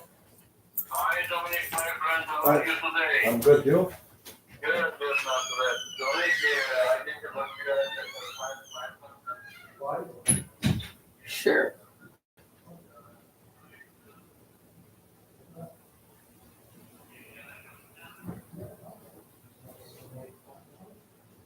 Really?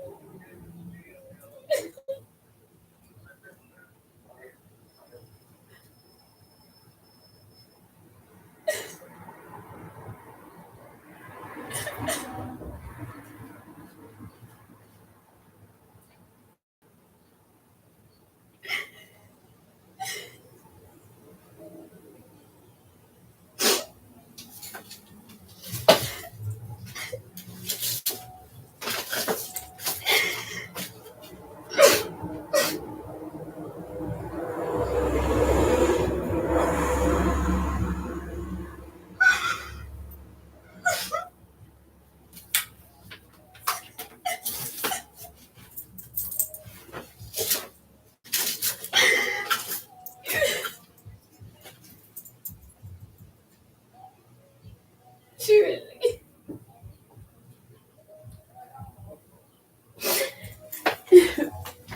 Really.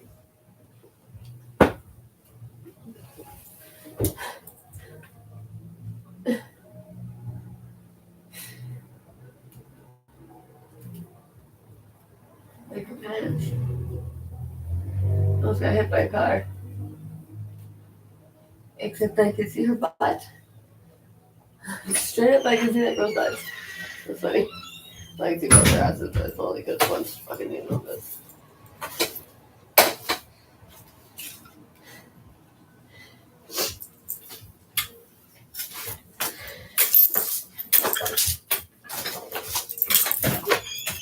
Where the fuck are you going now? Like, really? What the fuck? What the fuck? What is it?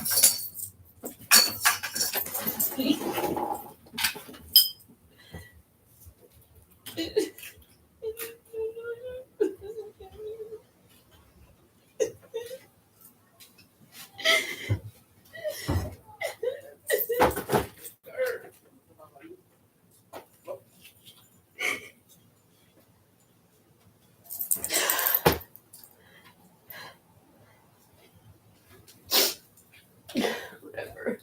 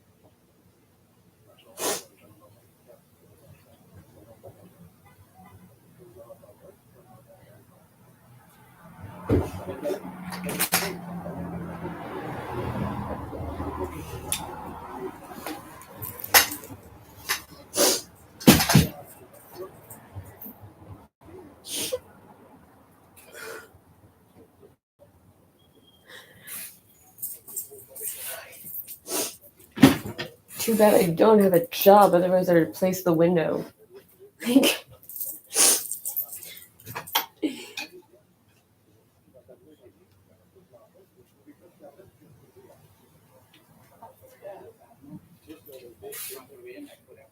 Thank you for talking shit about me. I super appreciate that. Not as bad as when you did it. If only I had money to pay you for the window. If I had a job or something. Crazy thought. Fuck. Are you seriously talking shit about me, like?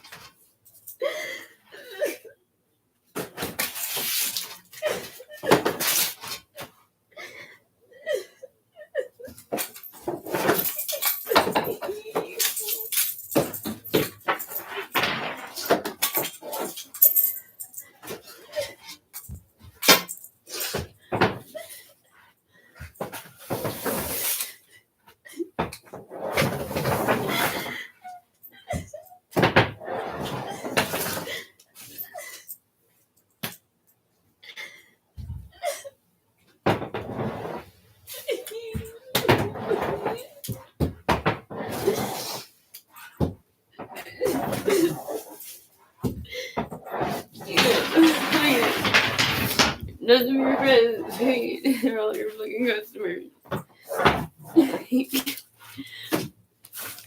I'm not allowed to have friends. Kirkland's batteries. Wondering where the fuck Kirkland batteries come from.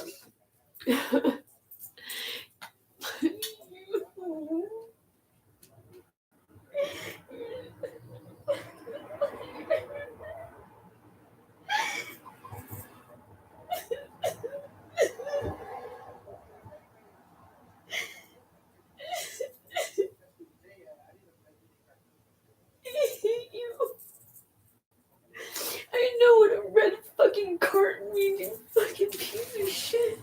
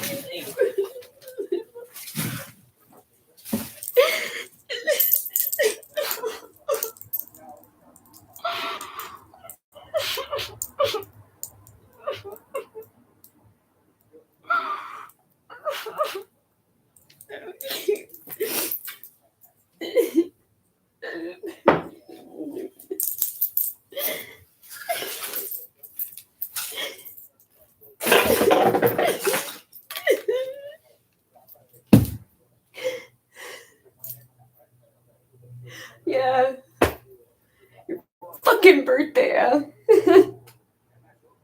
So full of shit.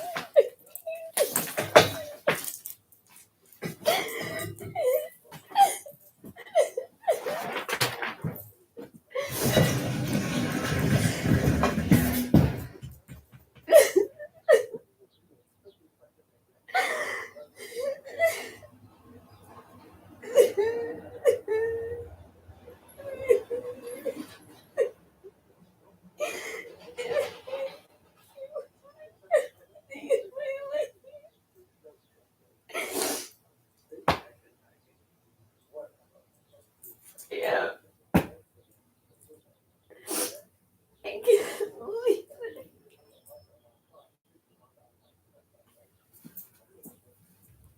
Holy shit.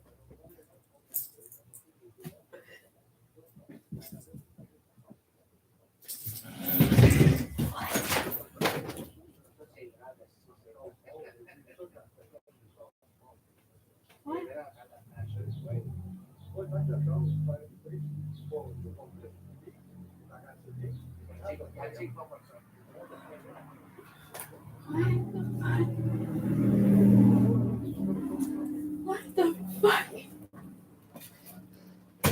Like, you're so fucked up.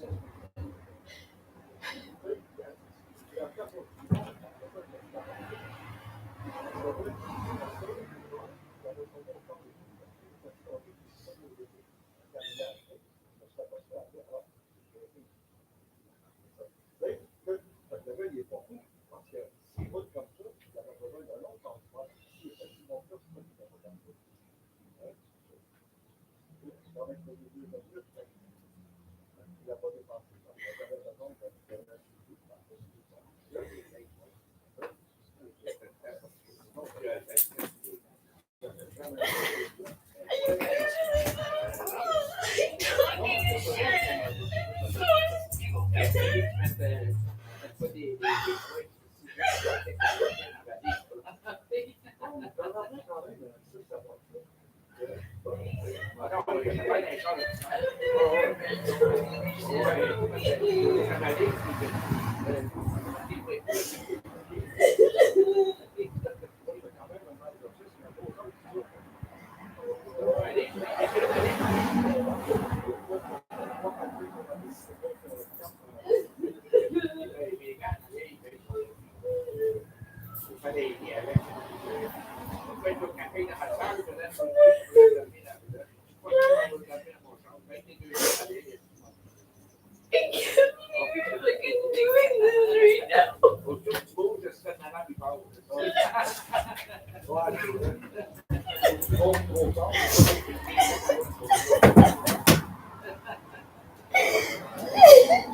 Oh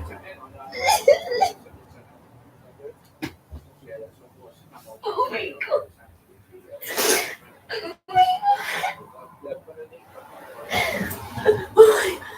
What the fuck is wrong with you?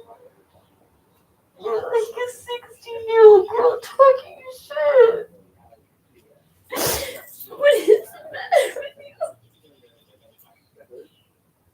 I know you saw me.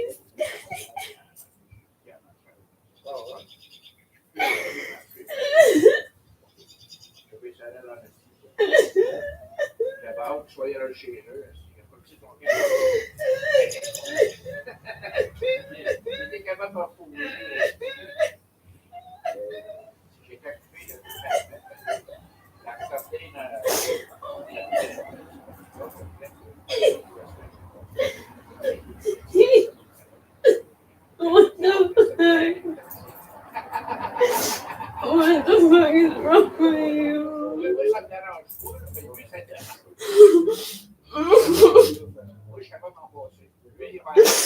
I hate you.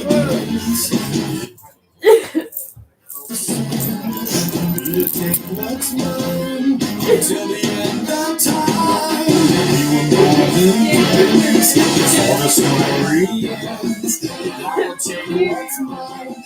I would never decide. Oh Lord, I've been so strong for far too long. I was weak with the advice all the possibilities came true. I took all possibility from you. Almost locked myself to choose. Your deepest feelings. That's the sound of empty fucking time. I can't believe it. It's all out before her eyes. I'm overeasy. She was never the same day. She was sleeping now. She's just a perfect. I never knew what so fucking keeping me. It goes on and on and on. And you get looking young and was up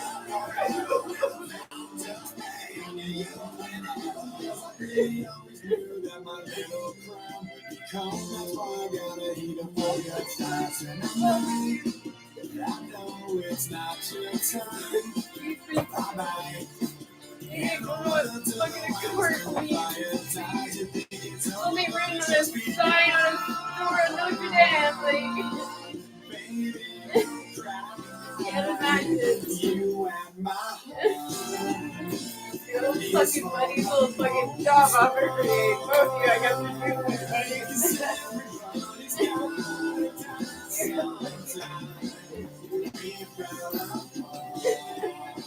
Let's make a new start. Everybody's got sometime. But baby, don't cry. Possibilities I never considered. A girl like someone which I never heard. How an angry soul comes back from beyond the grave to repossess somebody with which I misbehaved. It's not right from here to here. Almost left to self-touching.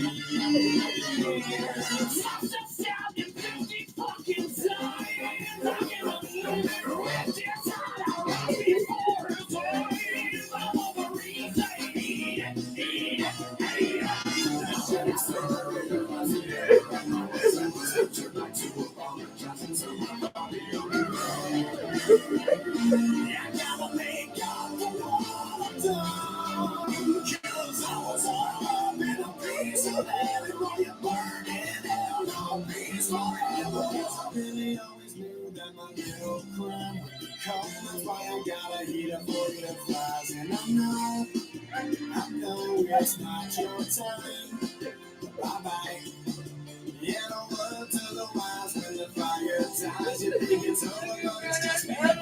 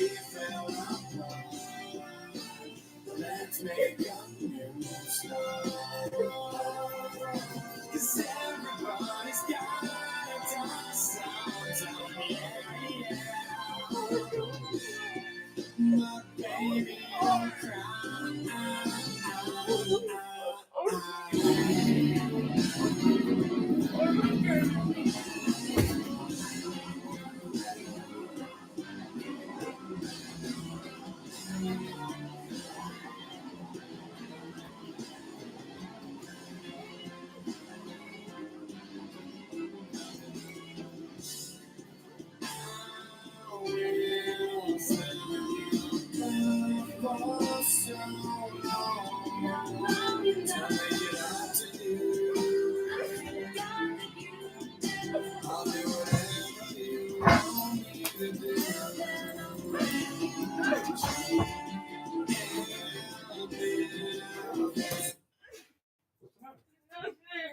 You hurt yourself? No. Well, what's wrong? I don't want to die. Hey? I don't want to die.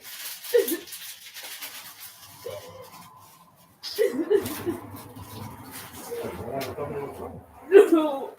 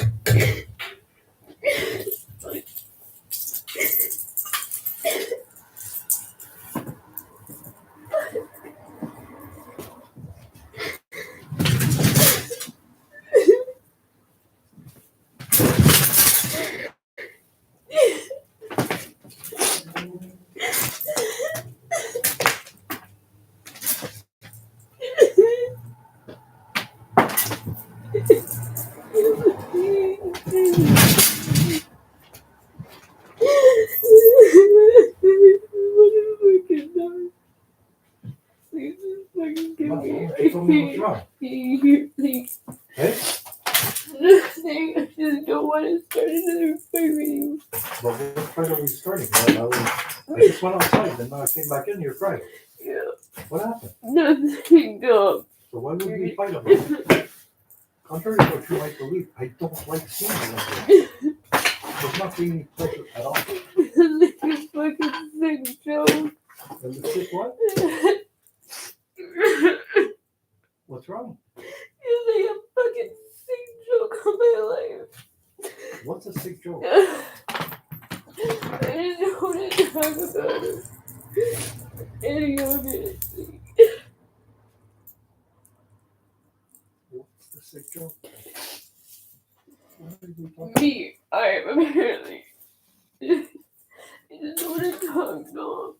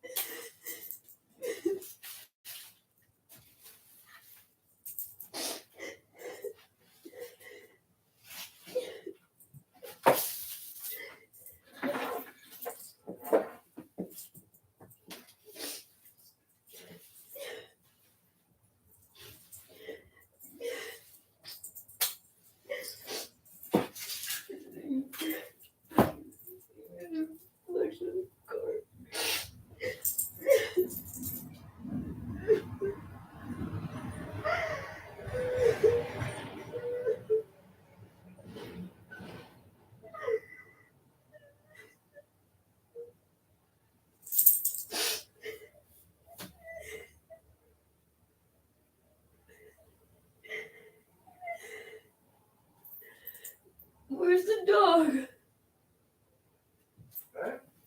A new dog? Oh, I left him up bed.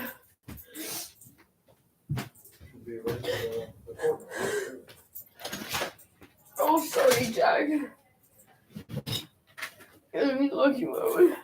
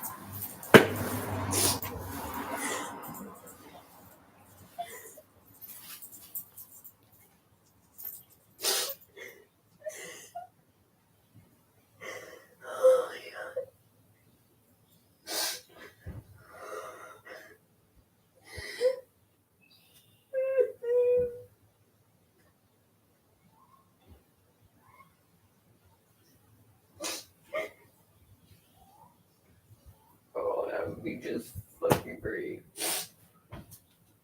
But I don't fucking cry too loud. It's like the fucking guts going on. Fucking apparently a domestic dispute against myself. Just awesome. I mean, love having fucking Taylor point at me.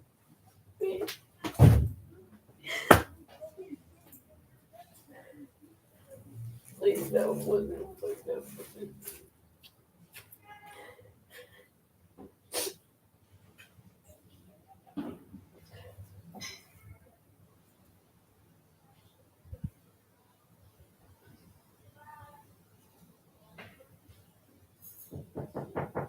Dom, door.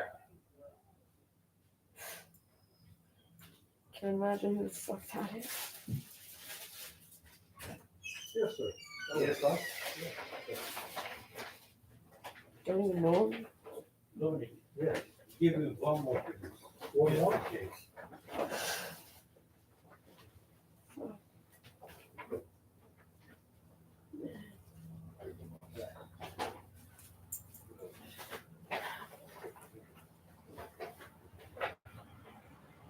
What the fuck is wrong with you?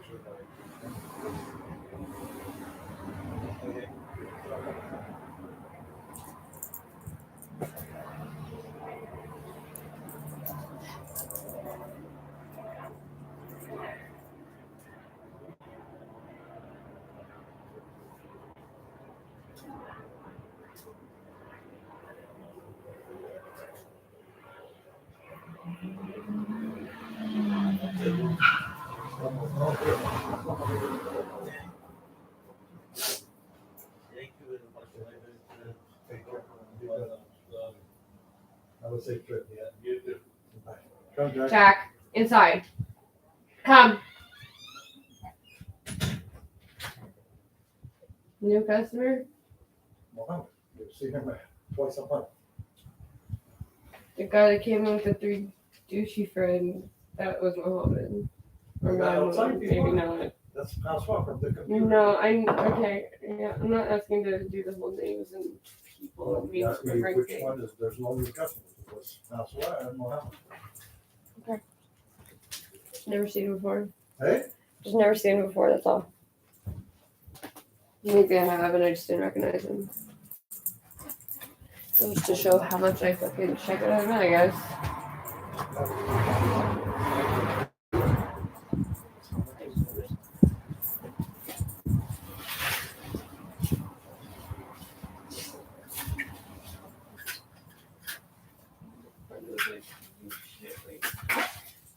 Somebody can't pay for your window. I'll pay you back.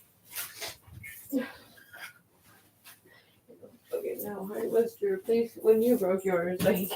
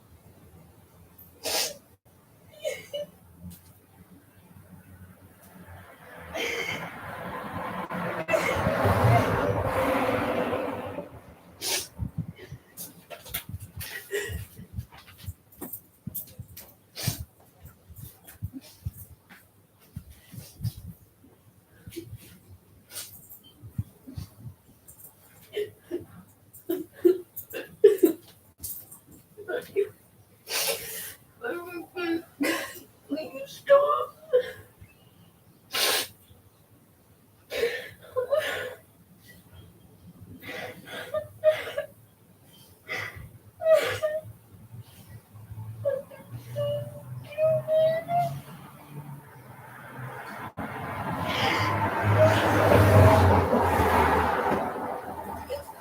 Fantastic. Yay, panic disorder's back. Getting very, very stoked. Look at that.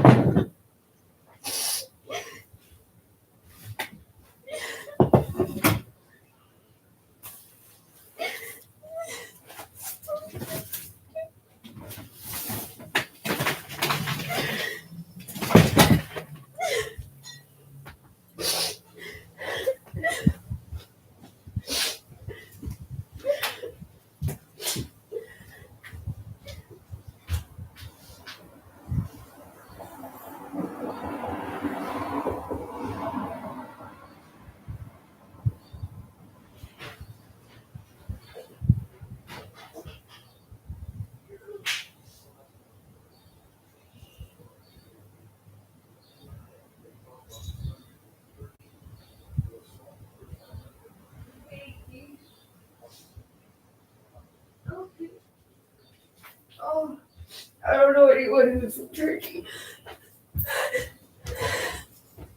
This fucking sucks.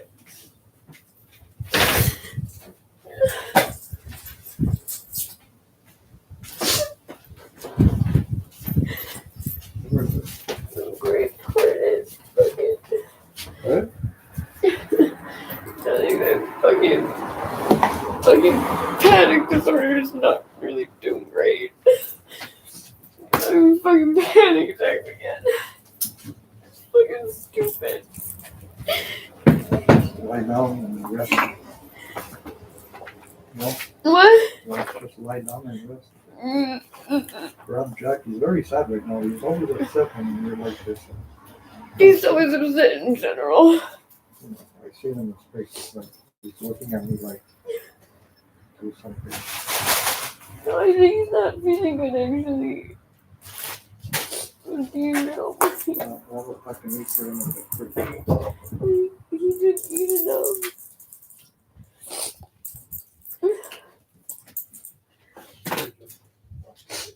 I don't know how much he ate yesterday. I don't think he ate enough. Okay. Stop.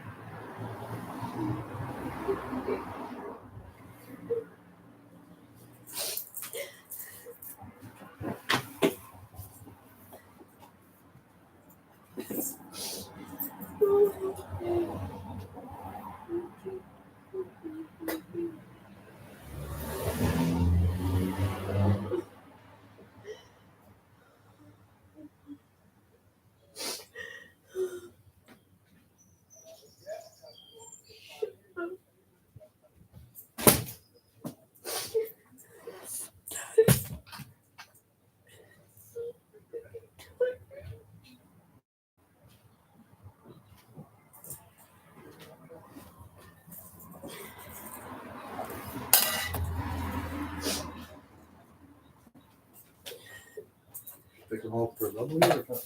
I took him out at like 5 in the morning. He doesn't even want his duck treats usually. You give him the ball. He ran after his ball before. I rolled into your office. He was just sitting at the door of your office, staring into your office while you were outside. So, didn't want anything to do with me. Like everybody else apparently. Where you going? Where you going? You came this morning, Jack. Go show your ball. Give me. Go show your ball.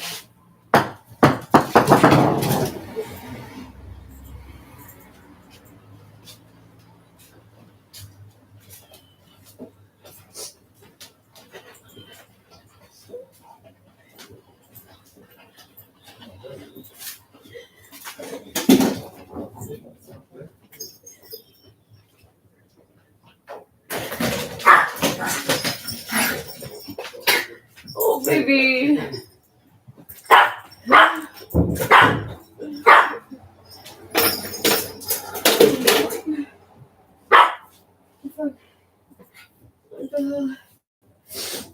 No, come on.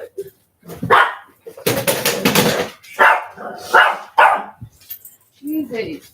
Okay. Who hurt you, child? You have fucking rabies. You look like you have rabies. Oh, let me give you a haircut. What's that? So it sounds like he's got rabies, and it looks like he's got rabies. Because you won't let me give him a stupid haircut. Okay, chop a couple pieces off and he's taking off on me now. Okay, Then you'll should work. Go show you picked that up. Go over here.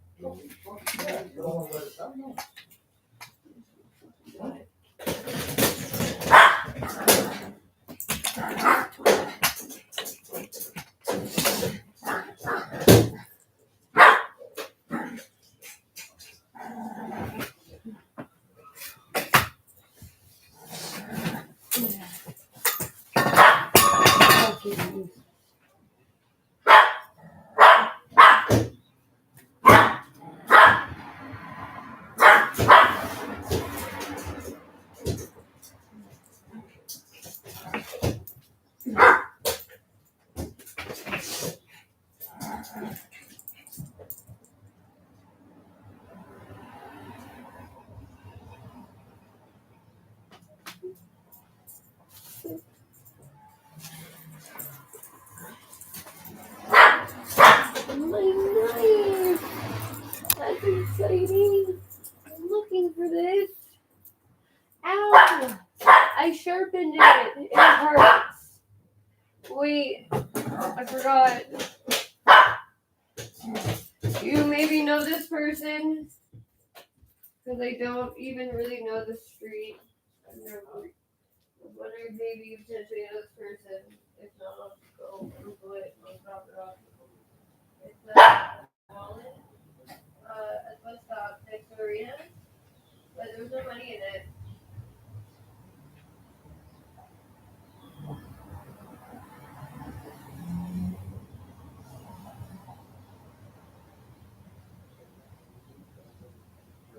I have no idea what that is. Like, I've never heard of it before.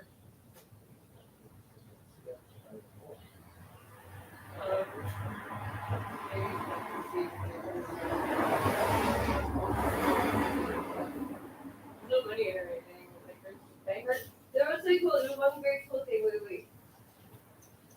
Look at it. That's an old SIM card, or your social insurance card. There we go. No gift card that we want. It's old. It's like one of the first ones. My dad has one similar, but it's white.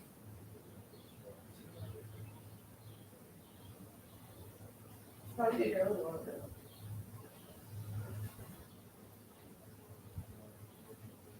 That's crazy. I wish it said when it was issued. Or maybe he had it like. Like fucking metal.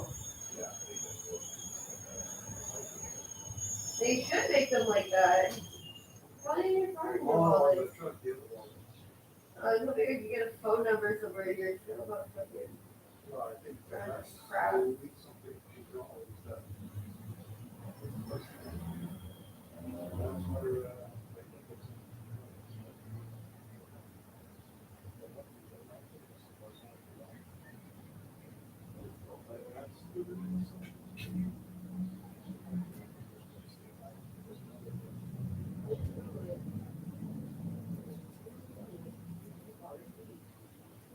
Number of group in tried machine.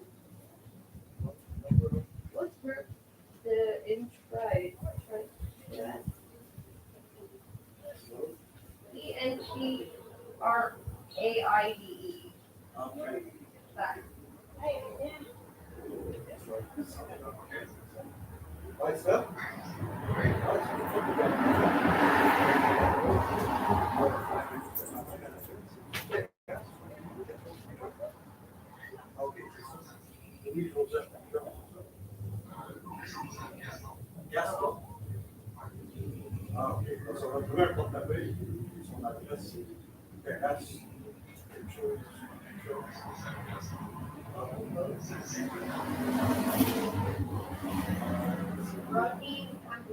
Rodney Hamlin.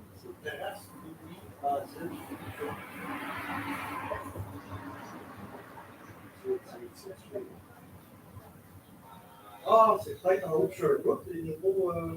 Oh yeah, the circle road. Non. Ouais, je vais le checker, excuse-moi, je pensais que c'était la rue de ta mère. J'ai dit, je vais demander le vite, là. Je vais la porter à ma mère.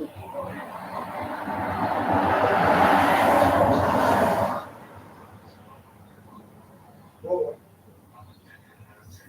Ouais, j'ai pas de mon large. J'ai dit, je vais faire juste un petit téléphone de vite. Je voulais éviter de travailler, mais je vais travailler pareil. All right, so. That's pareil, hein.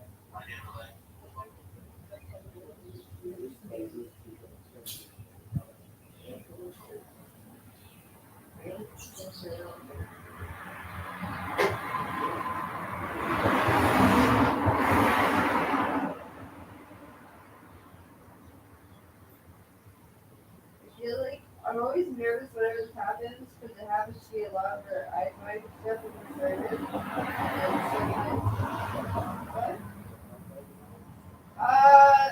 once I gave it to the bartender at a pub and we were like, oh, there's like some money in it, and we just didn't even, it didn't occur to us to fucking take it. And we were like, hey, she left it to her, like she comes back to the bar, like we give it to her.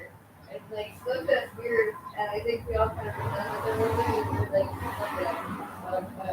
like, yeah, sure, I'll definitely do that. Like, we just go to the room and oh, we walked away, and they turned around, and they see her with the bouncer, explaining what happened, and then they opened it up, they pulled out the cash, they pulled out the card, they fucking tossed it in the garbage. I was like, yep, great. I'm glad I did the right thing again. I'm always afraid though that they're gonna be like, there's money in it. Where's money that's in it? I think.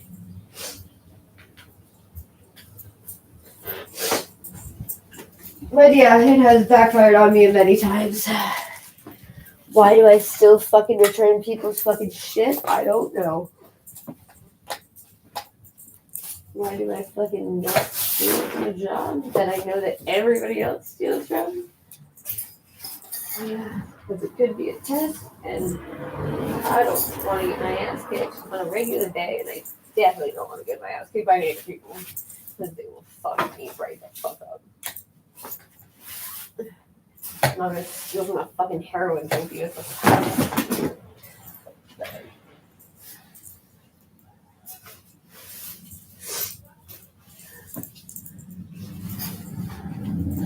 Who else did? Oh. However, my bosses have stolen my tip from me before. My $100 tip that I fucking am almost positive went in her pocket. They said it was going to be donated to the Pawn Autism Fund. I just won $5. I was really excited.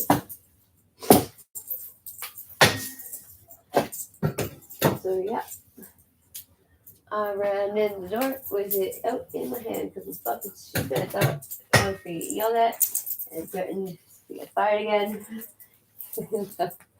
That guy was just like not gonna let me leave the parking lot without taking the $100 bill, and I was like, no, I cannot do that.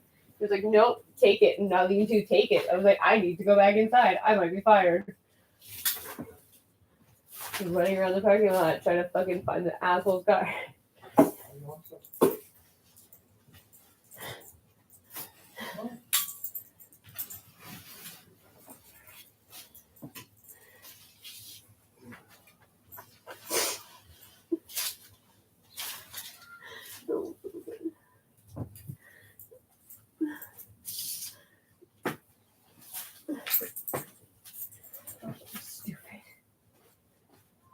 Why am I so fucking goddamn dumb?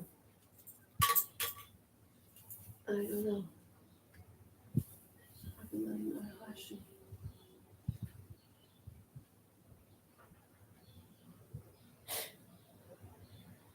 Why did I believe Sir Anthony so fast? This is my question.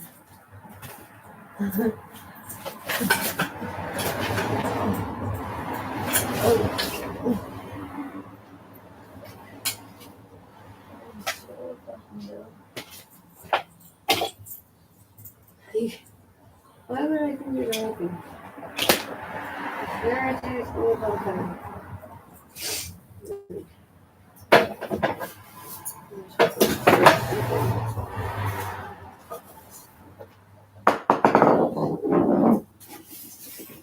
Oh, for fuck's sake.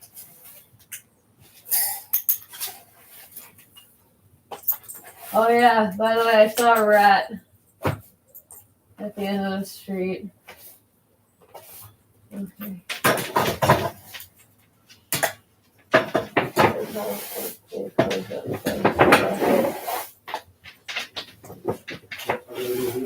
Anyway, so that's exactly there, up Shore Road. So I'll go bring it right now. Okay. What is it? 11:70. When did you find it? This morning? This morning, like 5 a.m. So, like, I don't know if the guy was on his way to work or something, or coming back from the law. Maybe dropped it at the bus stop. Can I just come with you, or like, what's that? No, let's come. Yeah. Okay. We'll check. I'm still gonna be here. What?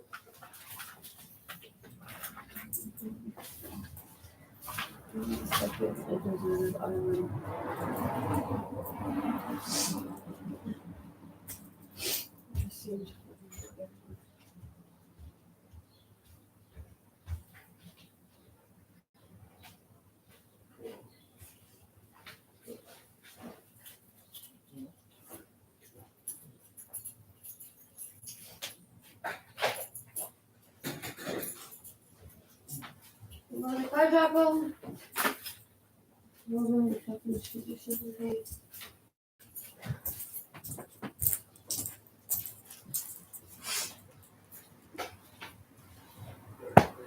Oh, good.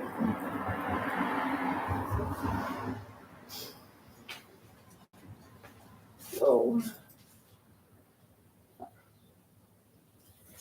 Please start up a little bit. Okay. I'll fill it out. I'll just come grab your book. Okay. Got it? And we grab this.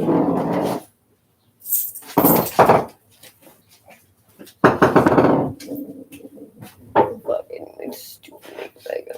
You're sure I'm gonna put the TV on it. You can choose things for- Well, are we gonna flip that thing? What thing? The TV? For- Stand, I mean?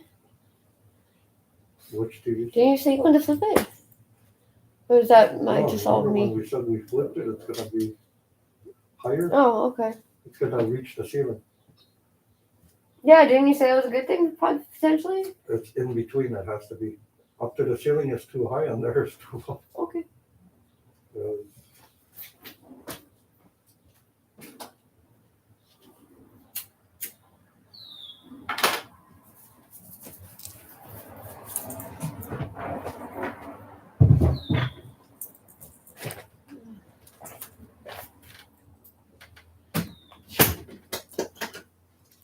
Oh no, this thing is not for that TV.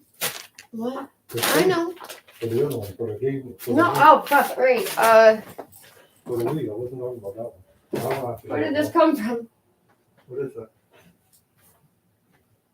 It's probably one of the many adapters I have that is this good? Yeah, This is what you needed. I think so. No. It, don't you yeah, need the no, USB? it could, no, it's like, it could be a fucking, what do you call it? But there's a little Oh, it's headphone. Like, it says headphones. I think there's one other one underneath it. I have no idea what it says. So one should be audio, one video. Nah, not really, no. This one you need video. One's headphones on it and one underneath it. I don't know what it is, but Probably something either one similar. could potentially work. Well, then we'll try it. Yes, indeed. Uh,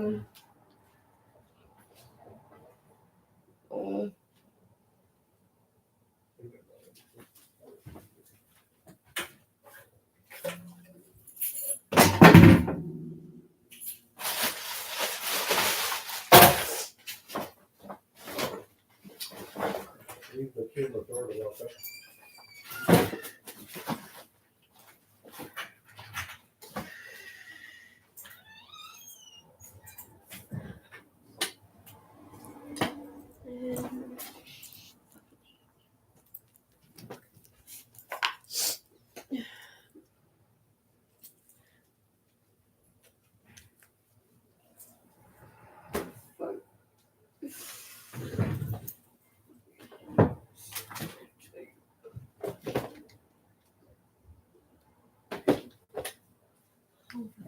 see.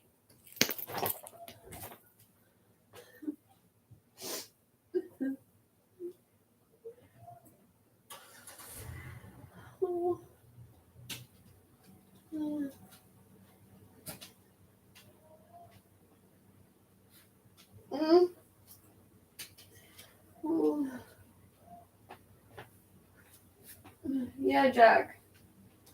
What's up? I'm coming. We're going to the car. I know. What car? I know.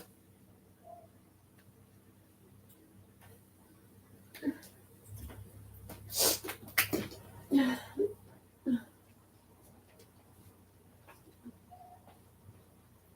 trying to sort of young.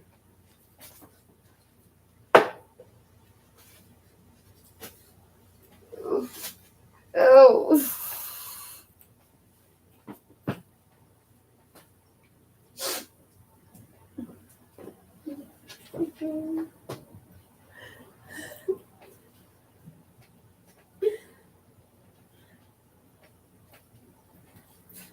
Yeah, I know we're going. Hang on. Yes, Jack, stop.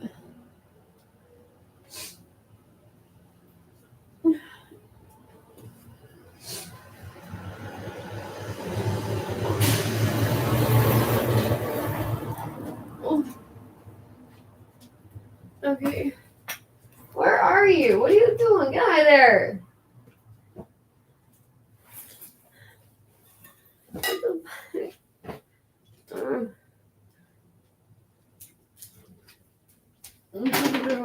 fuck? Over by the heat. No. Please, okay. Oh.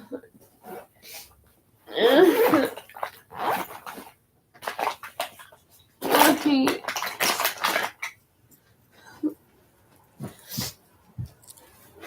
Oh, I hate you.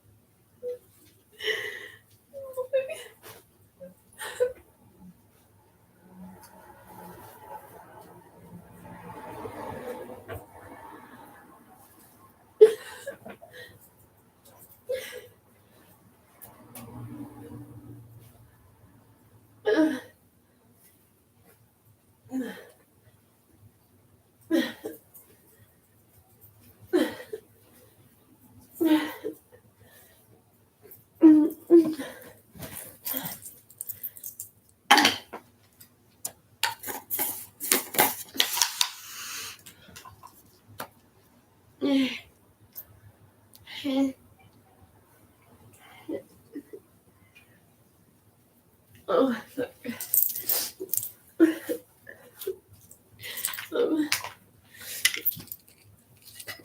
oh, fuck off.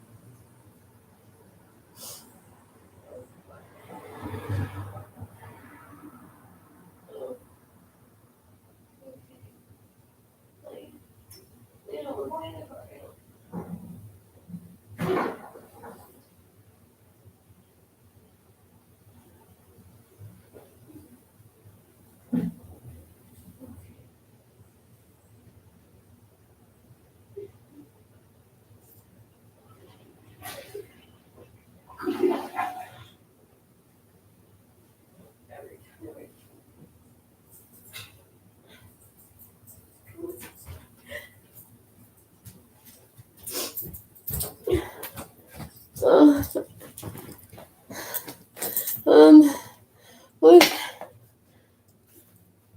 Oh.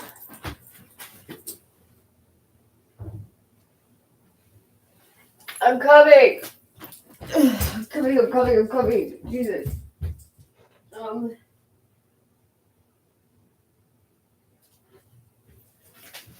Okay. Come on.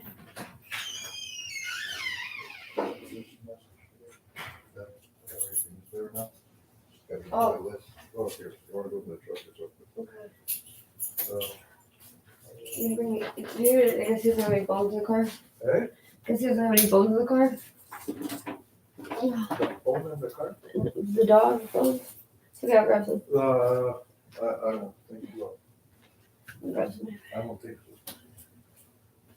so.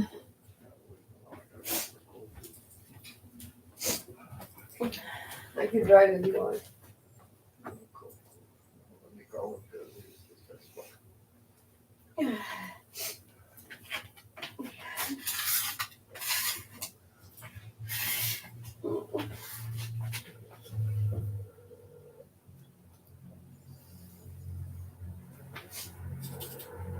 Hey, be careful with those ones. Don't close it too hard. I taped it up, but just in case. Seriously, go. Keep kissing her after you done that.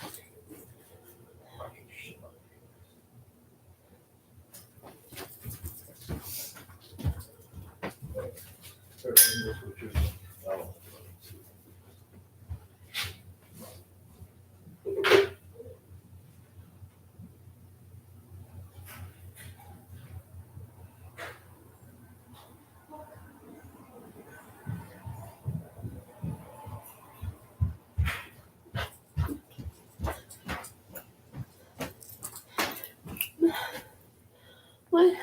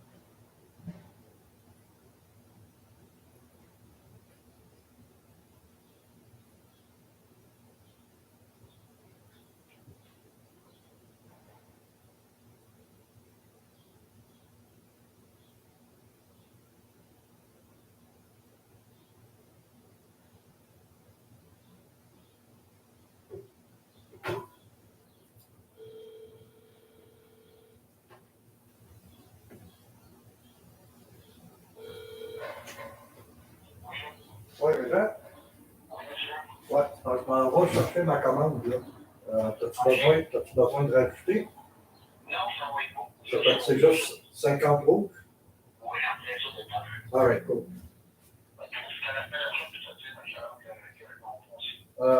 Demain, d'après toi, ça va être après-midi? Je peux vraiment pas te dire, parce que là, j'ai fait demain, là. Je peux même pas te dire, parce que je sais même pas si on va sortir. Oui, ils vont ouvrir le matin. Ça va être ouvert de 9 à 5 heures du matin, de jeudi jusqu'à là. Ben, c'est-tu mieux pour toi? J'aimerais savoir plus à voir. C'est-tu mieux pour toi samedi, toi? Ah, ok. Ok, parce que j'en ai 4-5 demain matin, là, mais c'est parce qu'il y en a un, il faut que je le livre. Ça réserve, ça fait que je veux pas être pogné entre les deux, c'est pour ça que je te demandais.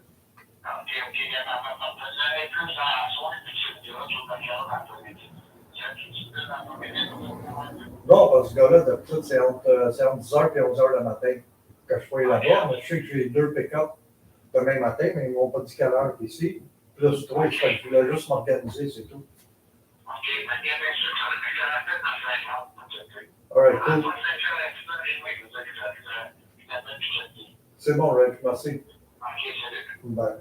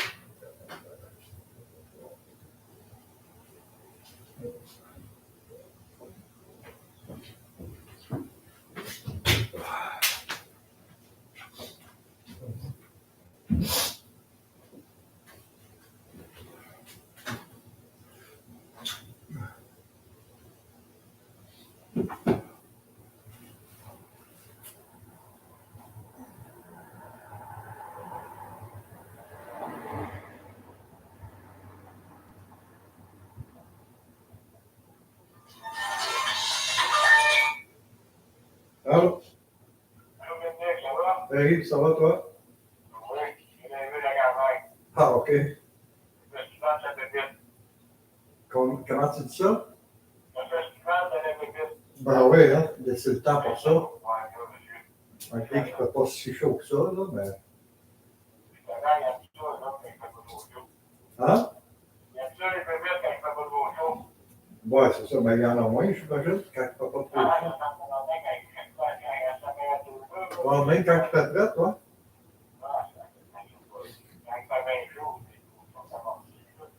OK.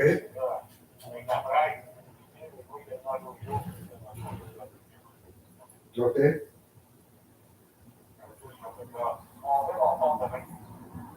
T'as pas demain pour la campagne? OK.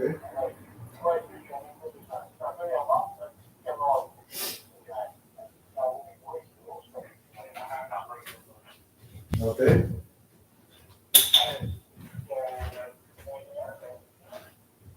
Hein? Oui, voilà, on va se rendre. You bring it back, right? What?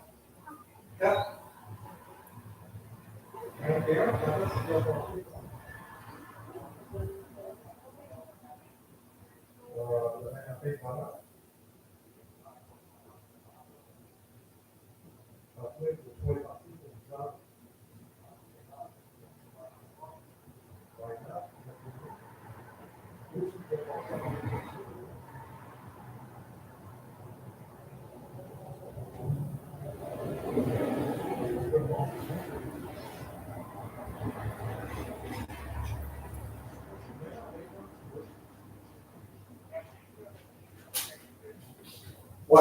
Ouais, je quitte là, mais je reviens vers 3 heures.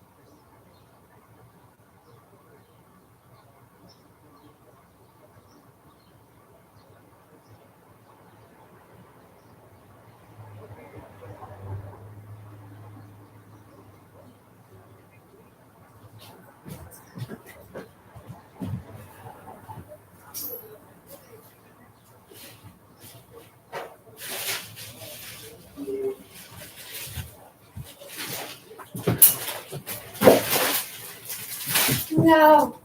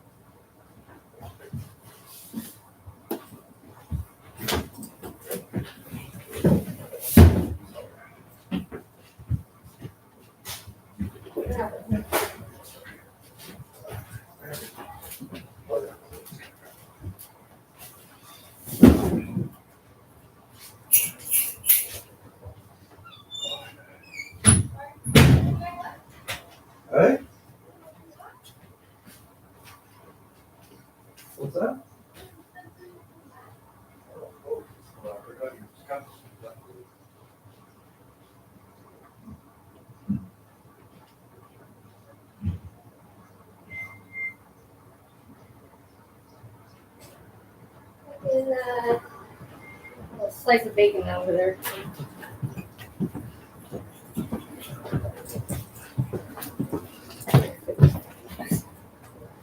E for effort.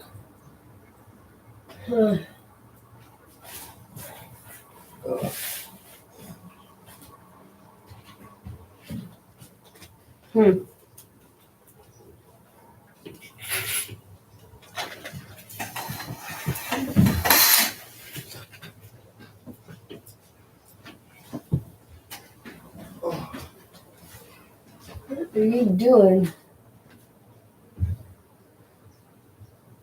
Oh, there's driving school. What are you doing?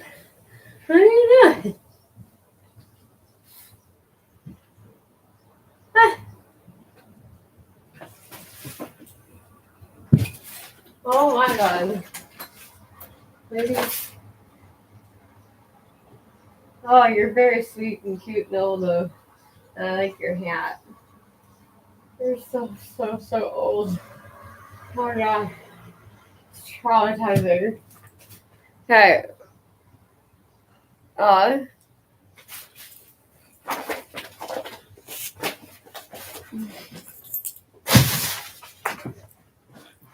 Makes me feel a lot better when other people sit in their cars, though. Makes me not feel so lonely. I keep seeing people up the street too, and like even like on 24th, I keep seeing people that are like just chilling in their cars. One black girl in an SUV specifically. What? Yeah. I noticed that people are chilling in their cars more often now. Well, Like, this one I'm just got glad. out of the bank. She's gone finally. The red The old lady, it was amazing watching her. Like, came back from the bank and she must have chilled there. I don't know how long. there's the Auto Echo one. The on the what? Auto Echo. Convi Atlantic. I didn't know there's something driving school. That was just technic. Yeah, they parked while I was talking to. The guy went to the bank, I guess. I don't really know. Okay, tab.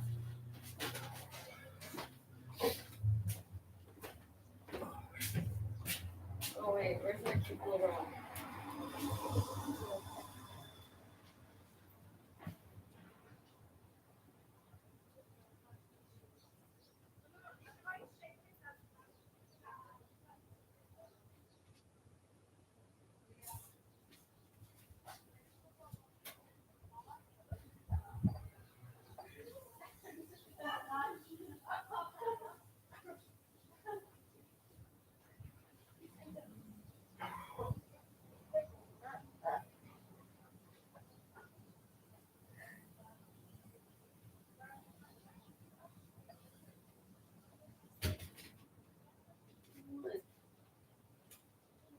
Say bye.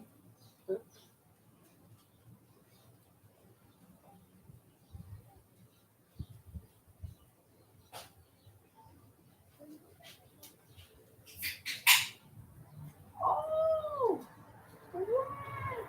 Jack, you're missing it.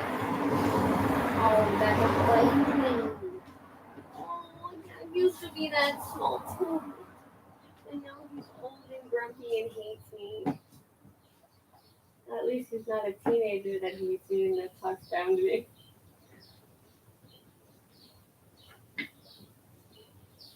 It was very strong.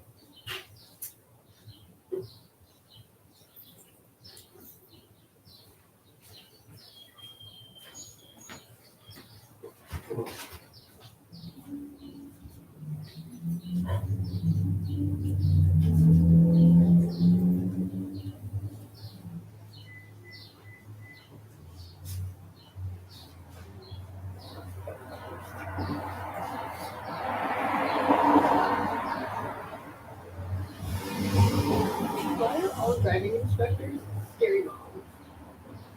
Like, why do I have to get one of them? I feel you driving. I feel you.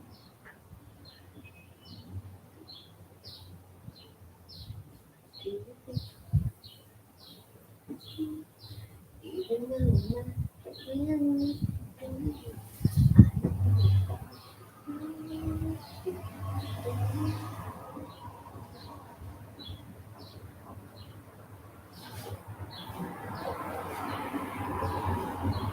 Like, what is that? Like,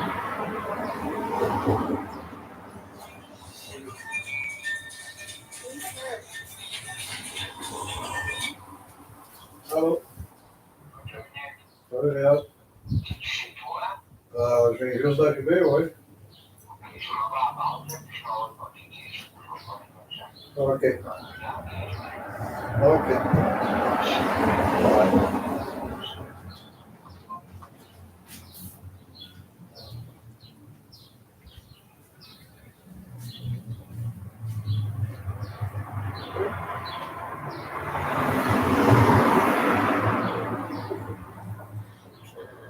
why do you have to be so grumpy and old and mean? How many dogs do you like or dogs that are looking to eat you? Oh my god, I'm gonna call baby fever again. That always works. That worked last time. Can I say I have baby fever? Will that get me another dog? Because it worked really good last time with my mom. Got me a dog, lickety split.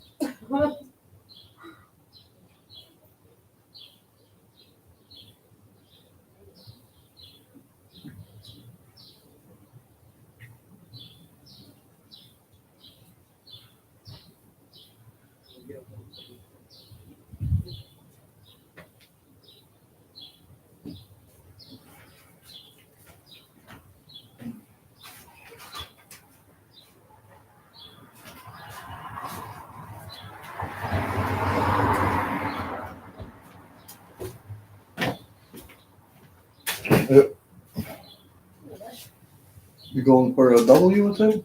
What? No, I'm just asking. Are you going or no?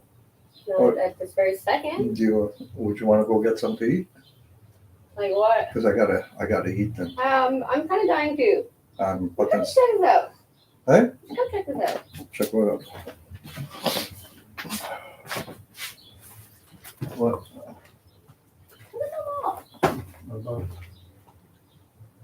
And it goes all the way up. Okay.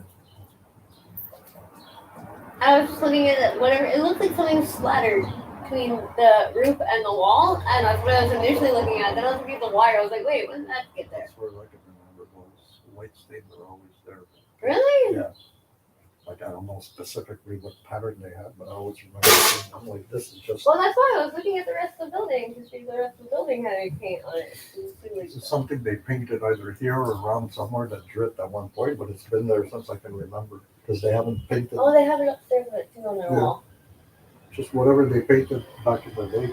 Oh, they have a thin one like this. That's weird. I wonder what the fuck that is, though.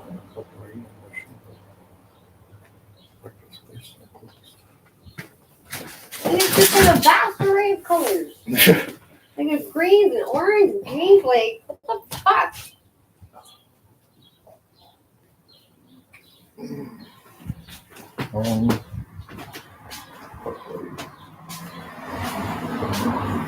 Okay.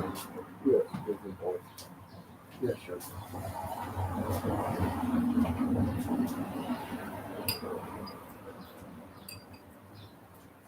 I just thought it was weird that yours don't have like the symbol. Oh, I guess you do. Super Right? Because like it looks like everyone's like little symbol thing is like newly done. Wait, doesn't Mickey D's have breakfast also? They have they have McGriddles apparently, but they didn't have them when I went. So Oh, he went before. Yeah, but they should have it now. well, the guy fucking said it like it was 15 minutes before 4. The guy was like, the fucking breakfast menu was the menu that they had out. I was like, I kind of got stoked for the breakfast though. Like I was like, shit, I wanted a burger. So then I got myself all stoked for the breakfast. And then he's like, oh, well, we don't have the McGriddle. And also it's not 4 o'clock yet. I was like, okay. Like I heard whoever's training him told him to say that it's not time for breakfast menu yet. And I was going to make a stink about it. But like I just kind It of doesn't really change anything. But honestly, I could get my way. Like I throw most of the people there don't give a fuck anyway. yeah, but you know what? I know how to get my way. Like, and it's easy to get my way. It's just, I mean, I can't believe I'm saying this. Like, Chattagee. I almost would rather Chattagee right now, only because I have that little bit of pull. And it took for me to full on freak out in front of everybody and be like, I'm fucking serious. Don't fuck with me.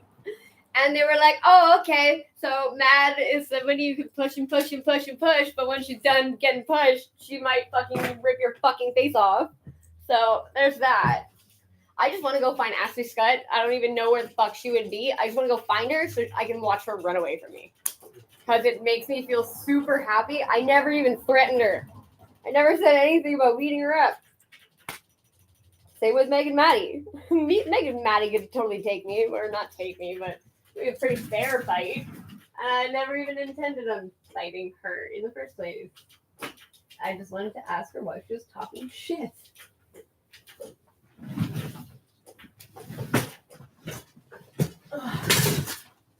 I haven't been in many fights, but the fights that I have been in, I don't know if I necessarily won, but I definitely didn't lose. Always the one who walked out without a black eye. Usually because people go after me, and then I would call Joanne. And Joanne would be my bodyguard, I guess. I don't know what it is about me. Girls like literally can pick me out in like an entire club of people, and they just kind of like just fucking, what do you call it? Target in on me, I guess, because I look like weak and like I'm not gonna fight them. Probably, but whatever. Because I'm not, because they try to fight with their butts. Like, and I was like, please stop and get your butt away from me. Like, why are you touching me with your booty? I don't know you.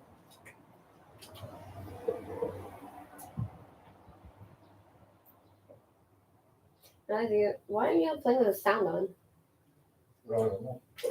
Wow, I just clicked it for fucking whatever, for fun. I just started, I'm just random. I think I fought more, or almost fought more men than I have women, in all fairness. Oh, fucking women. They're fucking evil.